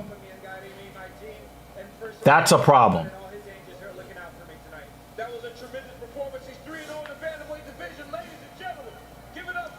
Banner said, fuck, man, why did Jay have to pick Vera? I don't call him Cheeto because Cheetos are actually good. You're terrible.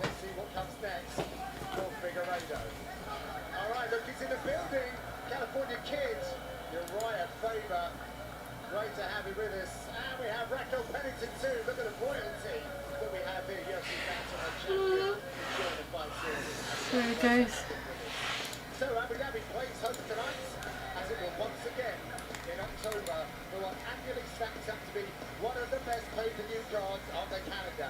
And it gives me great pleasure to say, in 2024, that will once again be the case for UFC 208 on October 26th. Here's a look at some of the bouts you will see that night, including a tremendous UFC Yay, you subbed. between Ilya Excuse me. and Max Holloway. So we won't lose you again. Excellent. Okay, now here is the most Oh, boy. important question of the stream, y'all. Y'all ready? I don't think anybody is. This is the most important question of the stream. How many more embarrassing losses must Marlon Vera suffer before David Banner changes that dumbass avatar? You're being reported for bullying. Hey, he resubscribed! We're getting so close to 2,900 subscribers. There you go. Hope to see you there in DC. All right, current main event time now in the desert as we check in on Poland's Oleg Shacher. So Dan wants to meet a man with glasses on at night, but he's not attracted to Mackenzie Dern. This is some sus ass shit. I missed the guy that he was talking about. They were showing somebody in the He audience. said, reported for terrorism. Oh, man. Oh.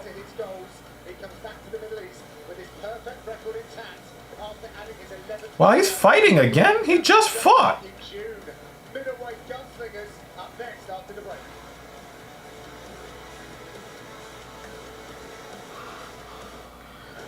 I thought Shara looked mid in his last fight. I was very impressed with his UFC debut. That was crazy.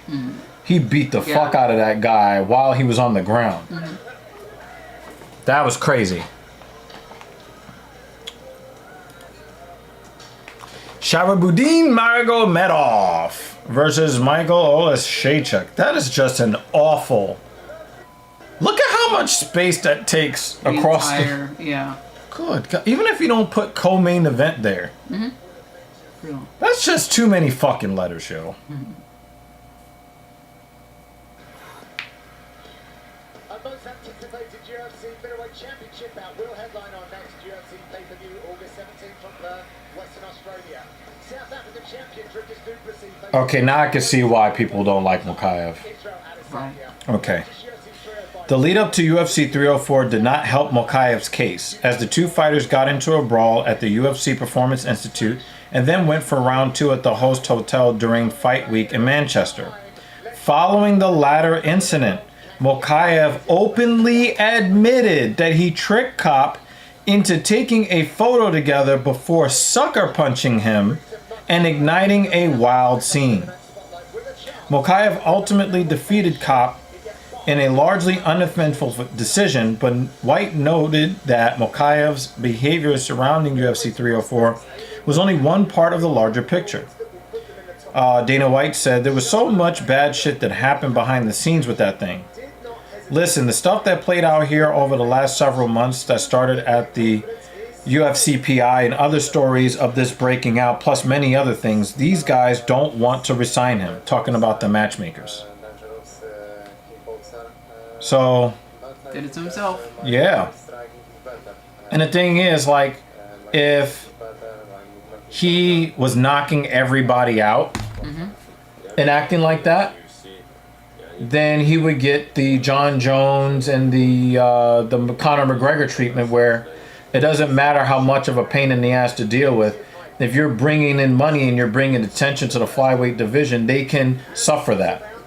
But after all of that bullshit and then all the yapping, and then they stood there and stared at each other Yeah. in the cage. Oh, that's embarrassing.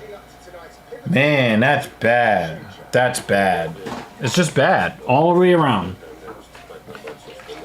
You know? And I was really liking what I saw in the cage from Mokaev. I didn't know that he was on all this type of... I was about to use the 6-letter F word. Yeah, well, But, the cowardice of, hey, let me take a picture with you and then throw a punch. That's nasty business, man. That's enough. That should be enough for you to catch an actual criminal charge, since that happened outside the cage.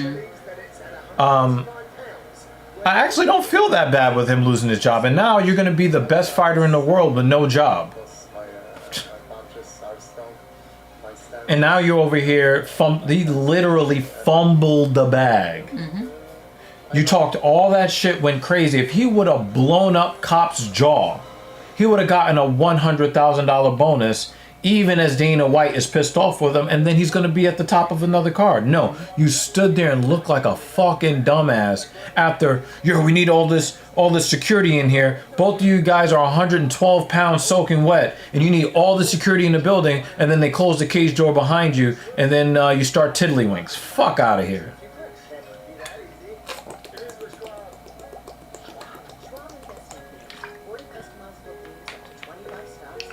Seriously, fuck off.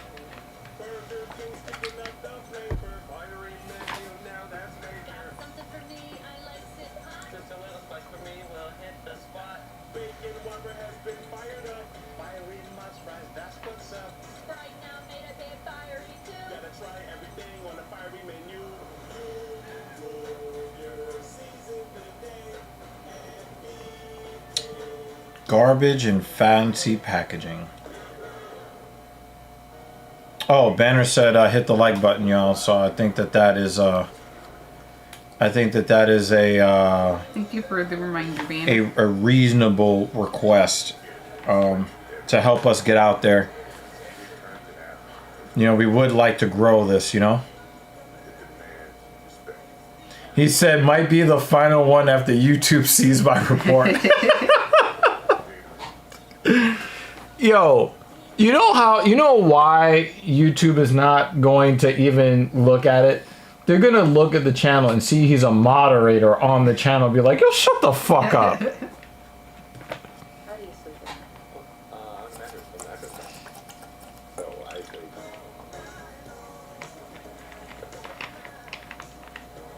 Mattress Firm's 72-hour sale. Come soon and save up to 72% on top brands with fleece starting at $169.99. Ho says, hitting the like button is the rent one must pay for good live streams. I do appreciate that. We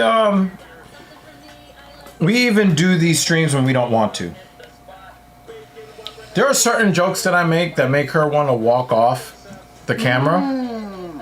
Like, I could just go take a nap right now. And really what's happening is that I'm rethinking my commitment to these streams, because we could be doing other things with our Saturday.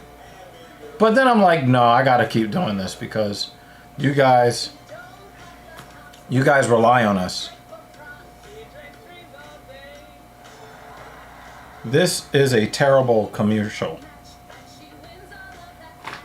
And I've heard enough. Oh, mute it. Awful commercial. Awful. Now it looks like they're trying to get women addicted to gambling so they can take everybody's money.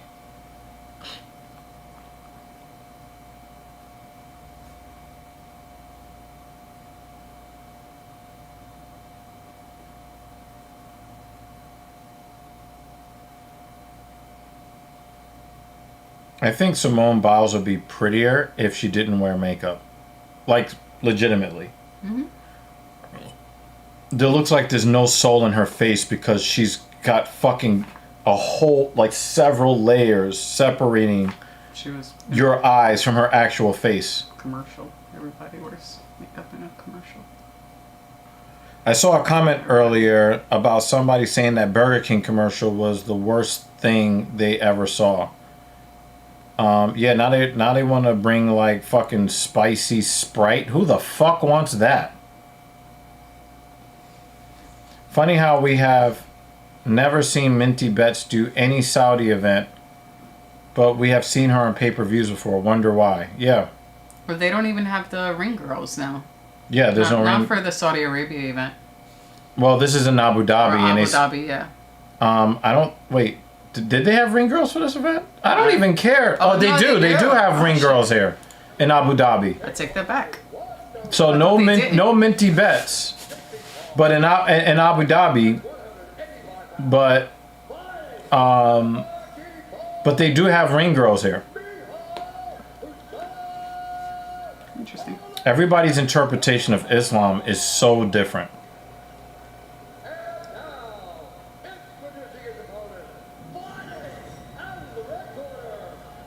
Is that thunder?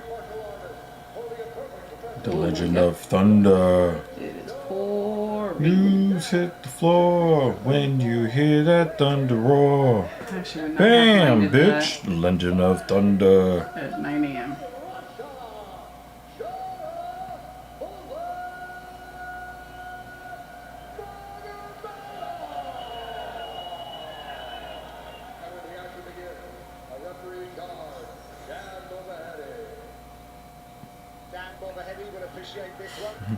They can't agree, and then in the West, we are told we are phobic if we dare push back on their dogma. Yeah, exactly. They don't even agree on which dogma that they're all supposed to follow.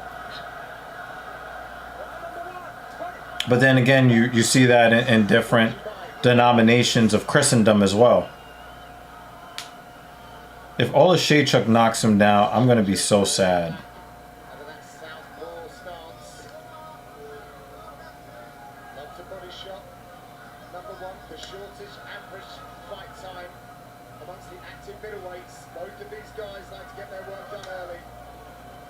Nice left hand for Ola Shaychuk, but he took a really nasty... He's taking some nasty leg kicks to his lead leg from Sharabuddin. Like, one of my very, very best friends in the world is Muslim, and he is the nicest human being, one of the nicest human beings we know. Am I lying? Not lying at all. We actually know several really super nice guys.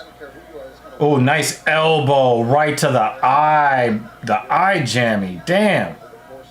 But Ola Shaychuk is hanging in there. Mm-hmm.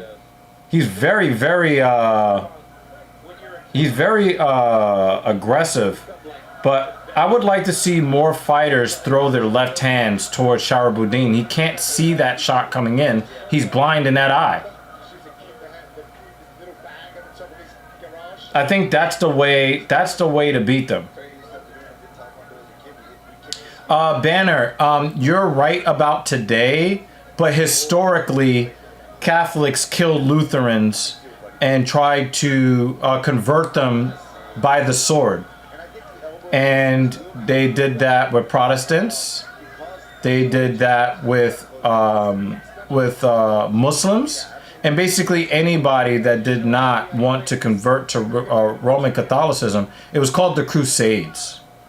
So, you know, we may go through a cycle where Islam goes back to being what they were known for 600 and 700 years ago, and Catholicism goes back to being the religion known for being the most violent. We don't know.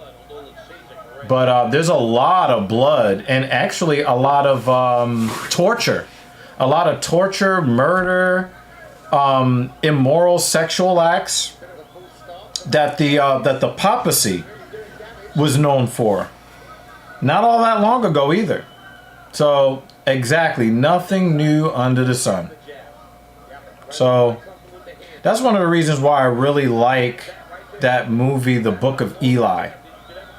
If you pay attention to what that movie is actually trying to say to you, there's a lot of value in understanding the true, the real reason why everybody wants to be a religious leader. And, oh, that's a nasty knee to the body he just took from Sharabuddin. He's getting cut up bad, too. You happy, David? David Dan? I know that the more attractive woman made you flaccid. This blood should get your blood back moving again. Because Sharabuddin is bathing in the blood of his enemy here. I don't like how he keeps sticking his fingers out towards Olashaychuk's eye. He pokes him in the eye. He's actually going to give Michael the time that he needs to recover from this damage. So he needs to be careful about not pointing his fingers towards the eyes of his opponent. Yeah, it was an elbow that opened him up. Yeah, but it seems like it's getting worse though. Shower's doing a good job, mostly getting off first. Pause. In these exchanges, he's throwing some kind of attack out there first, and he's mixing it up pretty well. And I think that he's making up for his lack of vision on the right side, because, you know, obviously he relies totally on his left eye. He can't see left hands coming from the right side. I don't understand why these fighters are not taking advantage of that.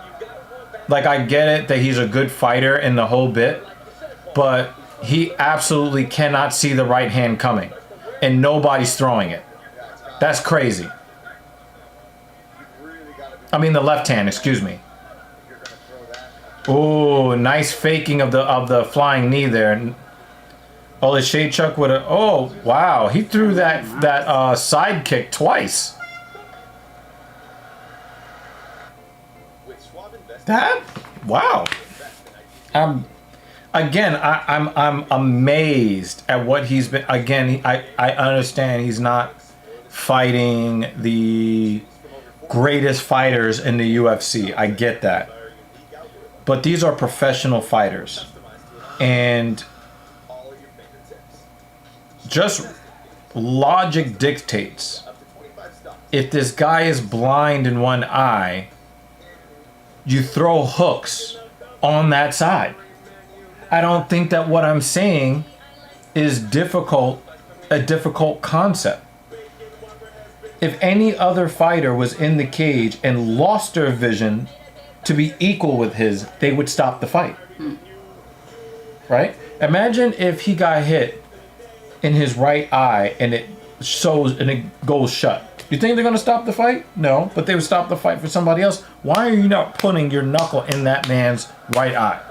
Your left hand in his right eye. I don't get it.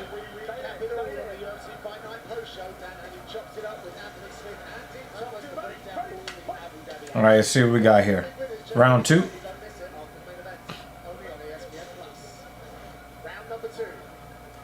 Oh, nice counter left for Sharabuddin.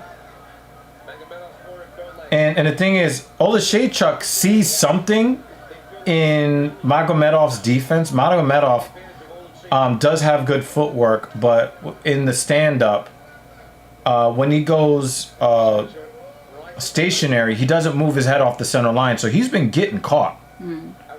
And the way that he normally avoids getting struck is by moving his feet.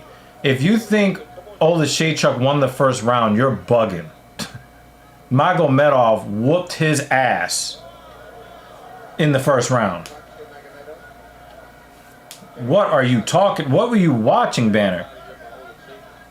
You know what it is? He likes the fighter that doesn't throw his hands in the first round. That's what it was. He was like, that looked like a Marlon Vera first round. Let me give it to Marlon.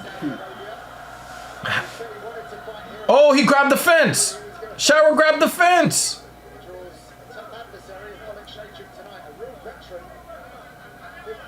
And he might have stopped that takedown.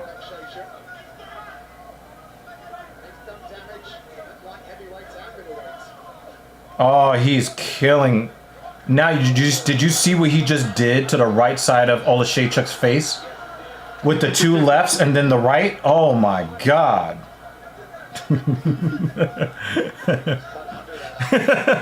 He said, do it.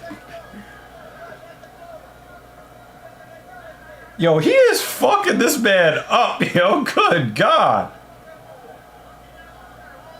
That's crazy. That was a short, straight left to the body, and he made him take a step and a half back.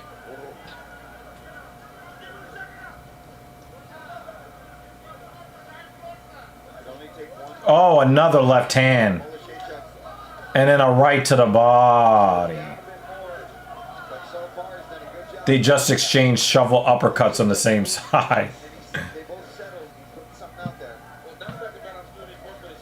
Oh, nice right, left hand to the right side of Magomed's face from Michael. Michael needed to be throwing that. He needed to be throwing that. See, throw that right hand. He can't see it. I mean, excuse me. Throw the left hand to the right side of Shower's face. He can't see it. Nice left hand, Boudin.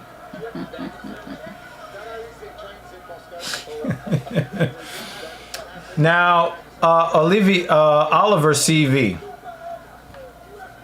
If you knew the jokes that I tell. Welcome to the channel. I can tell you that if she was my daughter, then that means that I would have conceived her at age 4.5, which would be crazy. Yeah.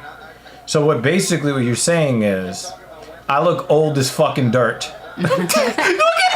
Dan is such an asshole! Dan is such an asshole! No hesitation. No hesitation.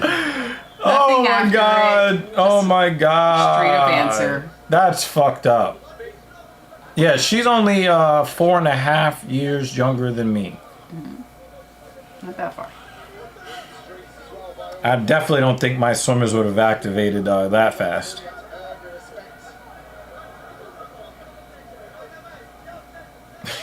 Jensen is such a piece of shit. Oh man. It's probably payback from earlier. Yeah, I was thinking that too. It's like, this is what Oh wow, shower. Shower is just, the striking is so crisp.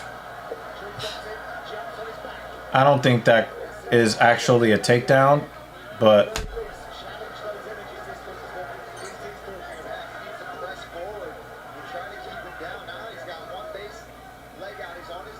he looks like the God of War, Michael Olashechuk, with that blood slash on his face. Yeah.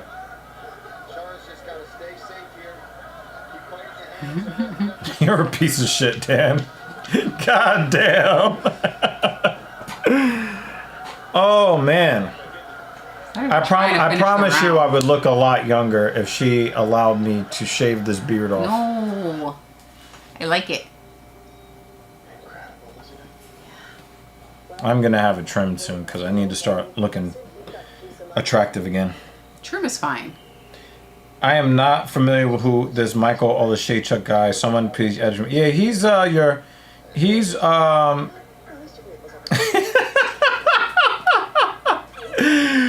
Oh wait, is that? Did you change your name again?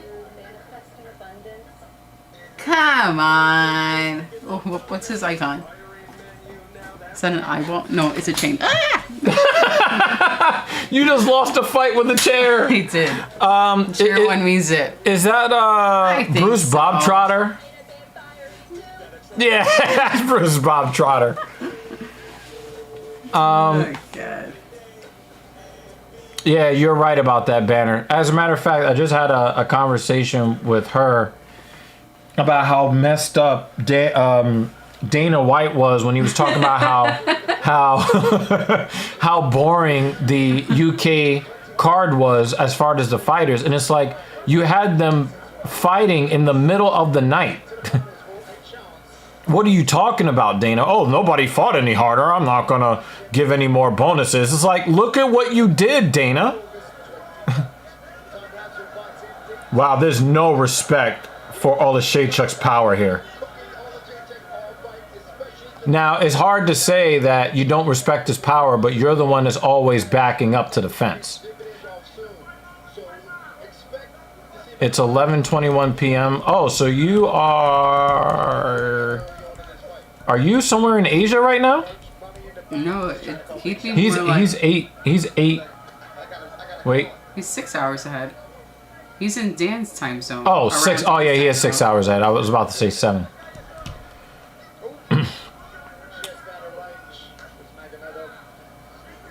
Sweden. We're gonna let Dan. We're gonna let Dan Jensen answer that question for you, Bruce Bob Trotter. think he's bored. Yeah, he's bored. There you go. We're gonna go with Dan's answer. Inside leg kick. And then Polychaser is Polychaser Netherlands? No, Or is he also Sweden? I think he might be in the UK. No, Polychaser Polychaser. is in the same time zone as Dan. It's Bon Boone who's in the UK. Yeah, he is too. Okay, they're all in Europe No, somewhere. but I think Polychaser is. Yeah, we're on the It's East Sweden Coast. or We are on the East Coast. We are in New York City. Oh, he just kicked that nigga in the face! Damn, that was disrespectful! Yo, why you kick him in his face like that?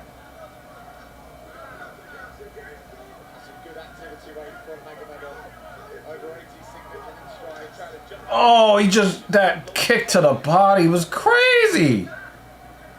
Shahboudin might have some of the nicest kicks around his weight class. What is that, 185? He's making me want to fantasize about a fight with him as Israel Adesanya. Both of them fighting with their hands down, counter punching and kicking. Oh, the knee to the body. And he kicked him in his face again. Manhattan This Chess is- Club. That'd be cool. If you do ever make it up here to NYC, let us know. Oh my God. He's so disrespectful. Could you imagine? Oh, he kicked him in the head again. If he gets knocked out after kicking some sense into Michael Oleksiejczuk, if he does that, I'm gonna kind of be sad, but it'll be kind of funny too. Wow, he's got good balance. I think Michael is really tired. He's shooting for like desperation takedowns. Magomedov is still kind of fresh.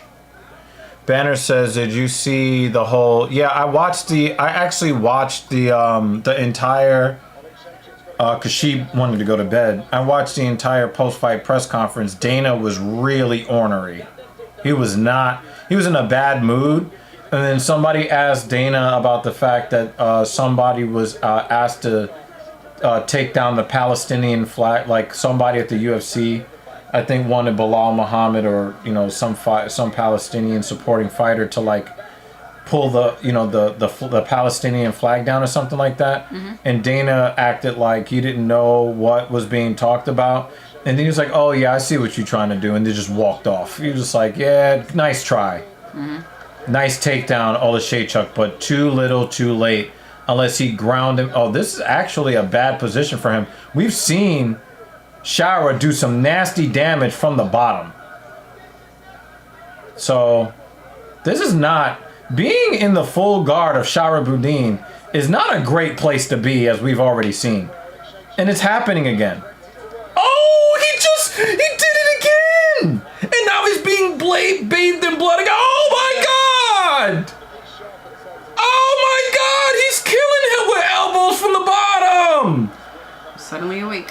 Guys are going to stop taking him down because he's fucking them up! Oh my God! 3 rounds. We're at the end of the 3rd round. And there's He a lot beats the of shit out of people on his back! And it's done. Goodness gracious! Does he have a second cut now? He might have twin cuts. Good God!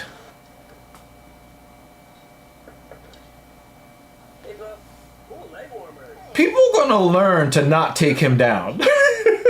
Because he's not there to survive. He's there to harm you. So nice. Goodness!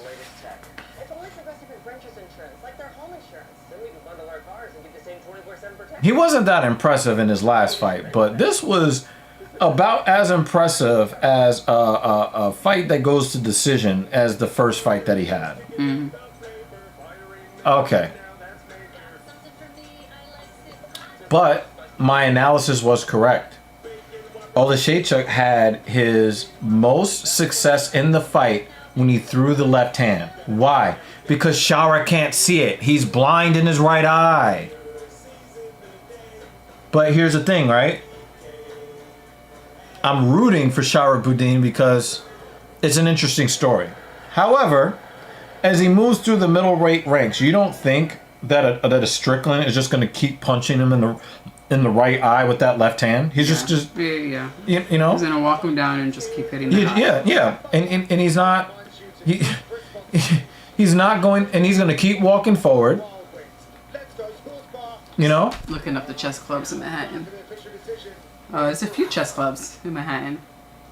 I remember there was one in actually, let me hear this first. oh, the Shaychuk got fucked up. He can't even get up. The judges call the contest 30-27, 30-27, and 29-28 for the winner by unanimous decision and still undefeated Shara.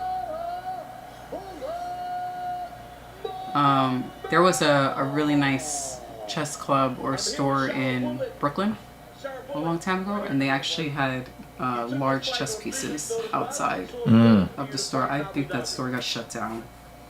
Yeah, you while know, ago. but yeah, It was cool.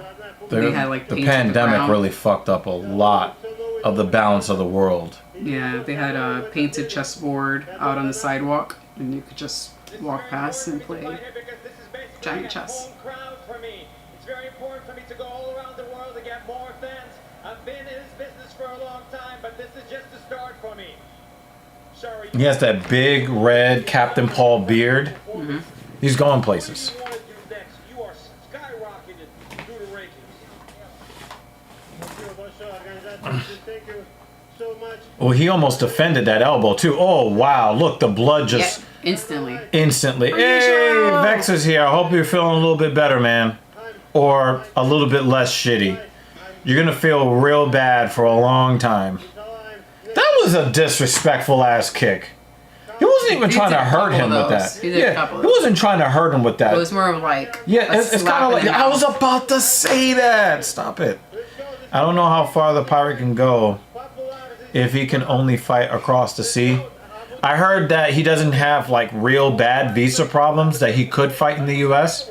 But the problem is I don't know if any of our commissions, our fighting commissions, would actually grant him a license to fight because he's blind in one eye. So, you know, we always want to make sure that we are not practicing ableism and discriminating against people based upon their disabilities, but they're not going to give him a license to fight in any of the jurisdictions that I can think of. They certainly won't let him fight in New York.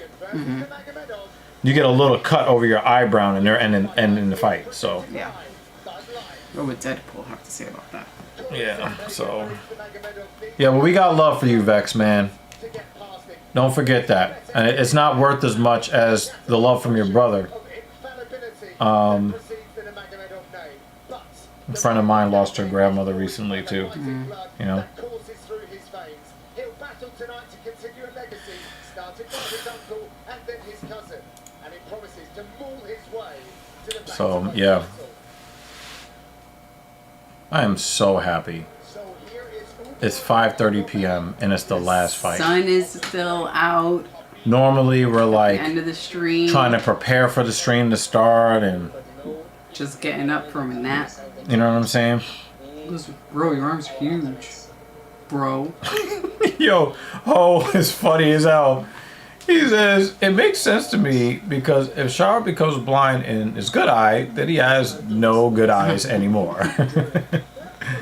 Yeah. So, Oliver, I could swear that you're somebody who's been on the channel before, but in case that you aren't, I am pretty serious about trying to He's not the person build who muscle. calls people bro all the time and threatens to whoop their ass. Right, No, right. no, he's That's he's not him? That's not him? No. No, not really? I appreciate the green though. Love green. Yeah, both greens actually. She likes both greens. I got into this to see if I was the baddest, best fighter in the entire world. I'm here to take on the toughest guys, and that's not just like.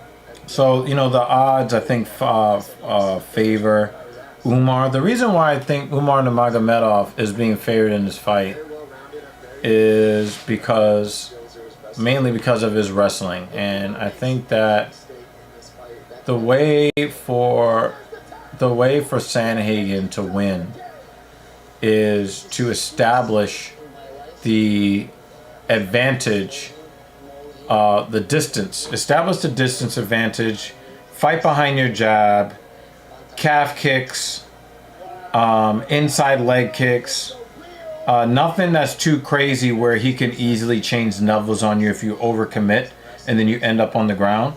Obviously, Cory Sandhagen is very comfortable on the ground, but I think that if you get caught by, you get caught up against the side of the cage getting mauled, I think it will be very difficult for him to implement his offense on the ground.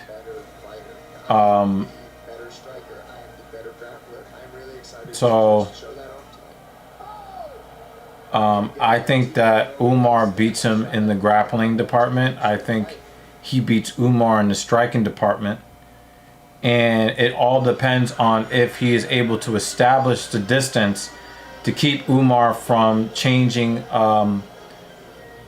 levels, getting square to his hips, and locking his hands.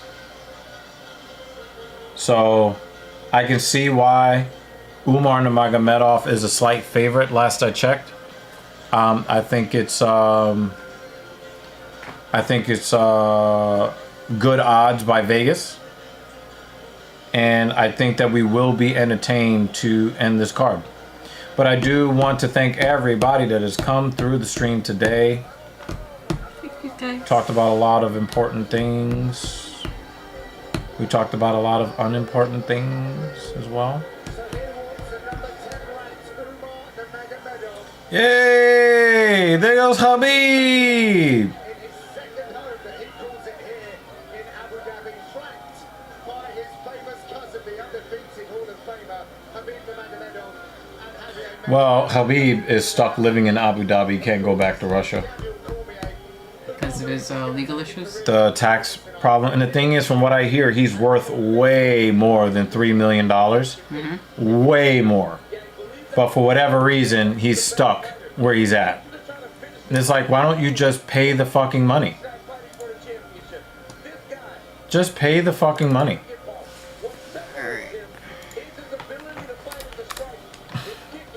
Who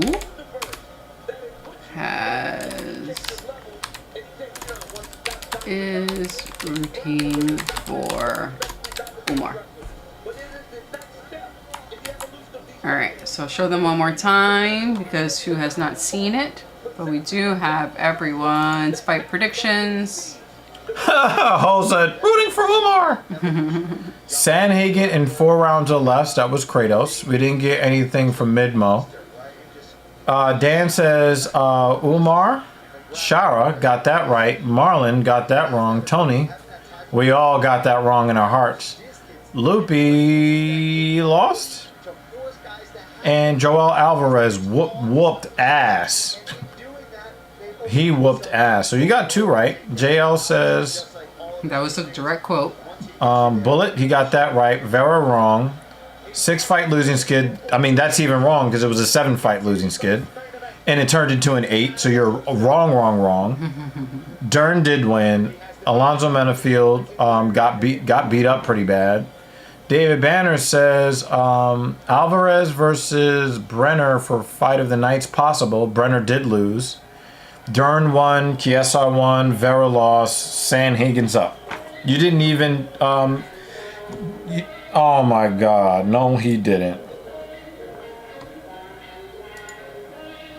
Oh my God. The Hulk Hogan theme song. So Mr. Racist himself.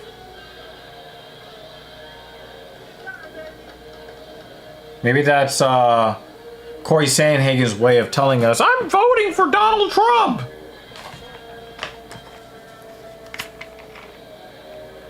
David Banner says, if card stays starting at 10 a.m., I am all for oil money infecting sports. I guess it was 10 a.m. for you when it started. It was 12 p.m.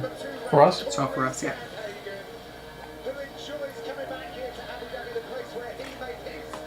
Yeah, this is something that we've been doing, but since we switched streaming softwares, we didn't have access to the same functions. So she created a new function on the new. So if you want to start paying attention more to the fights, start watching the fights more often. You can give us your predictions for further cards, and we put them up and see what's up. Yeah, Dan's not having a good time. Dan's not having a good time, but he'll be all right. The only thing he has to do is look on the internet for pictures of Jessica Androgynous to remind him that he is alive. So he'll be fine. You know, Dan really does prove that there really is somebody for everybody. This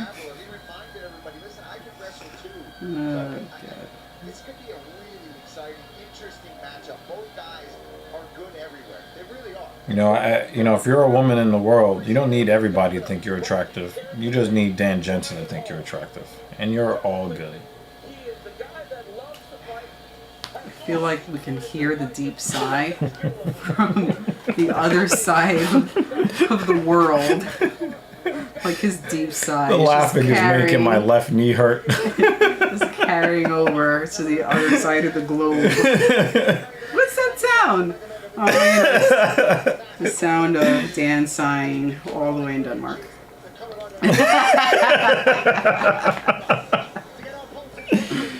Oh my God. Yeah, Cory don't give a fuck about nothing. That's why I like Cory Sandhagen. Nurmagomedov needs long shorts so you can fit his whole name on the side of his shorts.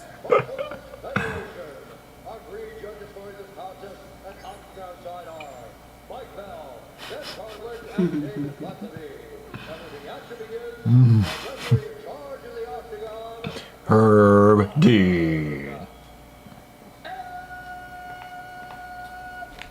All main event reps are named Herb Dean. Even if Herb Dean did the co-main event, they're still named Herb Dean.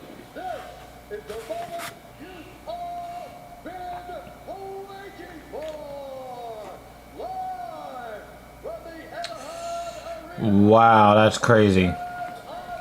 An off-duty NYPD probationary officer was arrested Saturday morning in the Bronx. Richard Reed, 36, was brought into custody around 8:45 a.m. Look at what he was charged with. Wow.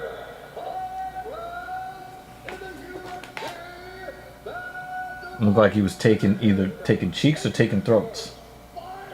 Damn. Motherfuckers really think they're above the law, huh?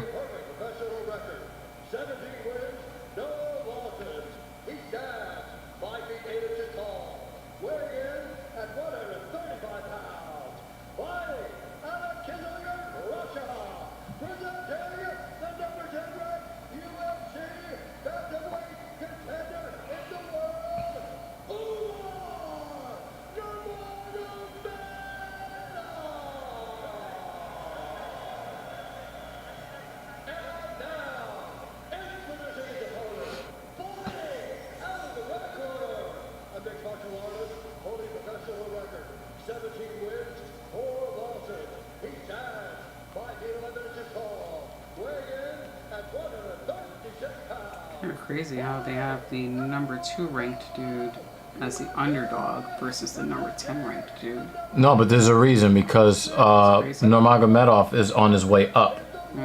And I think he's undefeated as well. Sandhagen has been, there's a blueprint out to beat him. Yeah, he's a 3-1, he's a 4-1 favorite. And it's because of the wrestling. And the thing is, Umar probably has better striking skills than Khabib. And his wrestling is probably at least, a tier below. So imagine if you're way better at striking and kind of, sort of, almost as good as the best combat wrestler of all time, arguably, because of the results. You're on your way up. As a fact, he's trying to get in the title contention. If he beats Cory Sandhagen here, this is for title contention. Yeah, that's what David said. Yeah, he's 17-0. This is the first time I've actually seen Dan rooting for a Dagestani over somebody else. I think this is the first time. So now I got to figure out what problem does he have with Cory Sandhagen. But that's one thing Nurmagomedov has. He has that good front leg that he can be very active with. No man has been able to solve the riddle of Umar Nurmagomedov. Oh, that's a nice leg kick for Umar. Oh, he's in on a single leg. He reached really far. Oh, he got him down. Oh! Oh my God, look at the physical strength. Look at the physical strength. Are we ending in round 1? No, don't think so. But man, he's gonna give Cory Sandhagen some problems. Habib was never a backpack. But Umar is like, I'm not above that. Ho says, I would think that Umar has better wrestling because when you think about it, he is very small and always had to train with bigger people. It made him build. Also, it's the way that they do the combat sambo, you know, the Dagestanis, you know. He's also being coached by, again, one of the most dominant combat wrestlers in, you know, mixed martial arts history, right? So I gotta give Cory Sandhagen a lot of credit. He's walking down a guy who he's now felt the strength of. Yeah, exactly, Dan. Exactly. Great fight camps, great quarters. Winners. Oh, wow, he's in on a single leg again. He's gonna chain wrestle. Nice defense here from Cory. I don't know if that's gonna be enough. Single leg. He's got to make a decision here. He's got to either roll his head to the inside or he's got to get lower on the leg. Sandhagen doing a beautiful job. Nice defense, Sandhagen. Nice defense. He's going to have to do it a few more times. He's going to have to do it a lot. But the earlier he can do it, the more often in this first round, that's going to pay dividends for him. Umar is doing a good job of distance management. So officially, they have 0 for 3 on takedowns from Nurmagomedov, but it looked like he landed one when he jumped on Sandhagen's back, but they didn't count it. So,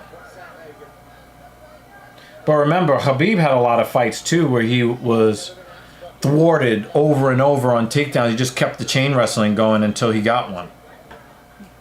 He never really cared about his takedown accuracy numbers. He just wanted to just keep on. That was interesting. Yeah, so he basically threw the right hand to get Sandhagen up tall and then immediately changed levels. It almost looked like he was trying to go for the stunner. Almost looked like he was trying to, hook the head. An RKO that would have not been from out of nowhere. Although him dropping so fast was kind of like, hey, yo, pause. Oh, nice left hand. Umar, that was fast. But he didn't put any power behind it. He just wants to touch. You know, I think that he's using his striking to set up. That was a nasty leg kick. I looked like it hurt. Yeah, hell yeah, that sure hurt. That was a nasty leg kick from Sandhagen. I don't mind if this fight goes a little long because this is a very intriguing matchup. Yeah, Umar is definitely compromised. His lead leg, look at his leg already. He looked like there's a lot of stress on that leg. A little bit on Sandhagen too, but it looks like Sandhagen's kicks are way more effective.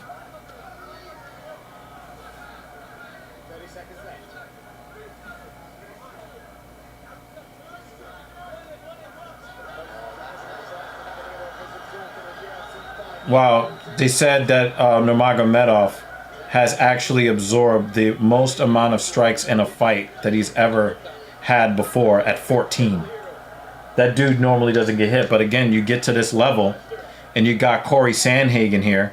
Cory Sandhagen is a high-level striker. You're going to get hit a few times. And unfortunately for Umar, he's not taking those shots to, like, the body. He's taking it to the calf over and over again. And again, this is my issue with a lot of fighters in the way that they manage their game plans, right? You'll see a bunch of fighters in round 4 of a 5-round fight, or round 3 of a 3-round fight, and now they want to start throwing outside calf kicks. You should have been doing that in round 1.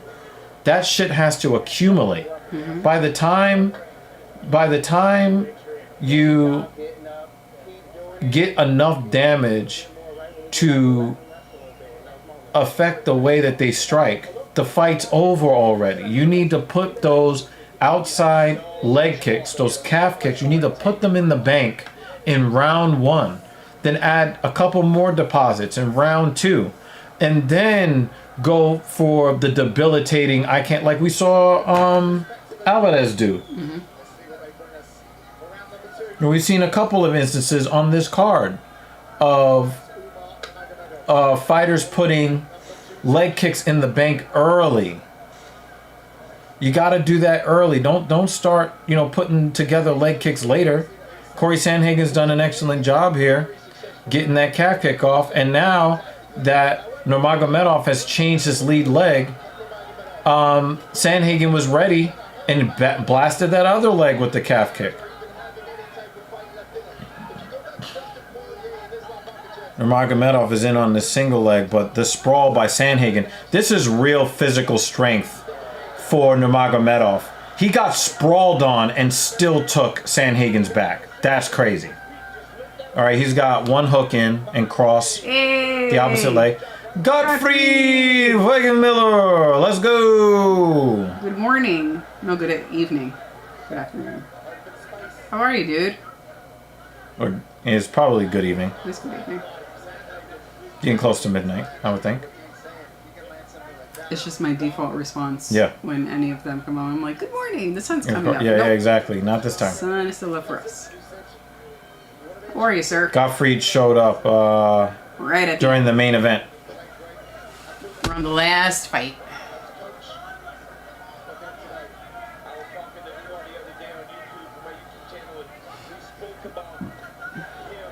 Nice left hand from Sandhagen there. Kick to the body. He said it's 10 before noon. Somewhere in the world it is.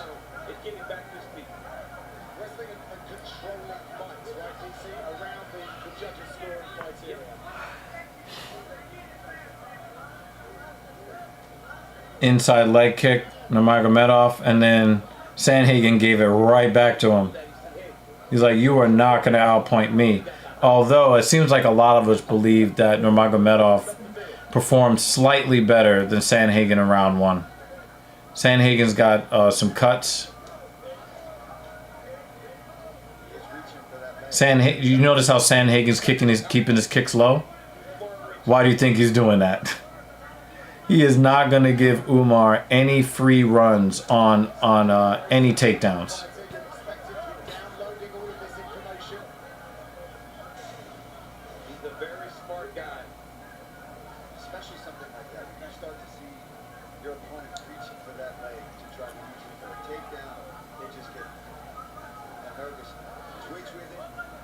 Sandhagen's lead leg is getting beat up too now. You're starting to see it. Ooh, nice high kick, Nurmagomedov. And the thing is, I don't think that Sandhagen even wants to try to take Umar down. So Umar has his full complement of kicks to the leg, to the body, to the head if he wants to take them. Sandhagen doesn't seem to want to take that chance raising that leg too high off the ground. Nice left hook, Sandhagen. Not very powerful, but definitely. Yeah, you missed a lot, Gottfried. It's a good one today. Reminds me of Siegfried from Soul Edge and Soul Calibur.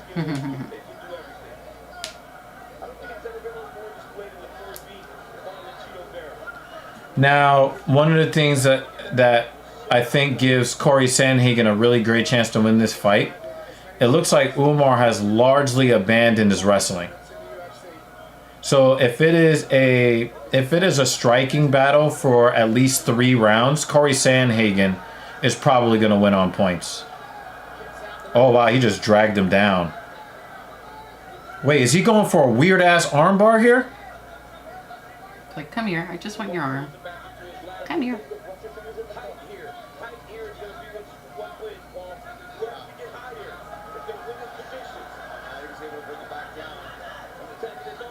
Oh, he's just trying to drag him down. I thought he was going for a submission there. Mm-hmm. Cory's doing a really nice job defensively here. He's doing a really nice job defensively. And of course, Umar knows, because he's such an experienced wrestler, how to get him into grappling situations. But man, that defense is so good. Cory Sandhagen, man. This is a great performance. I would probably say 1-1. I would probably give Sandhagen round 2 here, maybe. But wow, that was really great defense. Even though you got dragged to the ground like that, Everything's okay. Just use your hands. that was so nice.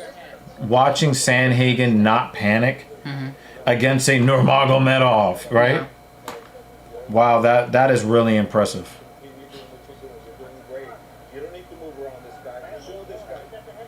I'm not really fully confident in my pick for who won the second round. I think Umar won the first round decisively. Second, I thought it was very, very competitive. David says Cory won the first 2 rounds. What are you looking at? There's no way Sandhagen won round 1. Jensen said Umar up 2. So, the offer ends August 12th. Yeah, I think I put that on my calendar. I'm even if Cory loses this fight, I'm very impressed with him. Because that tells you that his team and his training are top notch.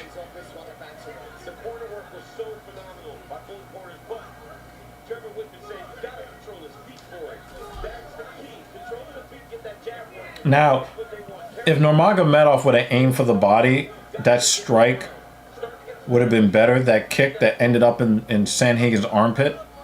But he was kind of going for that high kick a little bit. And if he would have just stuck to the body, he could definitely wear Sandhagen down. Hyung Ko says 2018 Sandhagen agrees with Banner. I don't think Sandhagen won round 1. Aljamain Sterling says 1-1. I have it 1-1. Anybody thinks that Umar won both rounds? Because Dan does.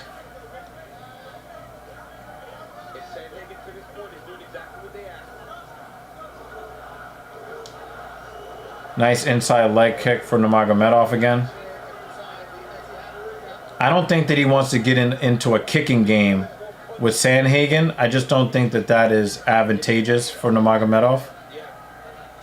He's got to find a way to get inside. So the live odds have closed. Nurmagomedov is now a 2-1 favorite. When he came in at he came in 4-1 favorite. So Vegas likes Sandhagen's performance in the first 2 rounds.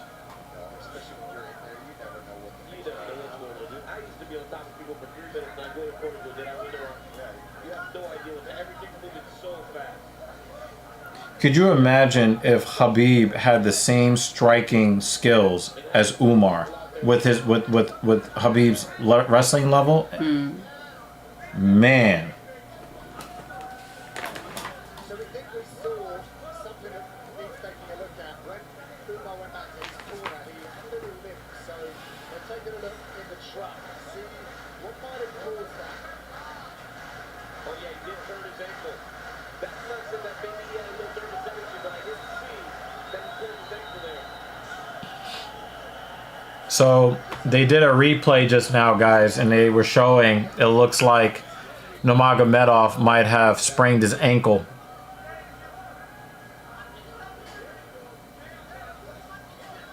But it's not like he has to, you know, fight with LeBron James for a rebound, so he should still be able to perform. But he might not have that explosiveness on his takedown attempts, which is probably why he's not level changing anymore. He could be just looking for opportunities to grab Sandhagen. Sandhagen's defense is so nice. He's doing a really good job of immediately fighting the hands and turning his shoulders in. Sandhagen really came in prepared.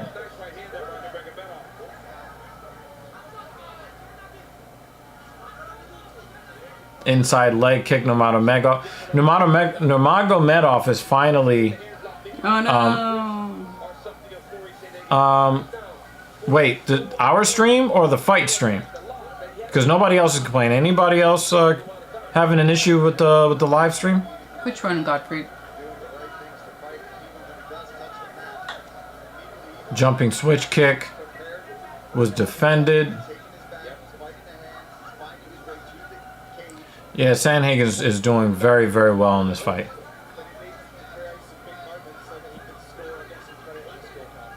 Yeah, nobody else has a problem, so it's an issue with maybe Gottfried's Wi-Fi possibly. Or maybe he's using a website or something.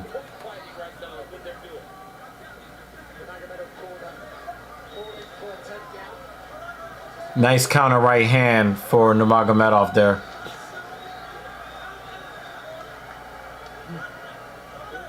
Nice move to the body there. Nurmagomedov is actually on the numbers. He has outstruck Sandhagen. So that's something. I got Nurmagomedov winning round 3 here. Sandhagen was not very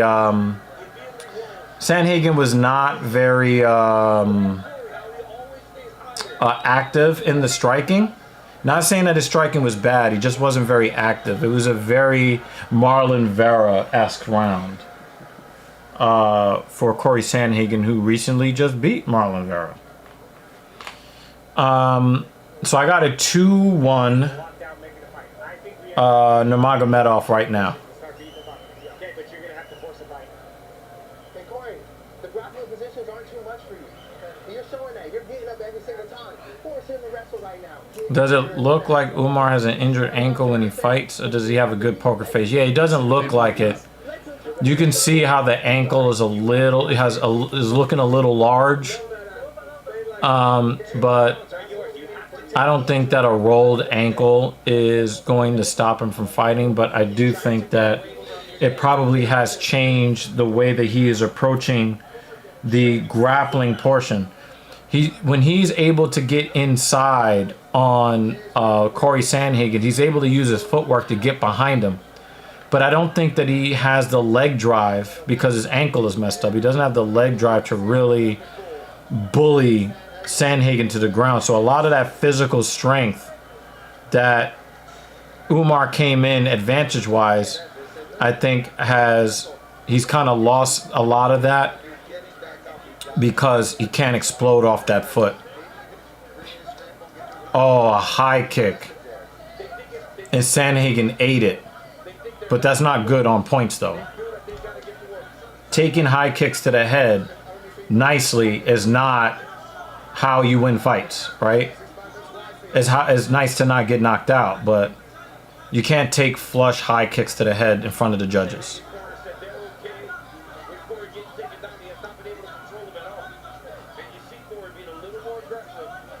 Yeah, I agree with Dan Ige. A lot of these rounds are really, really close. Cory's bringing the fight now. Umar is seeing the strikes coming, though. She said, it is August 4th for me now. August the 4th be with you, or something. Nope.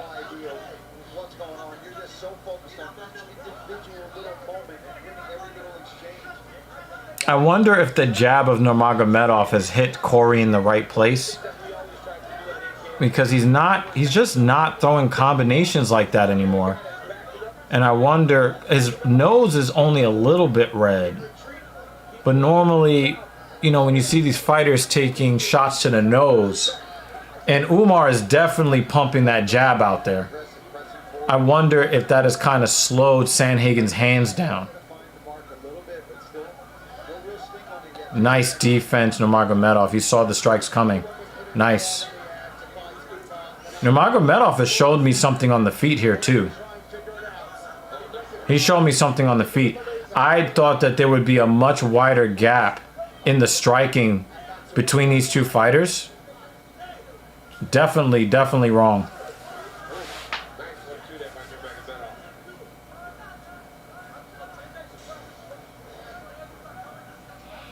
They got to see, they're in the future. They are in the future. How is it over there? In the 4th of August. Is it still? Wow, Nurmagomedov is basically going two for one. Every time Cory lands one, he lands two. He said, yeah, we got Sweden, Denmark, Germany in the house today. Excellent. Wow, Nurmagomedov looks like the more effective striker right now. This is crazy. He's like, I can't even... The wrestling seems to really be out the window, and now it's just a fist fight. And of course, Cory Sandhagen is nobody's bitch, right? So he's gonna fight all the way to the end. But Umar is really getting the better of him in the striking here in round 4. And I don't know if it's a timing issue or a speed issue, because there aren't that many guys at bantamweight faster than Cory Sandhagen. But Nurmagomedov is either faster than him, or Cory Sandhagen has a tell and he is telegraphing his shots. And so Nurmagomedov is able to implement a very effective counter-striking game here in the 4th round at least. I'm seeing a lot of stuff that I did not expect to see in this fight.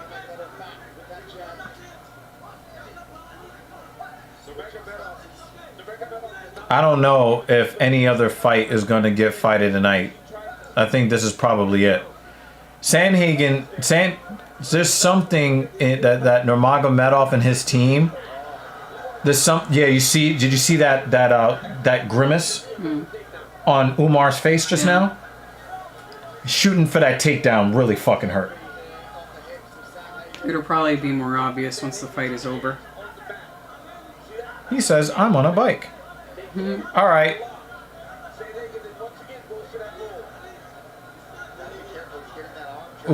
Umar is really giving him some problems here in the 4th round.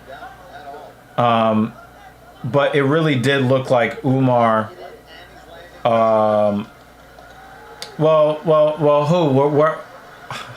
My disagreement with you. He says, win, lose, or draw, this is good experience for Umar. No. He is undefeated. He takes a loss, his hype train is over. He can't afford to take a loss. Now, I've got him up 3 rounds to 1. I don't know if Sandhagen has the energy to produce the power necessary to end this on the feet. And Sandhagen, I don't like his body language right now.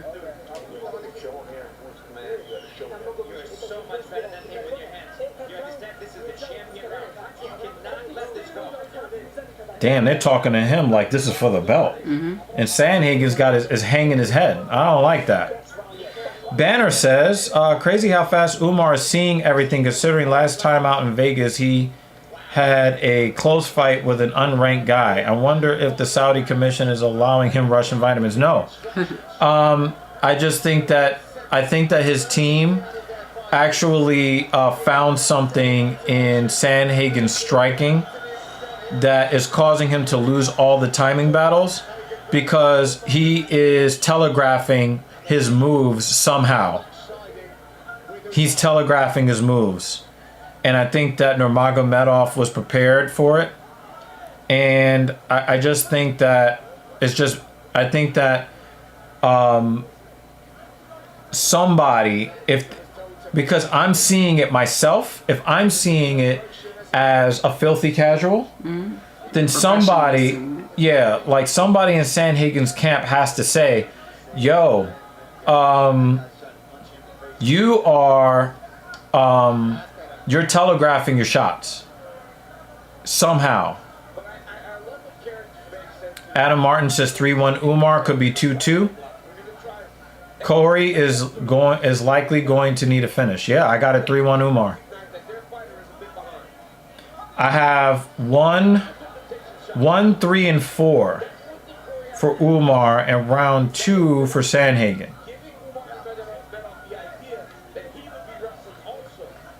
Now, I love the fire that Sandhagen has come out with in round 5.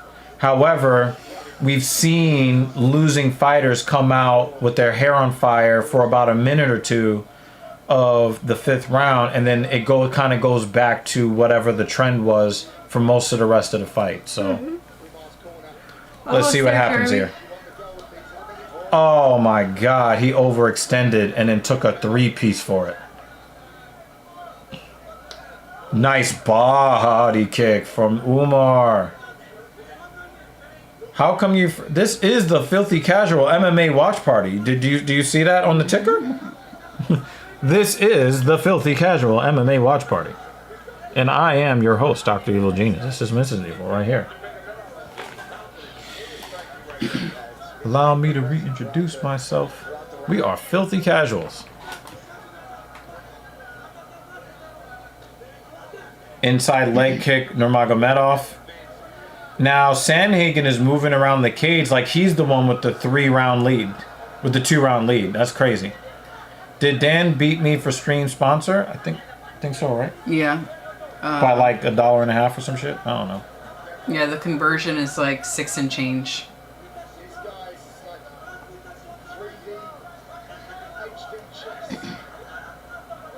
I did check. Yeah, he's not going to fall for that, Cory. Come on, Cory. You're smarter than that.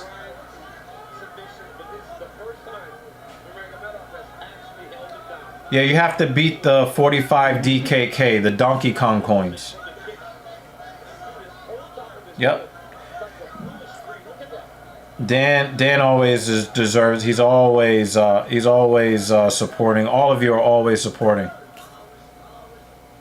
Well, it seems like 2 135 contenders died tonight. They're giving Umar the next title shot unless we see a Leon head kick, which is not going to happen with Sandhagen on the ground, as tired as he is. I don't think that this is the end for Cory Sandhagen's championship aspirations, but it is for Marlon Vera. Marlon Vera might actually have a better chance. I think Marlon Vera has a better chance at winning the flyweight title than the featherweight title. He used his leg as a collar to keep Sandhagen on the floor. That was crazy. I think he kind of did that by accident. That did not look like he did that on purpose.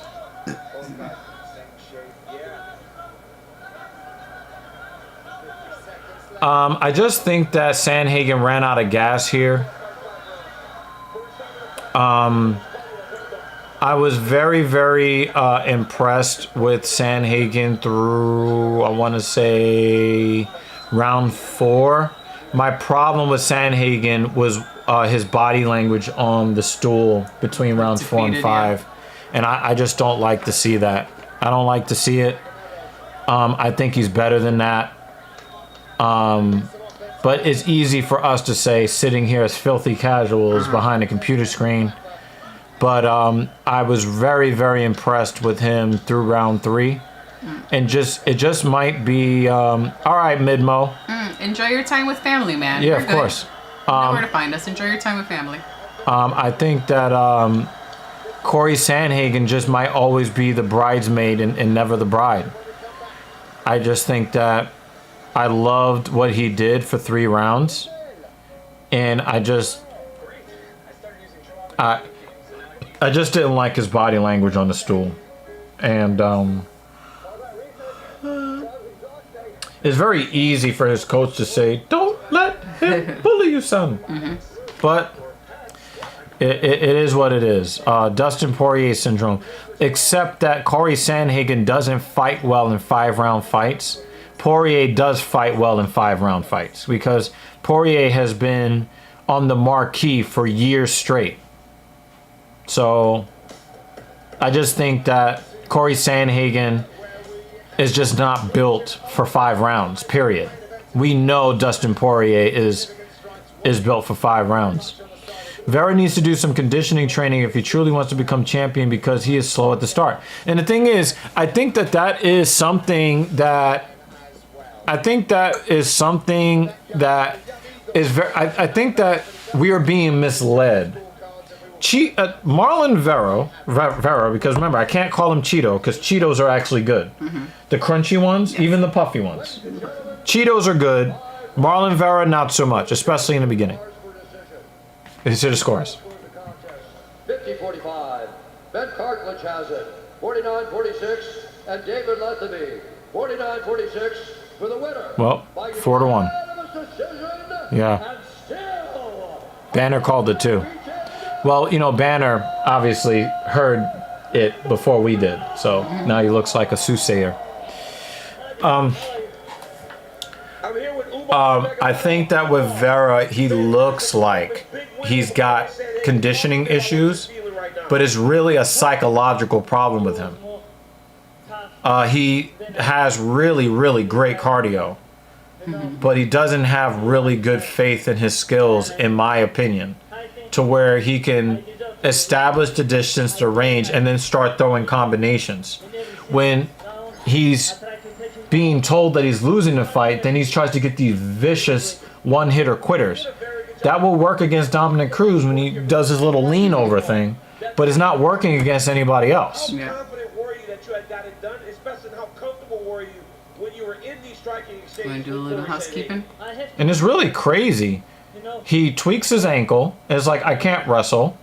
This guy was ready for my wrestling. Okay, let me fuck him up with my hands. And as much as I love Khabib, do you think Khabib could ever do that? Get all of his takedown stuff and then just beat somebody on the feet? He's number 2. You just beat him.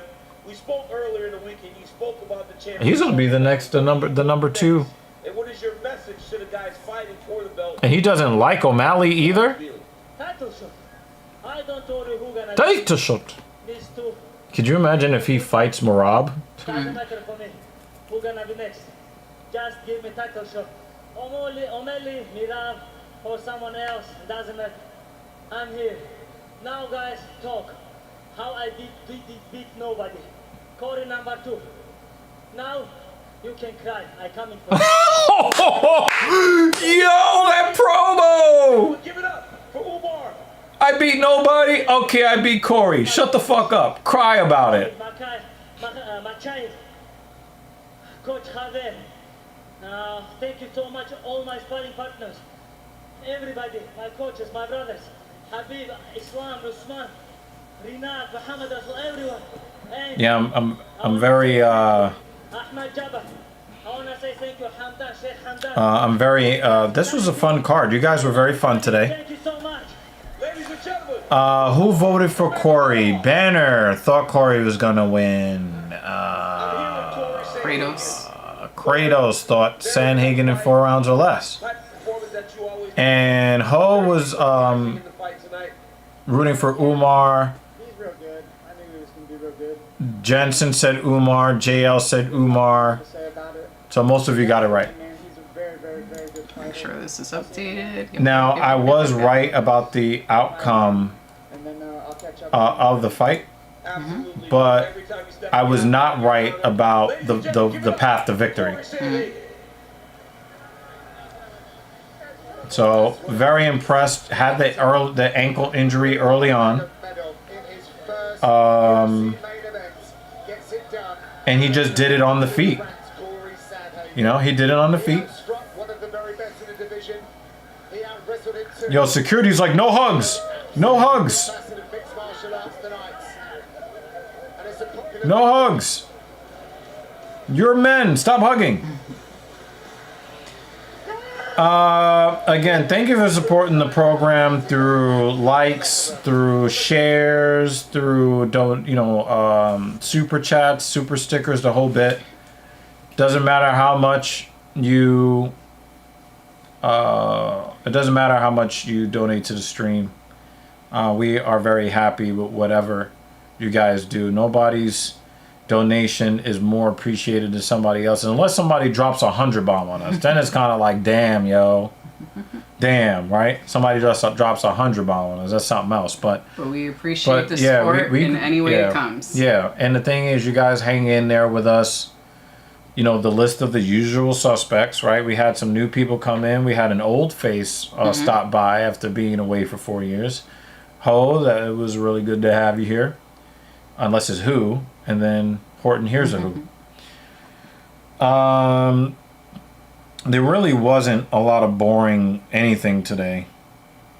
Even the ladies' fights were very competitive, and they were throwing them hands. So, it was a very entertaining stream in a year where a lot of the cards are kind of ho hum outside of the main card for certain pay-per-views.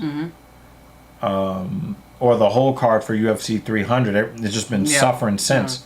But now that the farther we get away from UFC 300 and everybody kind of gets on different cards and different fight schedules, we'll probably see better quality cards from the top towards the bottom. All right. This was a whole lot of fun. You guys will be able to sleep at a decent time. We will watch Nobody. Finally, it got on a platform that we pay for. We're going to look at SummerSlam a little bit. I'm going to find some calories that I'm happy to eat, maybe, or something like that. Yeah, so, even though a donation did not beat Midmo as a sponsor, we still are very happy that you guys have contributed to the platform today. What else would you like to say? Thanks for coming. Thanks for sticking around early. Thank you in advance for all the other pay-per-views or streams where you'll be up until 6 a.m. Thank you, guys. Word up, word up, word up. Run it. Yeah, we're going to run it. So, this is the end of the stream. That's the one I was testing. It's not working very well. The comment of the stream from outside the U.S. We wonder if that's the best that you guys have to offer. And, you're right, man. It's an embarrassment. Our political system, or the outcome of our political system, the people that end up, being featured as our representatives in a representative democracy. It's extremely embarrassing, and it's very disheartening. It really makes me feel a lot less hope for the future. So I'm just trying to enjoy the now. And, right now is just kind of like, let me get bigger muscles, have somebody huck to her and spit on that thing, and just go about my life, and whatever happens, happens. I'm just not... I'm very much in agreement with Dan. We also agree with Dan on his very famous phrase, and that is, be safe out there in the real world. Until next Saturday. Bye, guys. We will try to bring you more videos and censored and uncensored content on the Talking Shit podcast. But this is the end of the Filthy Casual MMA Watch Party. Until next time.